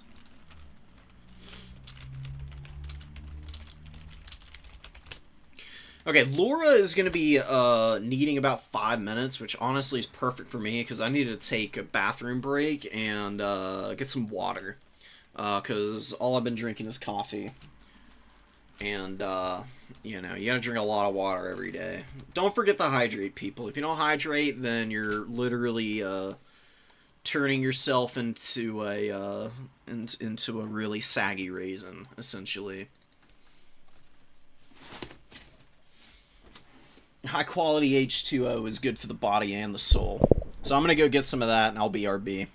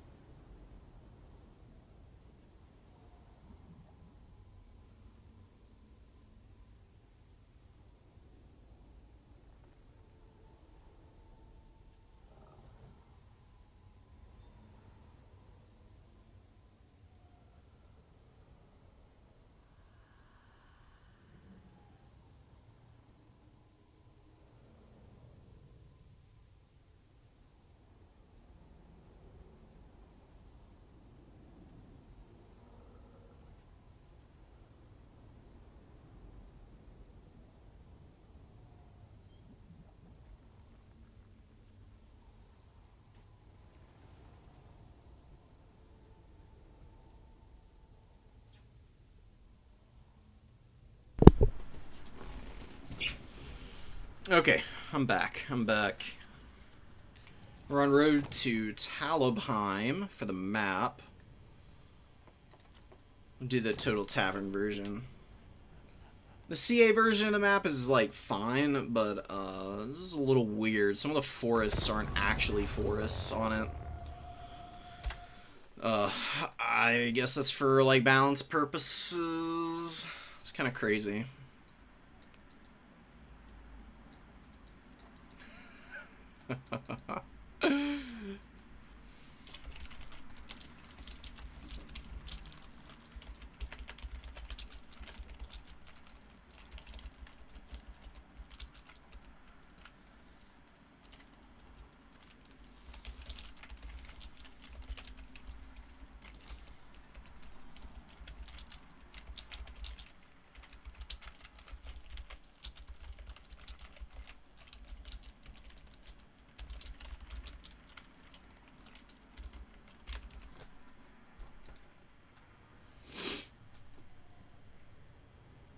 Alright, Laura's ready to go. Miravoy is going to take another minute or two. We'll have it rolling in a moment. And we'll see who's going to be able to win this rematch, because neither of these players won last time. You might wonder how that's possible, but we saw one of the 3, 4... I think I've seen 4 people tie. And that's including my own game where I tied with someone. It is exceptionally rare for that to happen. I would not expect it to happen again. We'll see how these players innovate. And this is definitely an interesting change. We've got Elspeth instead of Balthazar Gelt. Oh my god, we've got a Heaven's Priest and a Coatl? Wow, the perfect call-out from the frickin' Lizardmen here. These Coatls are honestly really strong in combat. They have really damn good stats. And a Heaven's Caster is going to have, what's it called? The Roiling Skies passive, which is going to wreck Elspeth's melee defense. She's going to be very vulnerable while the magic is being used by the lizards here.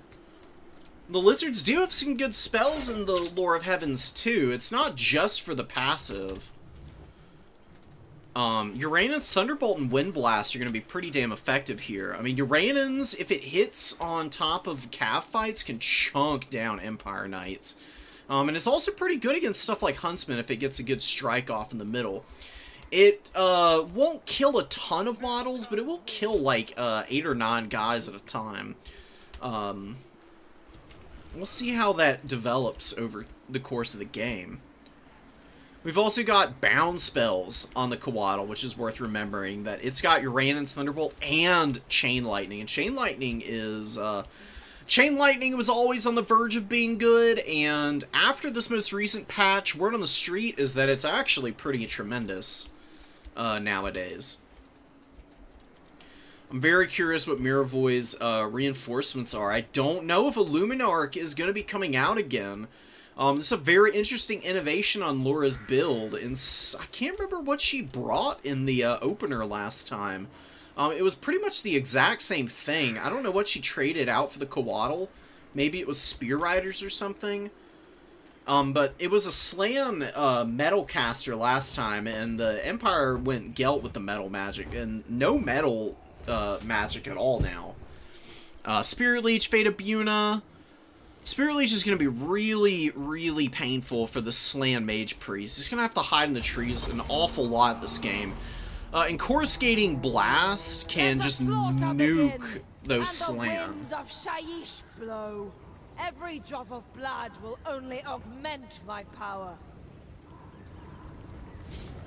Lizards have a massive advantage in the front line. Like, it was pretty good the last time these two scrapped, but it's going to be even more notable because, despite going wider, it's still just the same crappy, like, spearmen and swordsmen and state trooper spam, basically.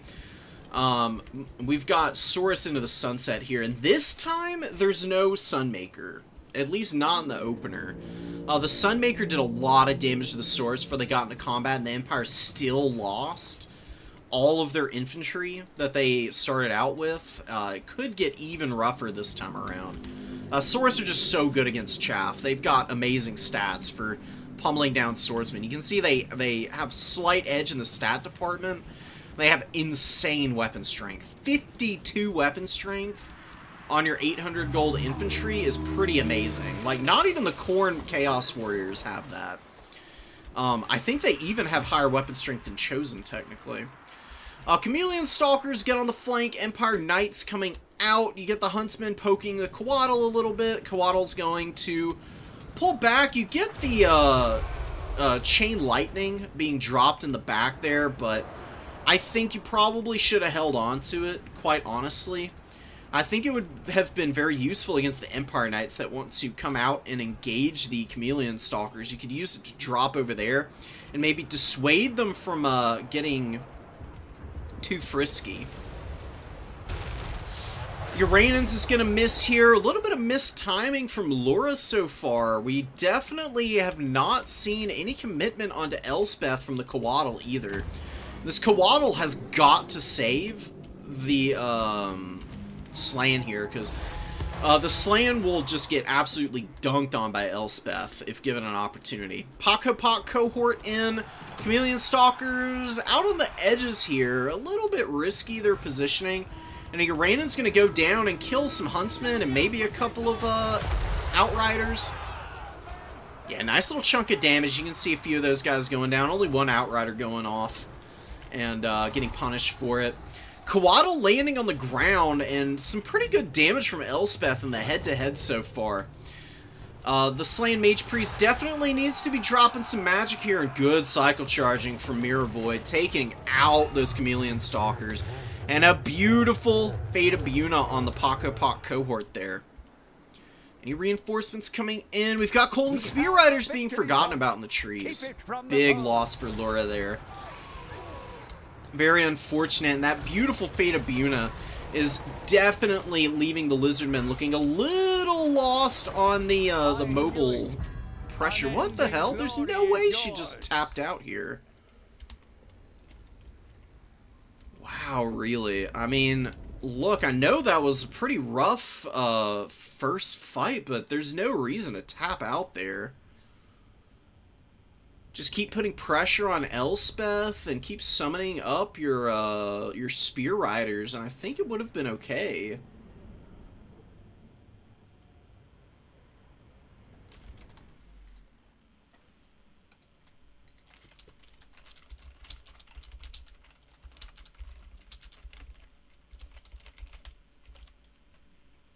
I just want to double check that they really were tapping out here. Well, I mean, Miravoy's build was doing some pretty good work, but I mean, all the swords in the front line were healthy as can be. They barely took any damage, and they were putting quite a bit of pressure on that front line. A lot of the state troopers were starting to take some serious punishment and casualties. They look healthier than they are in reality, because they had... This just reflects how many models were left in the unit, but some of them were pretty low. A lot of HP damage was going down on those guys. Saurus had more HP damage as well, but they have a lot more HP than state troopers do. I don't know about that one.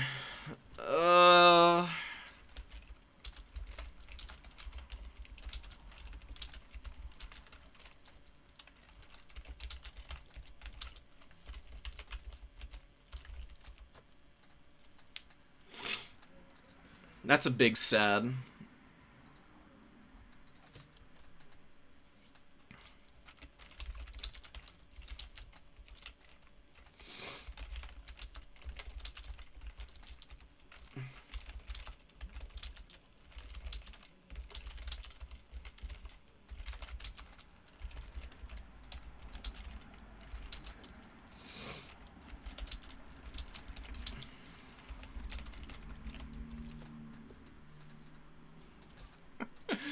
Laura is pretty discouraged. She said she misplayed and didn't feel very confident. about that. A little bit of a, God damn. A little bit of a letdown for the finals there, but hey, I mean, Miravoy was all over the micro and the cavalry, so maybe the Empire Knights wouldn't have had a hard time breaking down the Saurus there. It is what it is.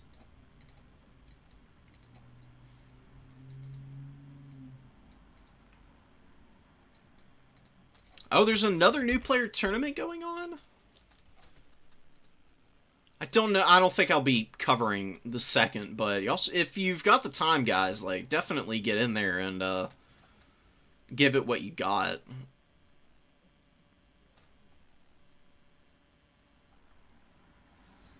Yeah, there's like quite a few people who are signed up for the second one, so y'all should get in there. And if anybody has any really good games from this second tournament, definitely send them to me, and I'd be very interested to cast them. Just pick and choose the best you've got. What time is it here? It's 4 o'clock. I can do a couple more replays from this tournament, just to close stream out. God, this was such a fun game. The Soul Grinder actually showing its stuff off, and it wasn't just me using it, I think might make people respect this thing. It'd be really nice to see it become more of a standard choice. Let's find some matchups we haven't really been seeing, which is this in a nutshell. We've got Fabrosi on the Vampire Coast versus the Beastmen, helmed by Kintama here. 3 Ungar Raiders, 3 Zangors, 3 Goreherd, 2 Senties, and we've got old Mally up in the sky, rocking Flock of Doom, probably. Maybe Pendulum. Pendulum is actually not a bad spell now. Excuse me. It's fallen off from its heyday on release. On Warhammer 3's release, Pendulum was literally probably one of the most broken spells in the game, but a lot less so now. This is a very expensive Malagor, the Dark Omen. So let's pause, and we can talk about why you don't need all this. First of all, the Savage Dominion. I've tried this several times. It is not good. Cygor Summon doesn't last long enough to really do much of anything. It's too expensive. Cut this. Penumbral Pendulum and Flock of Doom are really good damage spells. I don't mind keeping either of those. Something wicked this way comes. Lowering leadership can be situationally good against low leadership factions, but against the undead, not worth it. They don't really care about being below their thresholds. They just crumble. They don't break. Not really going to have a huge impact for you. You don't need Wild Heart, Arcane Conduit, and Unholy Power. You use Unholy Power by itself because it's a very powerful recharge augment. And Arcane Conduit is more expensive and gives you less power recharge. And you don't need Wild Heart because you don't need to get all your WOM immediately.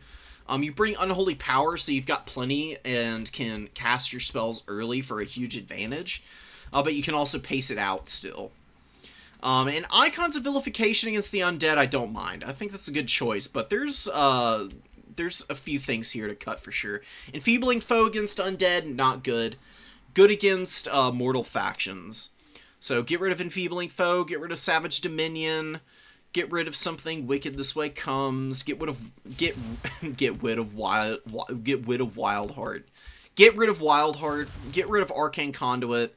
And that's like 500 gold. You could fit another, you could fit another Ungar Raider in this build. Ungar Raiders are great. They're really good at poking at, deckhand mobs. Keep it from the foe.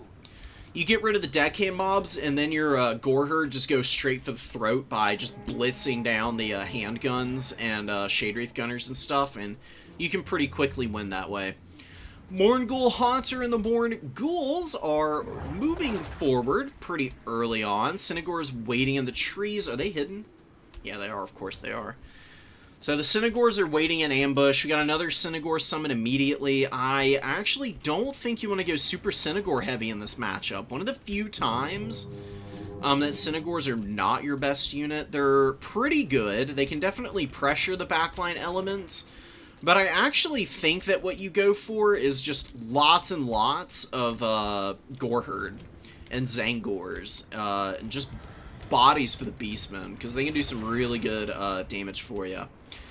Malagor does not want to get shot by the Shade Wraith Gunners. They are very good at pressuring squishy characters down. They also discourage, and, you know, Malagor running early would be kind of a disaster. Beastmen are fairly low leadership, so you don't want to lose your Lord when you're playing as them.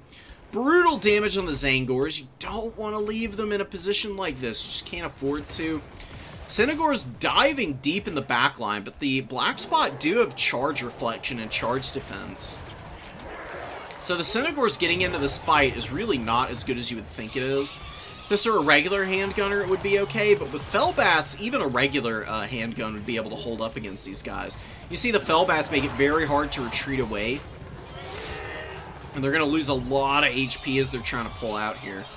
Really nice Wraith Storm, I imagine. Yeah, there's Melkoths available for Count Noctilus, and if he just drops those on the Sennies as well, it's going to really start to add up and look ugly for the Beastmen. Really rough start for Kentama here.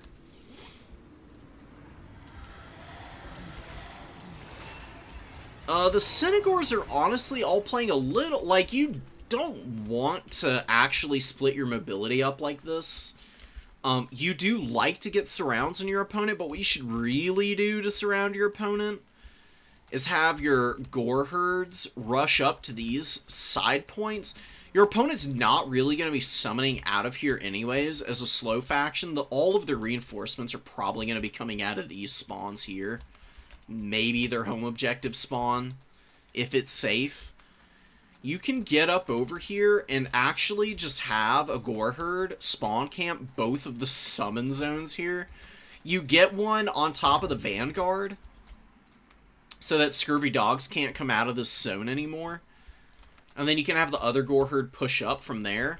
And you can have all the Synagors out in the trees over here. This is a very safe, protected position while also being close to your opponent's home objective. If they don't defend it well enough, you can jump out and cap it with your Sennies. Or if they, like, focus the Goreherd advancing on the other side, like, all that infantry is pretty hard to clear out. That's when the Synagors can come in and swing in from the other side and maybe actually get on top of the gun units, which definitely need to be dealt with if you're playing Vampire Coast, or against Vampire Coast. Sintis get a very rough engagement against the Scurvy Dogs. I mean, they were pretty beat up, but they should have won pretty hard in the charge. I think they genuinely just missed it for some reason. Not 100% sure what's going on there, but for Brosi with some very clean micro and attention to detail, this is a very bad spot to be in. Kentama moving for the Ungar Raiders, and Morgul's going to get on top of them with the Shade Wraith Gunners, discouraging the leadership all the while. And the infantry is just not engaged. This is a huge mistake. The Zangors and the Goreherd are the heavy lifters here. They would very easily be able to get through the deckhand mobs. You can see Hounds just being committed to deckhand mobs is not the way to do it. This is going to be a very quick game. I can already tell. The Beastmen are already, like, running out of momentum. They've lost multiple Centigors. These are very expensive units at 800. They're almost always worth it if you micro them well. Cycle charge effectively. You can see even a very beat up Synagor chunks that Scurvy Dog on the charge, man. That was with like 20 models remaining and like, you know, 1,000 health. Imagine if they were at full health. It would have crushed those guys. More Goreherd on the way in. Synagor is getting hammered by the Shade Wraith Gunners. You get another Pendulum. I mean, it's doing a little bit of damage to the Shade Wraith Gunners. I can't help but feel, though, that, maybe a Bray Shaman on foot, just the hero caster running forward with Melkoths, and overcasting it onto the Shade Wraith Gunners would be the best way to break these guys down. Flock of Doom is going to do good work against the Shade Wraith Gunners for sure. You can see Malagor is actually getting some fairly good work done here. He's got 1,000 value already. It's just the rest of the Beastman army not doing anything right now. Not protecting your Ungor Raiders. There's no excuse for this. You can't let this happen, man. The Morgul is going to pull back. Fabrosi with some very steady and practiced play. And again, Centaur is on just a wild charge here. There's too much shooting here. You don't want to do this. You can see they just get Last Samurai. They can't even make it into combat hardly. They do get a charge off in the black spot, but again, they're charging down. One of the few units with charge reflection, which means they just don't do much here. Kind of folding into combat and getting manhandled at this point. Some of the handgun mobs are a little beat up, and now all the Goreherd on the way in, and they're definitely going to get some work done here. The problem is that Depth Guard are on the field now. Depth Guard with the pole arms may not be super efficient into Goreherd, but the heavy armor and the hunger, as well as the decent stats, does typically mean that they outvalue the Beastman infantry. Bestigors are much better into Depth Guard. In fact, I think Bestigors are some of the better infantry you can bring into the Undead. I do like the Minotaurs getting on top of the Morghuls. You're going to see the Morghuls go down here. Mina is doing some great damage. Goreherd making their way into combat. The Black Spot are a great unit to hammer down, but Morghuls coming up to get on the flank, and the leadership for the Goreherd is going to falter pretty badly here, potentially. Terror routes are on the table because of the Morghuls. Very cheap unit to have it available on all of them. Malagor is hovering over fights, which is the thing you want to do with him when he's got his icons.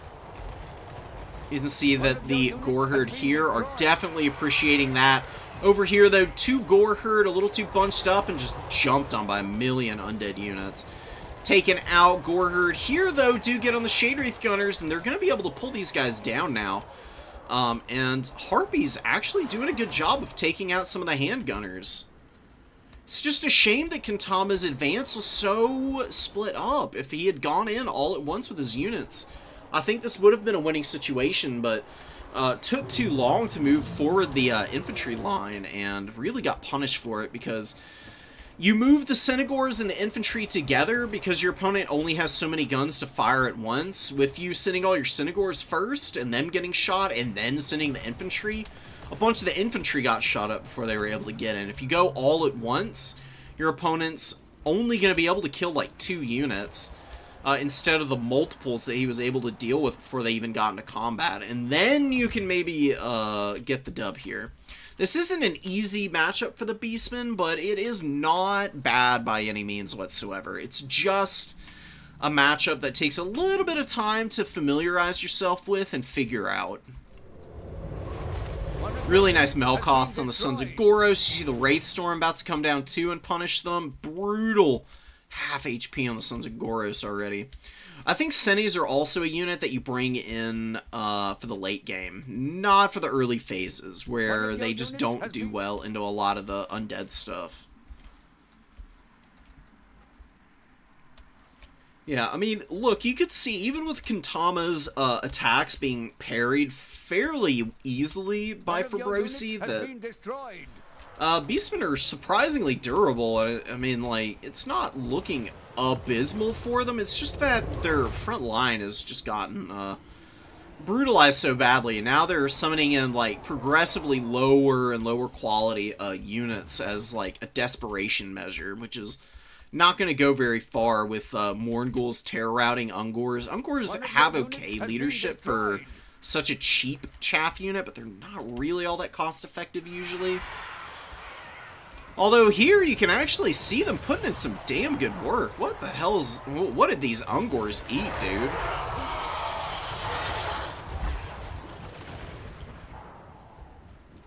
I don't know, but that's the first time in a while I've seen Ungor herd actually value trade decently.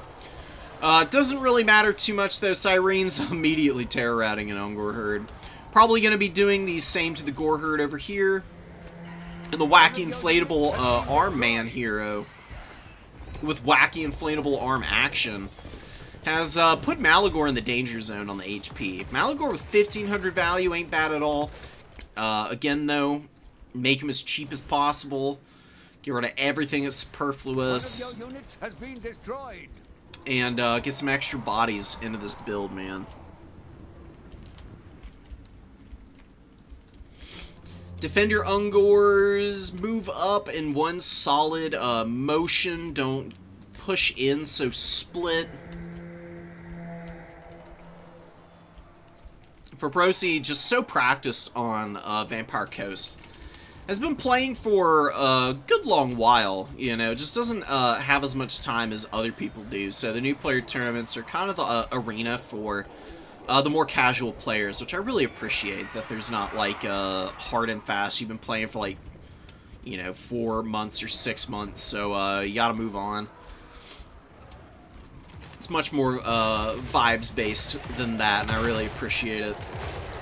So Synagors, again, charging the black spot. Just gotta love. Like, you would, you'd think after the first couple times charging down these guys that you wouldn't do it again, but here we are.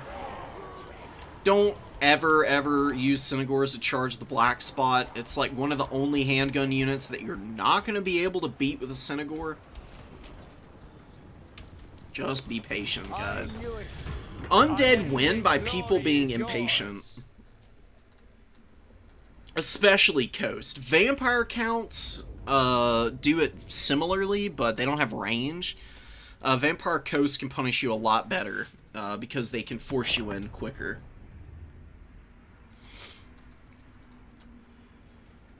Ouch. Hounds are a no-no against the undead. Not good at all. The Harpies are an acceptable unit, I suppose. I'd not bring Sons of Goros. I really think all you need is 3 Synagors in this matchup. So cut the Sons of Goros and the Synagor. Get rid of the Hounds. Get rid of these standard Ungor herd. And, like I said, cut down on Malagor. Get in, for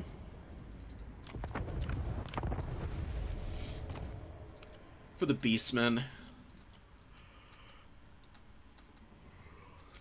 Excuse me, guys. Let's go to the drawing board for what we can do here. If you want to go Malagor, you can definitely do that. He honestly really is pretty safe in most matchups. There's not a lot of spell casting that can punish him against the Vampire Coast. You just need to be careful of the characters that have gaze. Make sure that you check what magic is available for your opponent before you're aggressive with Mally. Let's actually build him as our player did that last game, and you can see just how expensive he is with all of that. He was 2,269 gold. There's no reason for him to be that expensive. You can get Malagor down to about 1,300 very easily. If you want to go really bare bones, then you just do this. 1495, you get Flock of Doom, Enfeebling Foe. You just spam these spells out constantly. Enfeebling Foe on frontline fights and mobility engagements so you can get the leg up. Sort of the same with Flock of Doom. Flock of Doom is also good for just hitting like massive blobbed up positions. There's no limit on how many units it can hit, so, you know, the sky's the limit on its potential. It's either one of the best spells in the game or it's pretty mid, but usually you're going to find opportunities to farm people with Flock of Doom, man. Pendulum, though, is really good against really wide factions. Does a lot of damage. 36 with 50% being AP. You can even boost it up and get more AP out of it, which isn't bad at all, but usually not very necessary. You can go leadership bombing with Doom and Darkness, although this isn't good against undead. That's more for low leadership factions like Greenskins or something. You do that and you have like a Jabberslife and you just tear out like entire blocks of the enemy's army.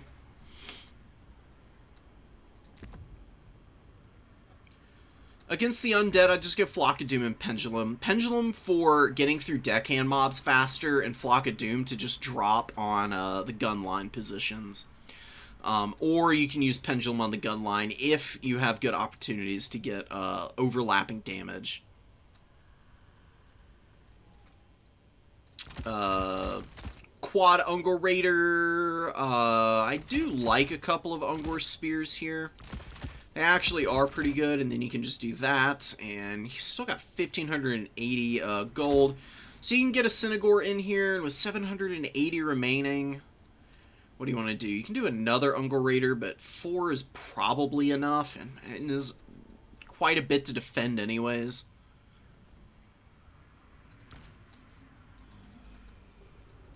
You could get something like Blackhorn's Ravagers in here. It's a pretty good unit. They've got perfect vigor, and really good stats. They can grind for ages, and they have stalk, so you can do some edge of the map backline push shenanigans with them. It's pretty nice. Just got to be a little careful of stuff like Depth Guard. They will absolutely rip apart a Blackhorn's Ravager.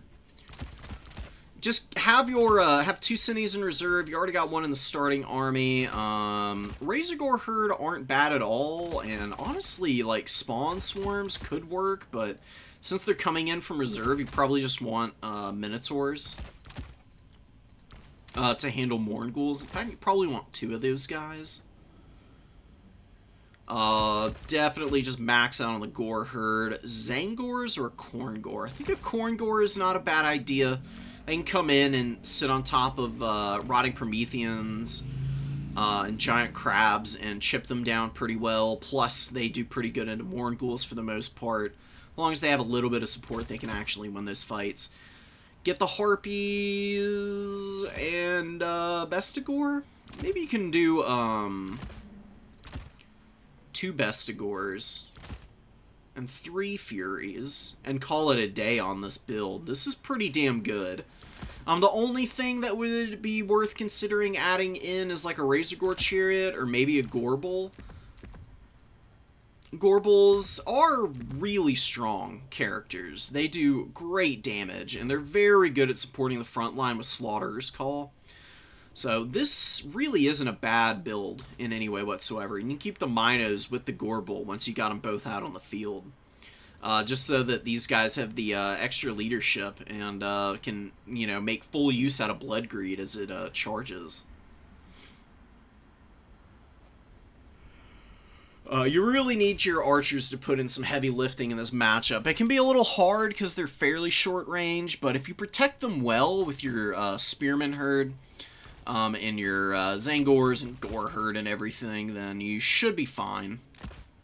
The Vampire Coast cannot push into you. They want you to have to come to them. If you can force the Vampire Coast to split up, that's where you're going to be able to get ahead of them.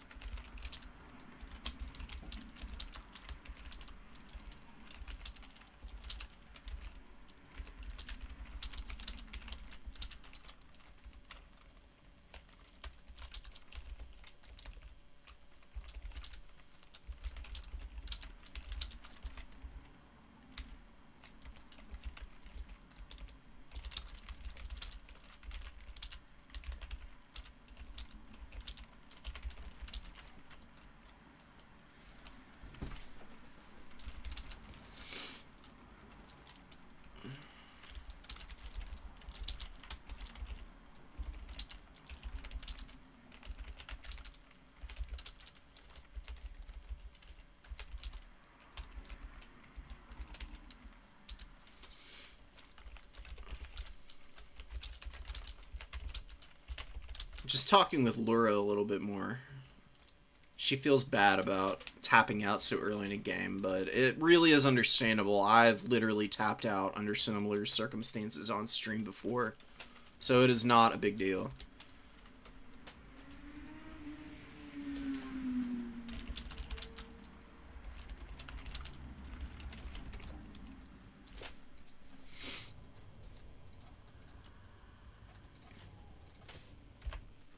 Alright, one more, and then I think we'll call it a day. I don't know what we want to see, though. Do we want to see Nurgle into Dowie? I think we actually do. I mean, you know, Hattie is our tourney host. Let's give him some time in the sun. Could you bring Morgur and Spawn and slam into him? If Morgur were a better character, sure, but Morgur is just kind of terrible. Oh, that's... I remember that one, Piston. That was honestly not too terribly dissimilar from what happened to Laura in that finals game, you know? Like, sometimes you just get jumped by your opponent and they make the right plays, and you have a couple of little mistakes that just compound on one another to get you so far behind you can't save yourself. Sharky, your Bretonnia replay. I keep forgetting about it, dude. I'm gonna get to it after this. So this will not be the last game. We'll do this, and then we'll do our Bretonnia match that Sharky wants me to really focus in on.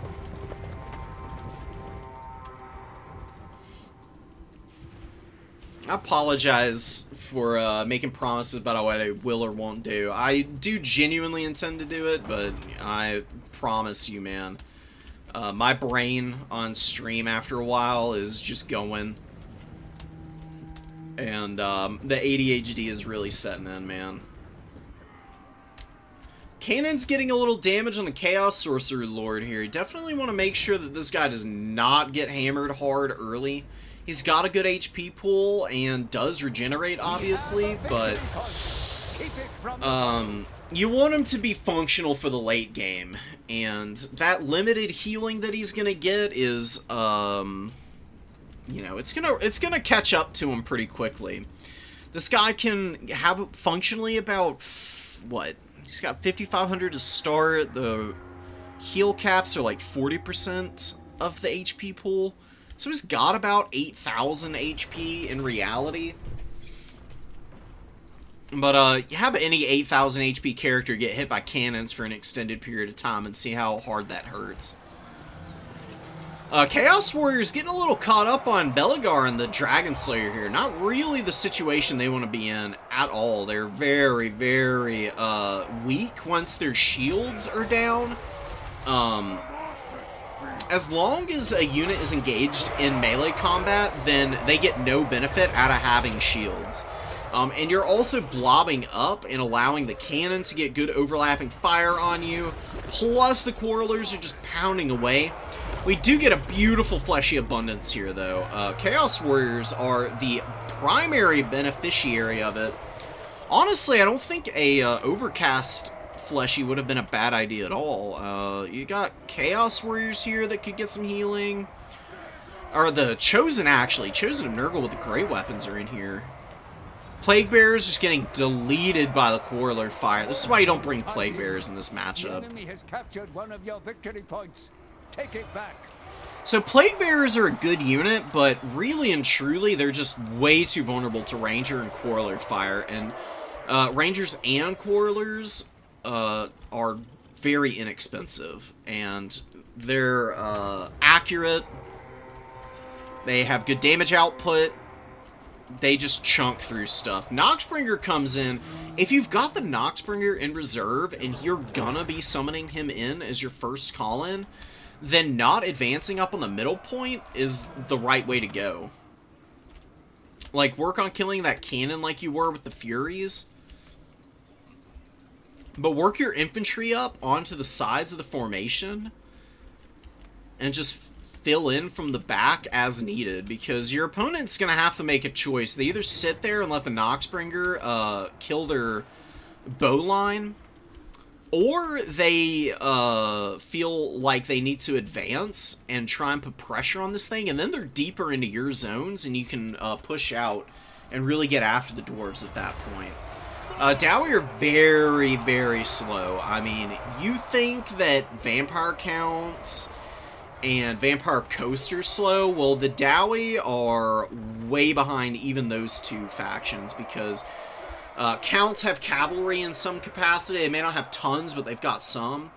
And Coast at least has like Morngulls and Rotting Prometheans and such that have decent enough speed for them to be able to get up onto points fairly quickly. Dowie have Gyros, and that's literally it in terms of units above 40 speed. Slayers are not even all that quick either. Where are the Giant Slayers? Here they are. They're a base value of 40, which is actually slower than something like a Pestigore. Pestigores have slightly faster speed, even than Giant Slayers. Cultist is getting ground down here. Grink is starting to fall pretty far behind, and Hattie is getting into a really good late game position here.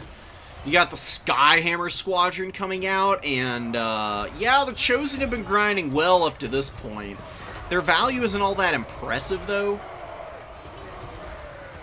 And you have not seen Devastation until you see the Skyhammer bombs just macerating blobbed up positions like this. Although it's probably going to go in against these Marauders and Nurglings because they're way more bunched up and even weaker. And look at the damage go down there. Brutal bomb. And then right up into the face of the Noxbringer with their little machine guns. Oh yeah, you can see them firing the repeaters. It's not really a Gatling gun. It's like an actual, like, burst fire machine gun almost. It's kind of an interesting unit. I love the damage output from the Skyhammer Squadron. Like, their little machine gun doesn't do as much as you would expect for how high the missile strength says it is. That's really just because the reload time is so short. They do great damage, as you can tell, but they generally run out of ammo pretty quick. So the real value is from, yeah, the shooting gives you a decent amount, but the Skyhammer bomb, you get 5 uses of this, and it is devastating. It's so vile when it hits accurately. So the squadron's gonna pull back some. I'm not sure where they're gonna be maneuvering to. You can see the Noxbringer has done a good job of hammering down the back line. It's destroyed quite a bit of ammo, I'd guess, but the Quarrelers still have gotten good value. See about paying for themselves across the board. That's more than enough for Dowie missile units. Usually, missiles need to be getting, like, double their value to really be worth it, but the Dowie brings so many missiles that just paying for themselves is good enough oftentimes, and they're really durable, so they can rally very quickly in late game scenarios. Put a lot of pressure onto points, even if they aren't doing great damage. It's really nice to have numbers for the Dwarves. They're so good at playing wide. And look at Belegar in here. Yeah, Belegar is a respectable fighter. He really isn't a great character. In terms of his combat potential, it's pretty limited because he is footbound, he's pretty damn slow, but his leadership and armor and his melee defense are next to none, really. He's definitely one of the better Lord options for the Dowie, because you can bring him just like this for 900 gold, and you get 5,900 HP on a Lord option, which is really cool. Angels Decay actually going after the Skyhammer Squadron in melee combat, which is a really good call. These guys have great combat stats. Good melee defense and melee attack, and you can see them pummel the Skyhammer Squadron down. Missile line is very thin now for the Dwarves. Oh no. Does Nurgle find a way back into this? There's a very healthy Giant Slayer here. The Dowie are a little weak in the knees on the middle objective, but the Nurgle forces really aren't that much better off. You can see the cultists are really low. Both of them are, in fact, like, one's on the verge of running and the other is actively routing right now. and they're probably not going to come back in and get a whole bunch more value. They're really kind of poor combatants, and you bring them for the Gated Nurgle summon more than anything. Angels of Decay getting some good shots in now against the back of this formation, hitting all of the infantry in this pocket and chipping them down slowly but surely. 1,400 value on them. And the Noxbringer going straight for the Iron Drakes. It's a great call. Iron Drakes have a lot of armor, but they have awful melee defense and melee attack. I mean, 20 and 27. Even with the Noxbringer losing a ton of melee attack from being exhausted here, still able to chip through them effectively. Just because of the weapon strength of 450, which is damn good. Not quite as good as some of the other Soul Grinders, but effective nonetheless. Quarrelers coming out. They're going to definitely help push back the Marauders and the Nurglings here. Dowie are fine. They've got a small ticket lead. They'll be able to retake the number 3 with all these miners without a problem. Then you can just move the Quarrelers down to the middle and shoot the Angels of Decay out of the air. They'll probably be out of ammo by the time the Quarrelers get in position, but at the very least, you won't have them constantly rear charging you.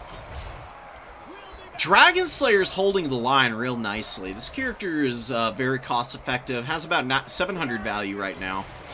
Belagar with close to 500, nothing too spectacular there. But again, just durable. Very hard to finish off. Teeny little target as well, which is worth noting, you know. I mean, it's just a little foot character. He looks really cool, too. Slayers, Longbeards, and Dwarf Warriors just scrapping against the Plague Bearers. Plague Bearers are a good summon now that there are no bows and Iron Drakes in position to punish them. What is Hattie's summon going to be? Oh, cannon coming in to hit the Noxbringer. Now that it's pretty danger close, they can definitely hammer it a bit. And the Iron Drakes only lost 7 models. I mean, yeah, they've lost a ton of HP, but they could theoretically push forward, get a little bit of damage in on some of these Nurgle targets, but they are going to get terror routed. Noxbringer, though, is going to suffer if it sticks here for just a moment longer. The cannon is going to rip it to pieces.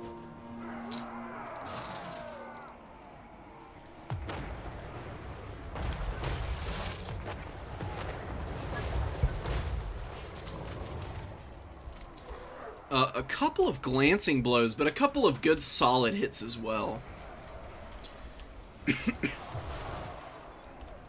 Damn, water went in the water going down my pipes wrong. So the Quarrelers move over, and I guess the Noxbringer is dissuaded from continuing the attack there. I mean, I don't think withdrawing there is the right play at all. I mean, it's deep in. The cannon is... I mean, there's no way you're getting out of range. Look how much range it's got for how close the Noxbringer is, man. You might as well just commit back there onto the cannon and support the Warhound dive.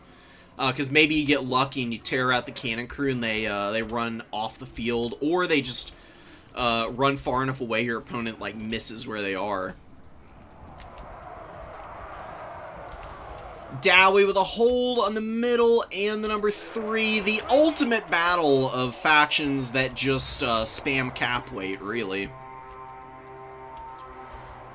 Dude, look at the Chosen. All day, man. All freaking day for this unit. 1,400 value. Not quite paying for themselves yet, but close to it. Fecundity goes down on the Noxbringer and gets it to about 3,300, but now the cannon is chunking it down again. Leadership is looking a little rough for it, and the Chaos Sorcerer Lord is healing capped and looking a little low here. Now imagine if he didn't take the almost 700 damage that we saw the cannon do to him early. He'd have 2,000 HP to work with right now, which granted wouldn't be a tremendous advantage in terms of the HP. Make him a little less likely to get sniped. Skyhammer Squadron getting attacked by the Plague Drones again. Krink continuing to use the Angels of Decay very expertly. to dismantle the Dowie Air Force, and this is where Hattie has really struggled in keeping this unit alive. All that being said, though, I'm pretty sure this is triple cap territory for the Dowie. If they just bunker up on the number 3, I'm pretty sure they're going to win this. Oh no, Cannon getting isolated by the Fury here.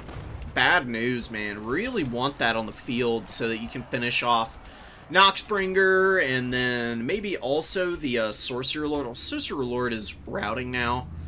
He's very low. Leadership is looking awful, so I don't know if this guy rallies. It's going to go down to like a minus 4, I believe. So it just depends on how the Friends routing debuff shakes out. Looks like he's actually going to rally here. Huge for Nurgle. Going to keep their leadership nice and high, and this might give them the time to work on pushing and capping the number 3, and look at all the horsemen. Grink aggressively attacking the back point at the right time. And the Dowie don't have their Quarrelers on the point. They actually have moved off of it just enough to allow Nurgle to steal this back point with the triple horsemen. If the Quarrelers were actually on this point does not flip. Now it's all about what the Dowie are going to do here. Are they going to be able to find a way back into this game?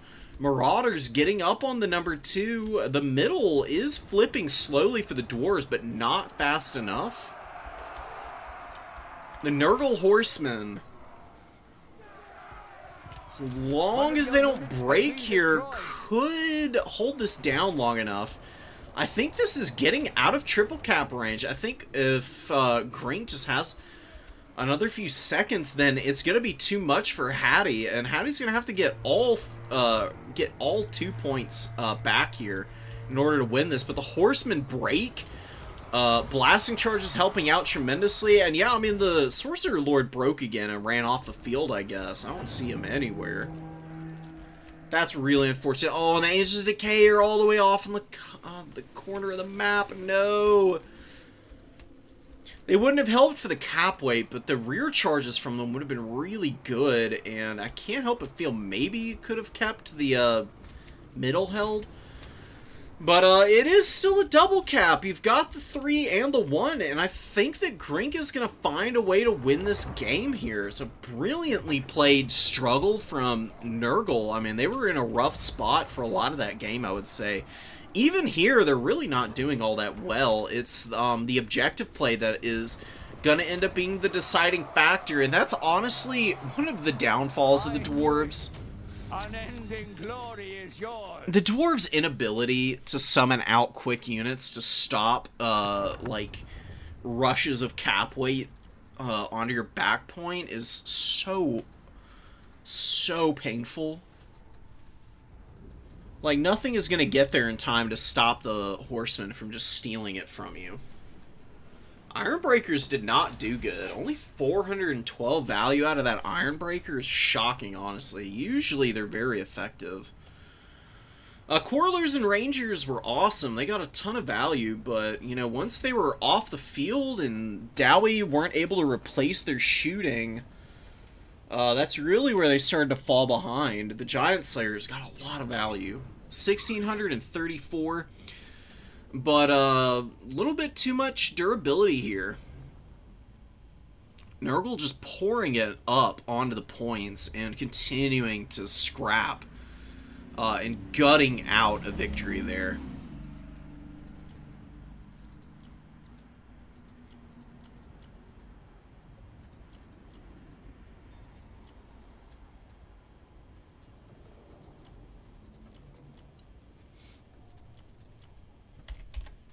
Alright, Sharky, where is your Brett's game, bro? I'm looking for it.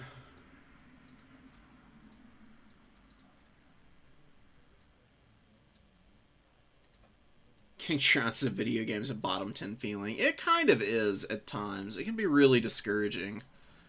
What have you missed? New player tournament shenanigans, bro. It's been a great tournament today. I don't know if we're ever gonna get a new player tournament like last week. I swear, last Saturday we had some insanely close games. Every single game was close. We've had some stomps in the games we've seen today, but we did see a tie, and I've seen a couple of others that were really close, which is really cool to see. What's up, Iceman? How you doing, bro? How's the tourney grind going? I haven't seen you around for a bit. We're gonna get one more replay, and then I'm gonna go find something to do.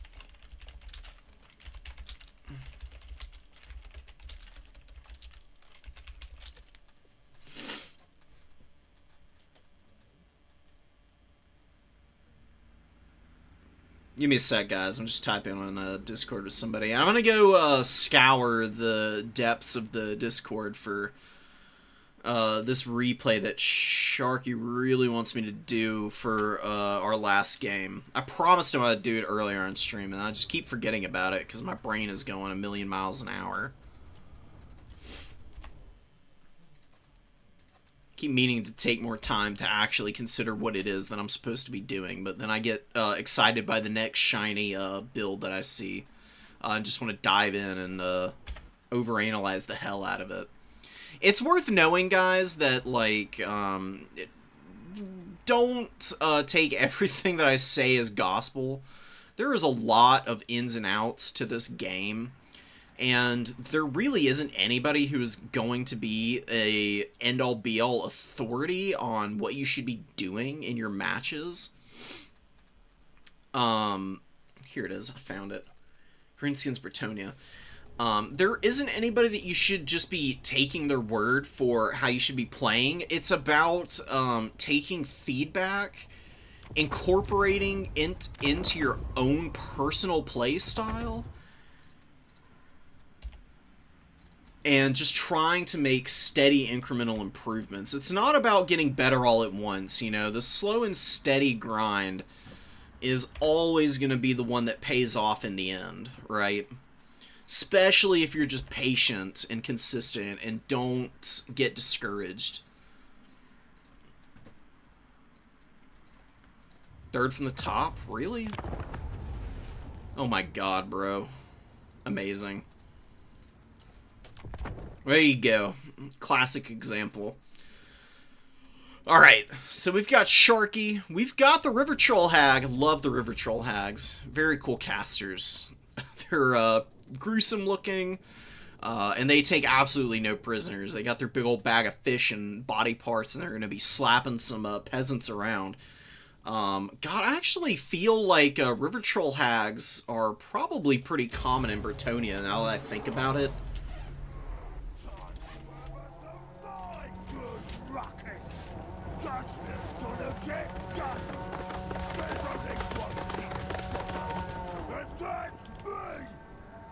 Grom is just out here rambling away. Alright, Grandpa, let's get you to bed, bud. 2 field trebuchets, you got a bunch of spearmen and arms to defend that. If you're gonna defend your artillery, you need to be a little bit more, need to be a little bit more on top of how to defend it. You don't want to leave your spears behind the trebuchets, honestly, very rarely do you not want to stack your spears on top of the crews. Because it's going to make it very hard for the crew to get singled out by like a diving fury or boar boy or just like any kind of unit that might come back there and try and attack them. If the spears are already saturated on top of the crew, they're at their safest. The only reason you wouldn't want to do that is against like Burning Head or magic wind casts of some type, but Greenskins don't really have that. You can pretty safely lap your guys over and just use them as a buffer tool. And when you get charged, just uncrew the piece and run away with your guys, and then bring in heavy hitters to countercharge, which Bretonnia has tons of. They got 2 Grail Knights in reserve, I believe. So, Alberic is just flying around. He's always a really strong character. He's got the Braid of Bordelot for the bonus versus large leadership, and Imbued Strider. Huge radius on this, too. Wrath of Manon is available. It's a very powerful leadership discouraging wind spell. It's all AP damage, which against this front line isn't going to matter much, but, you know, if there were like a Black Orc or something, you could also throw it over them and do some pretty good damage to them. Maybe get a good terror out as a result of using it with a good charge from Alberic, who does cause terror. Terror-causing units are absolutely essential against low leadership factions like the Mean and Green Machine. Grom does have an ITP aura, but he can only be in one place at a time. He does have a huge radius on this, but even if you've got your lines very bunched up like this, you can save like 1/2, right? You have your terror-causing unit over here, Grom moves over, and then you just fly over here and dive bomb the other side. There's a lot of things you can do to like get your opponent pulled out of position early. Bretonnia has to delay the frontline fight. They absolutely cannot scrap at the Orc boys early. Alberic taking a lot of damage from the Rugloods and the Morgrubs. Morgrubs with 400 value already, dude. They've used half their ammo, but, I mean, you can see the kind of pressure they put on big characters like this. It doesn't look like a lot, but every one of those hits adds up, and they fire so fast. Every 6.6 seconds. Victory point. Only thing missing is another 6 in there. Although, I imagine firing every 66 seconds would be not great. It would be kind of cool, though, if we had some kind of like the Skaven having like a tactical nuke type of unit. It fires every minute. It just fires in and just like deletes an entire section of the battlefield. That would be kind of fun for like campaigns in Warhammer 40k, though. You get like the Exterminatus like torpedoes or something, and you can like just blast apart entire portions of a battlefield. That would be awesome. One could dream that we'd get that one day. Knights of the Realm blundering into the Orc boys a little bit, which is not great. You really need the charge bonus out of these Knights for them to do good work. Them sitting in this pocket now is a little risky because Savage Orc Air Boys, you know, they may not have a ton of AP, but they've got a decent enough amount on their bows here to really lay it on the Knights of the Realm if they're overextended, which they very much are right now. Ruglud's getting some great work done. Royal Hippogriff Knights flying in and get hit by a Fate of Buna. Buna is only going to get half the damage it normally does because these guys are below the 25 unit requirement for it. If you want to do damage to Royal Hippogriff Knights efficiently, it's not Buna, it's Spirit Leech that you want to use. Spirit Leech is good against monstrous infantry. Ignore the tooltip. I know it says weak versus multiple combatants. That is absolute BS. That really means it's weak against like cavalry or infantry.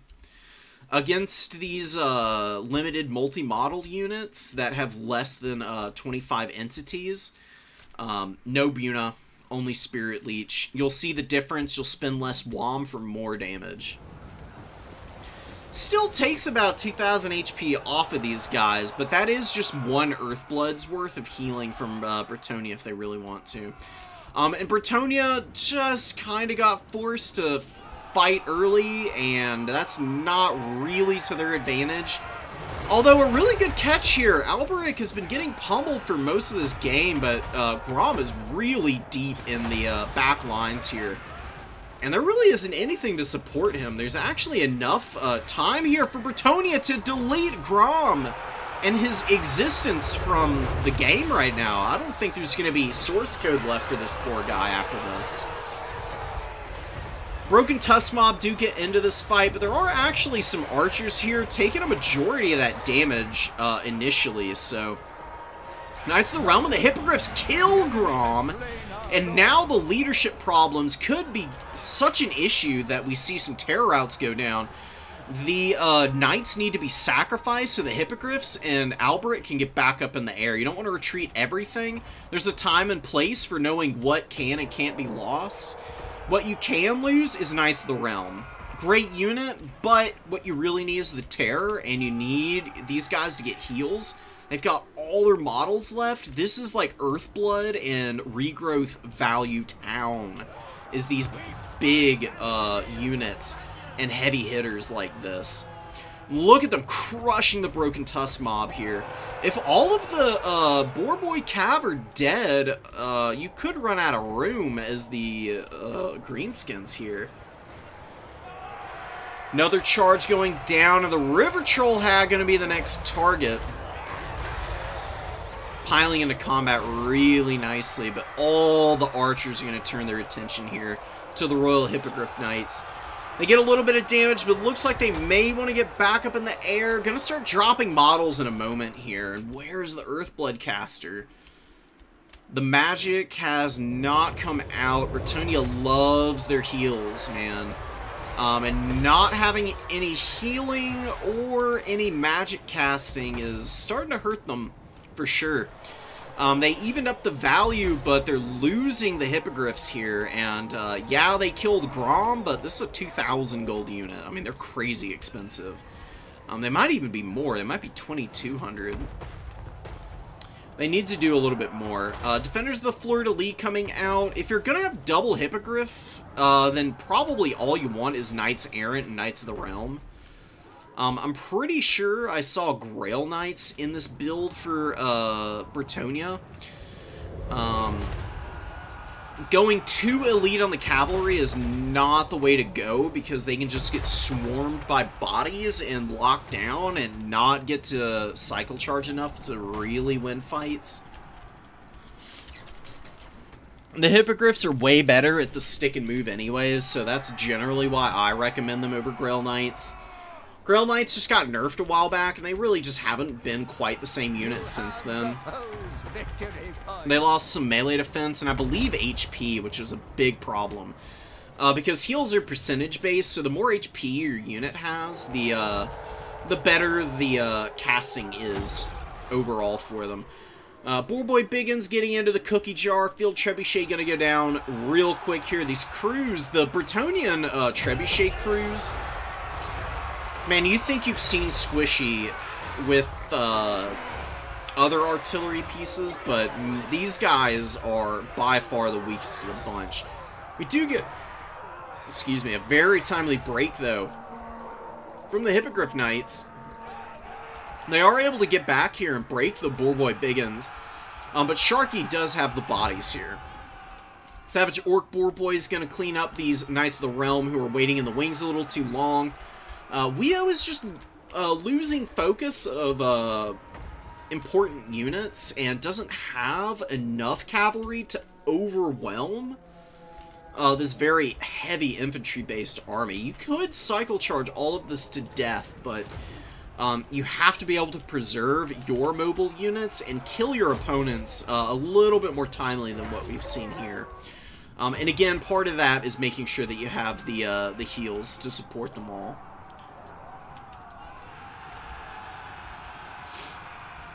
I like the Hippogriff Knight play, though. I mean, outside of the one fumble with this particular Hippogriff as they engaged around all the archers, they've been utilized very cleanly, and the value trading has been great as a result.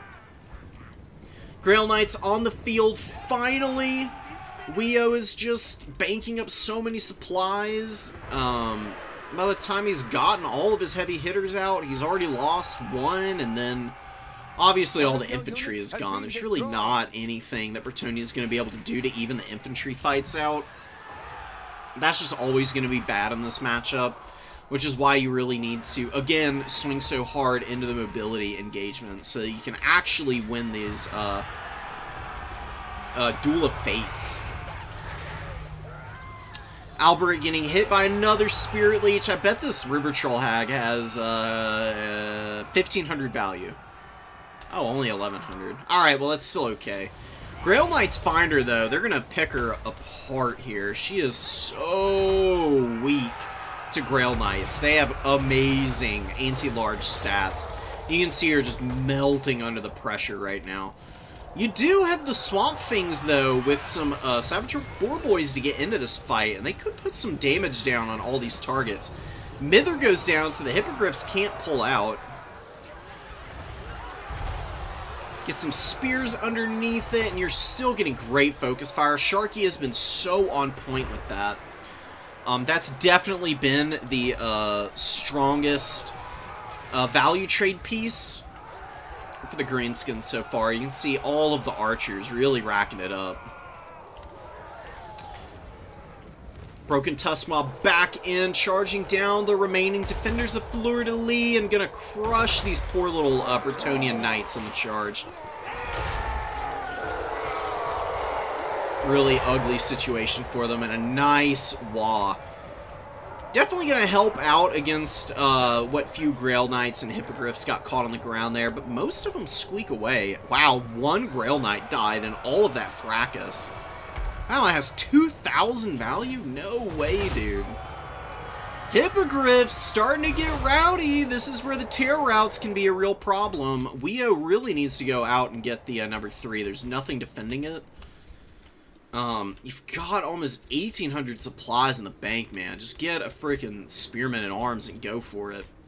It'll take a while to cap, but you have to get an objective right now. You have no time to work with, hardly.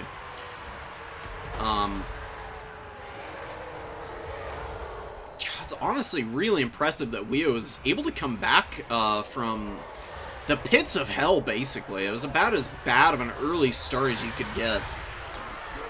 Broken Tusk Mob has gotten okay value. It's their second time out. They're just really not built for sustained fights against Bretonnian Knights. Almost all the Bretonnian Cav have pretty superior stats, and then stuff like Grail Knights and the Hippogriff Knights with their perfect vigor tend to just outpace as a result of the ward save, and then the, you know, constantly buffed up stats. Never losing any melee attack or melee defense is so broken. It's why these units are so obscenely expensive.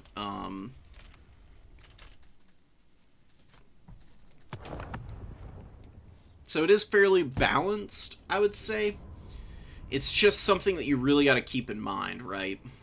If you're fighting against Bretonnia, then whenever Grail Knights come out onto the field, they are 100% one of the first things you really need to focus in on so that they're not just pushing you around.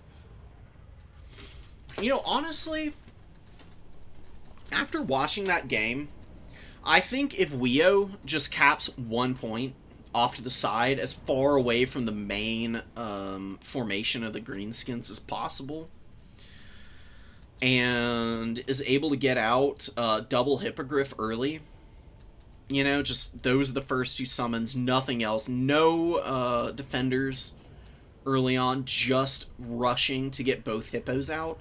I think that could be a win there, because man, oh man, at the end of the game when all you had was the good stuff out, they were really putting in the pain.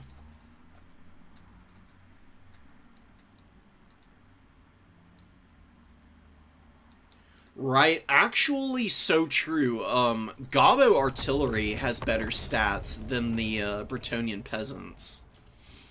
Like, dude, the Bretonnian Peasants have got to be the most abysmally and most malnourished people on the planet in Warhammer. I mean, dear God, they can't win a fight to save their lives. It's gotta be from eating a pure wheat diet. They probably get, like, wheat grain, and they just eat that for breakfast, lunch, and dinner. And probably just for breakfast, honestly. Where the hell? Here they are. See, how are these guys doing? Oh, okay, it's, like, actually the same. So, Goblin Rock Lobbers and Bretonnian Peasants, yeah, neck and neck here for who's the worse off. That's so funny, man. I can't believe a Goblin Rock Lobber has the same stats as the Bretonnian Trebuchet. I mean, they cost, what, the exact same amount, too. That's really interesting, actually. Oh, 50 gold cheaper on the Goblin Rock Lobber. Look at Snaggle's Death Throw. A whole 9 melee defense on your arty crew. That is just peak, dude. Dowie artillery crews. The Hobgoblin Bolt Thrower is down here. They've got more leadership, though. It's kind of interesting comparing and contrasting. It feels like the Bretonnian Trebuchets are so much squishier than all these other artillery pieces. But here's the reason that might be the case. The artillery models themselves count as entities, and they do block up room and space. So it could be the case that the trebuchets don't protect the crew very well, and the Screaming Skull catapults and the Goblin Rock Lobbers and stuff like that, the artillery pieces might be, the hitboxes might be big enough to actually stop the crew from getting hit on the initial charge. Because generally I find a lot more success rear charging artillery crews than trying to go through the front of them. If you charge through the front, then oftentimes they impact into the cannons and the artillery pieces themselves, and then the cavalry just stop and fight there. They don't actually saturate into the back rank where all of the extra bodies are, and that's really more important in my opinion. If you're going to kill the artillery pieces, then you just bring your own artillery. If you want to kill the crews, then you need to be getting in and actually taking them down.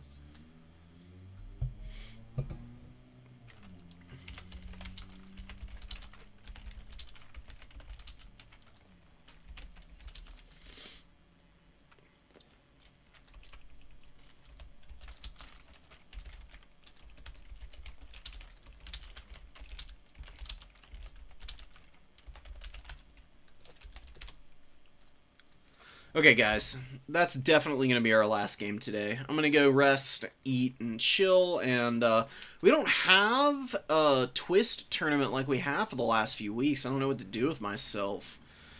I'm probably going to stream tomorrow. I plan to, but I'll just see what it's looking like for me personally, and we might just do, like, quick battles. Maybe there will be somebody hosting a tournament, and we could do like an evening one if nobody's hosting around noon tomorrow. So we'll just kind of see about it.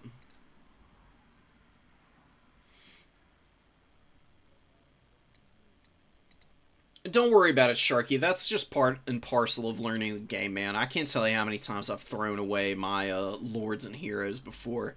So many times, dude. And top players do it all the time anyways. Like, I think everybody here has watched Anticity play, and I think we all know the classic Anticity Lord throw. Somehow he's able to recover from them on a consistent basis, but, you know. If Anticity can fumble his Lord as bad as he does on a regular basis, anybody can do it. You know. It's all about resilience. But alright. Take care, guys. Peace out. And I'll see y'all soon.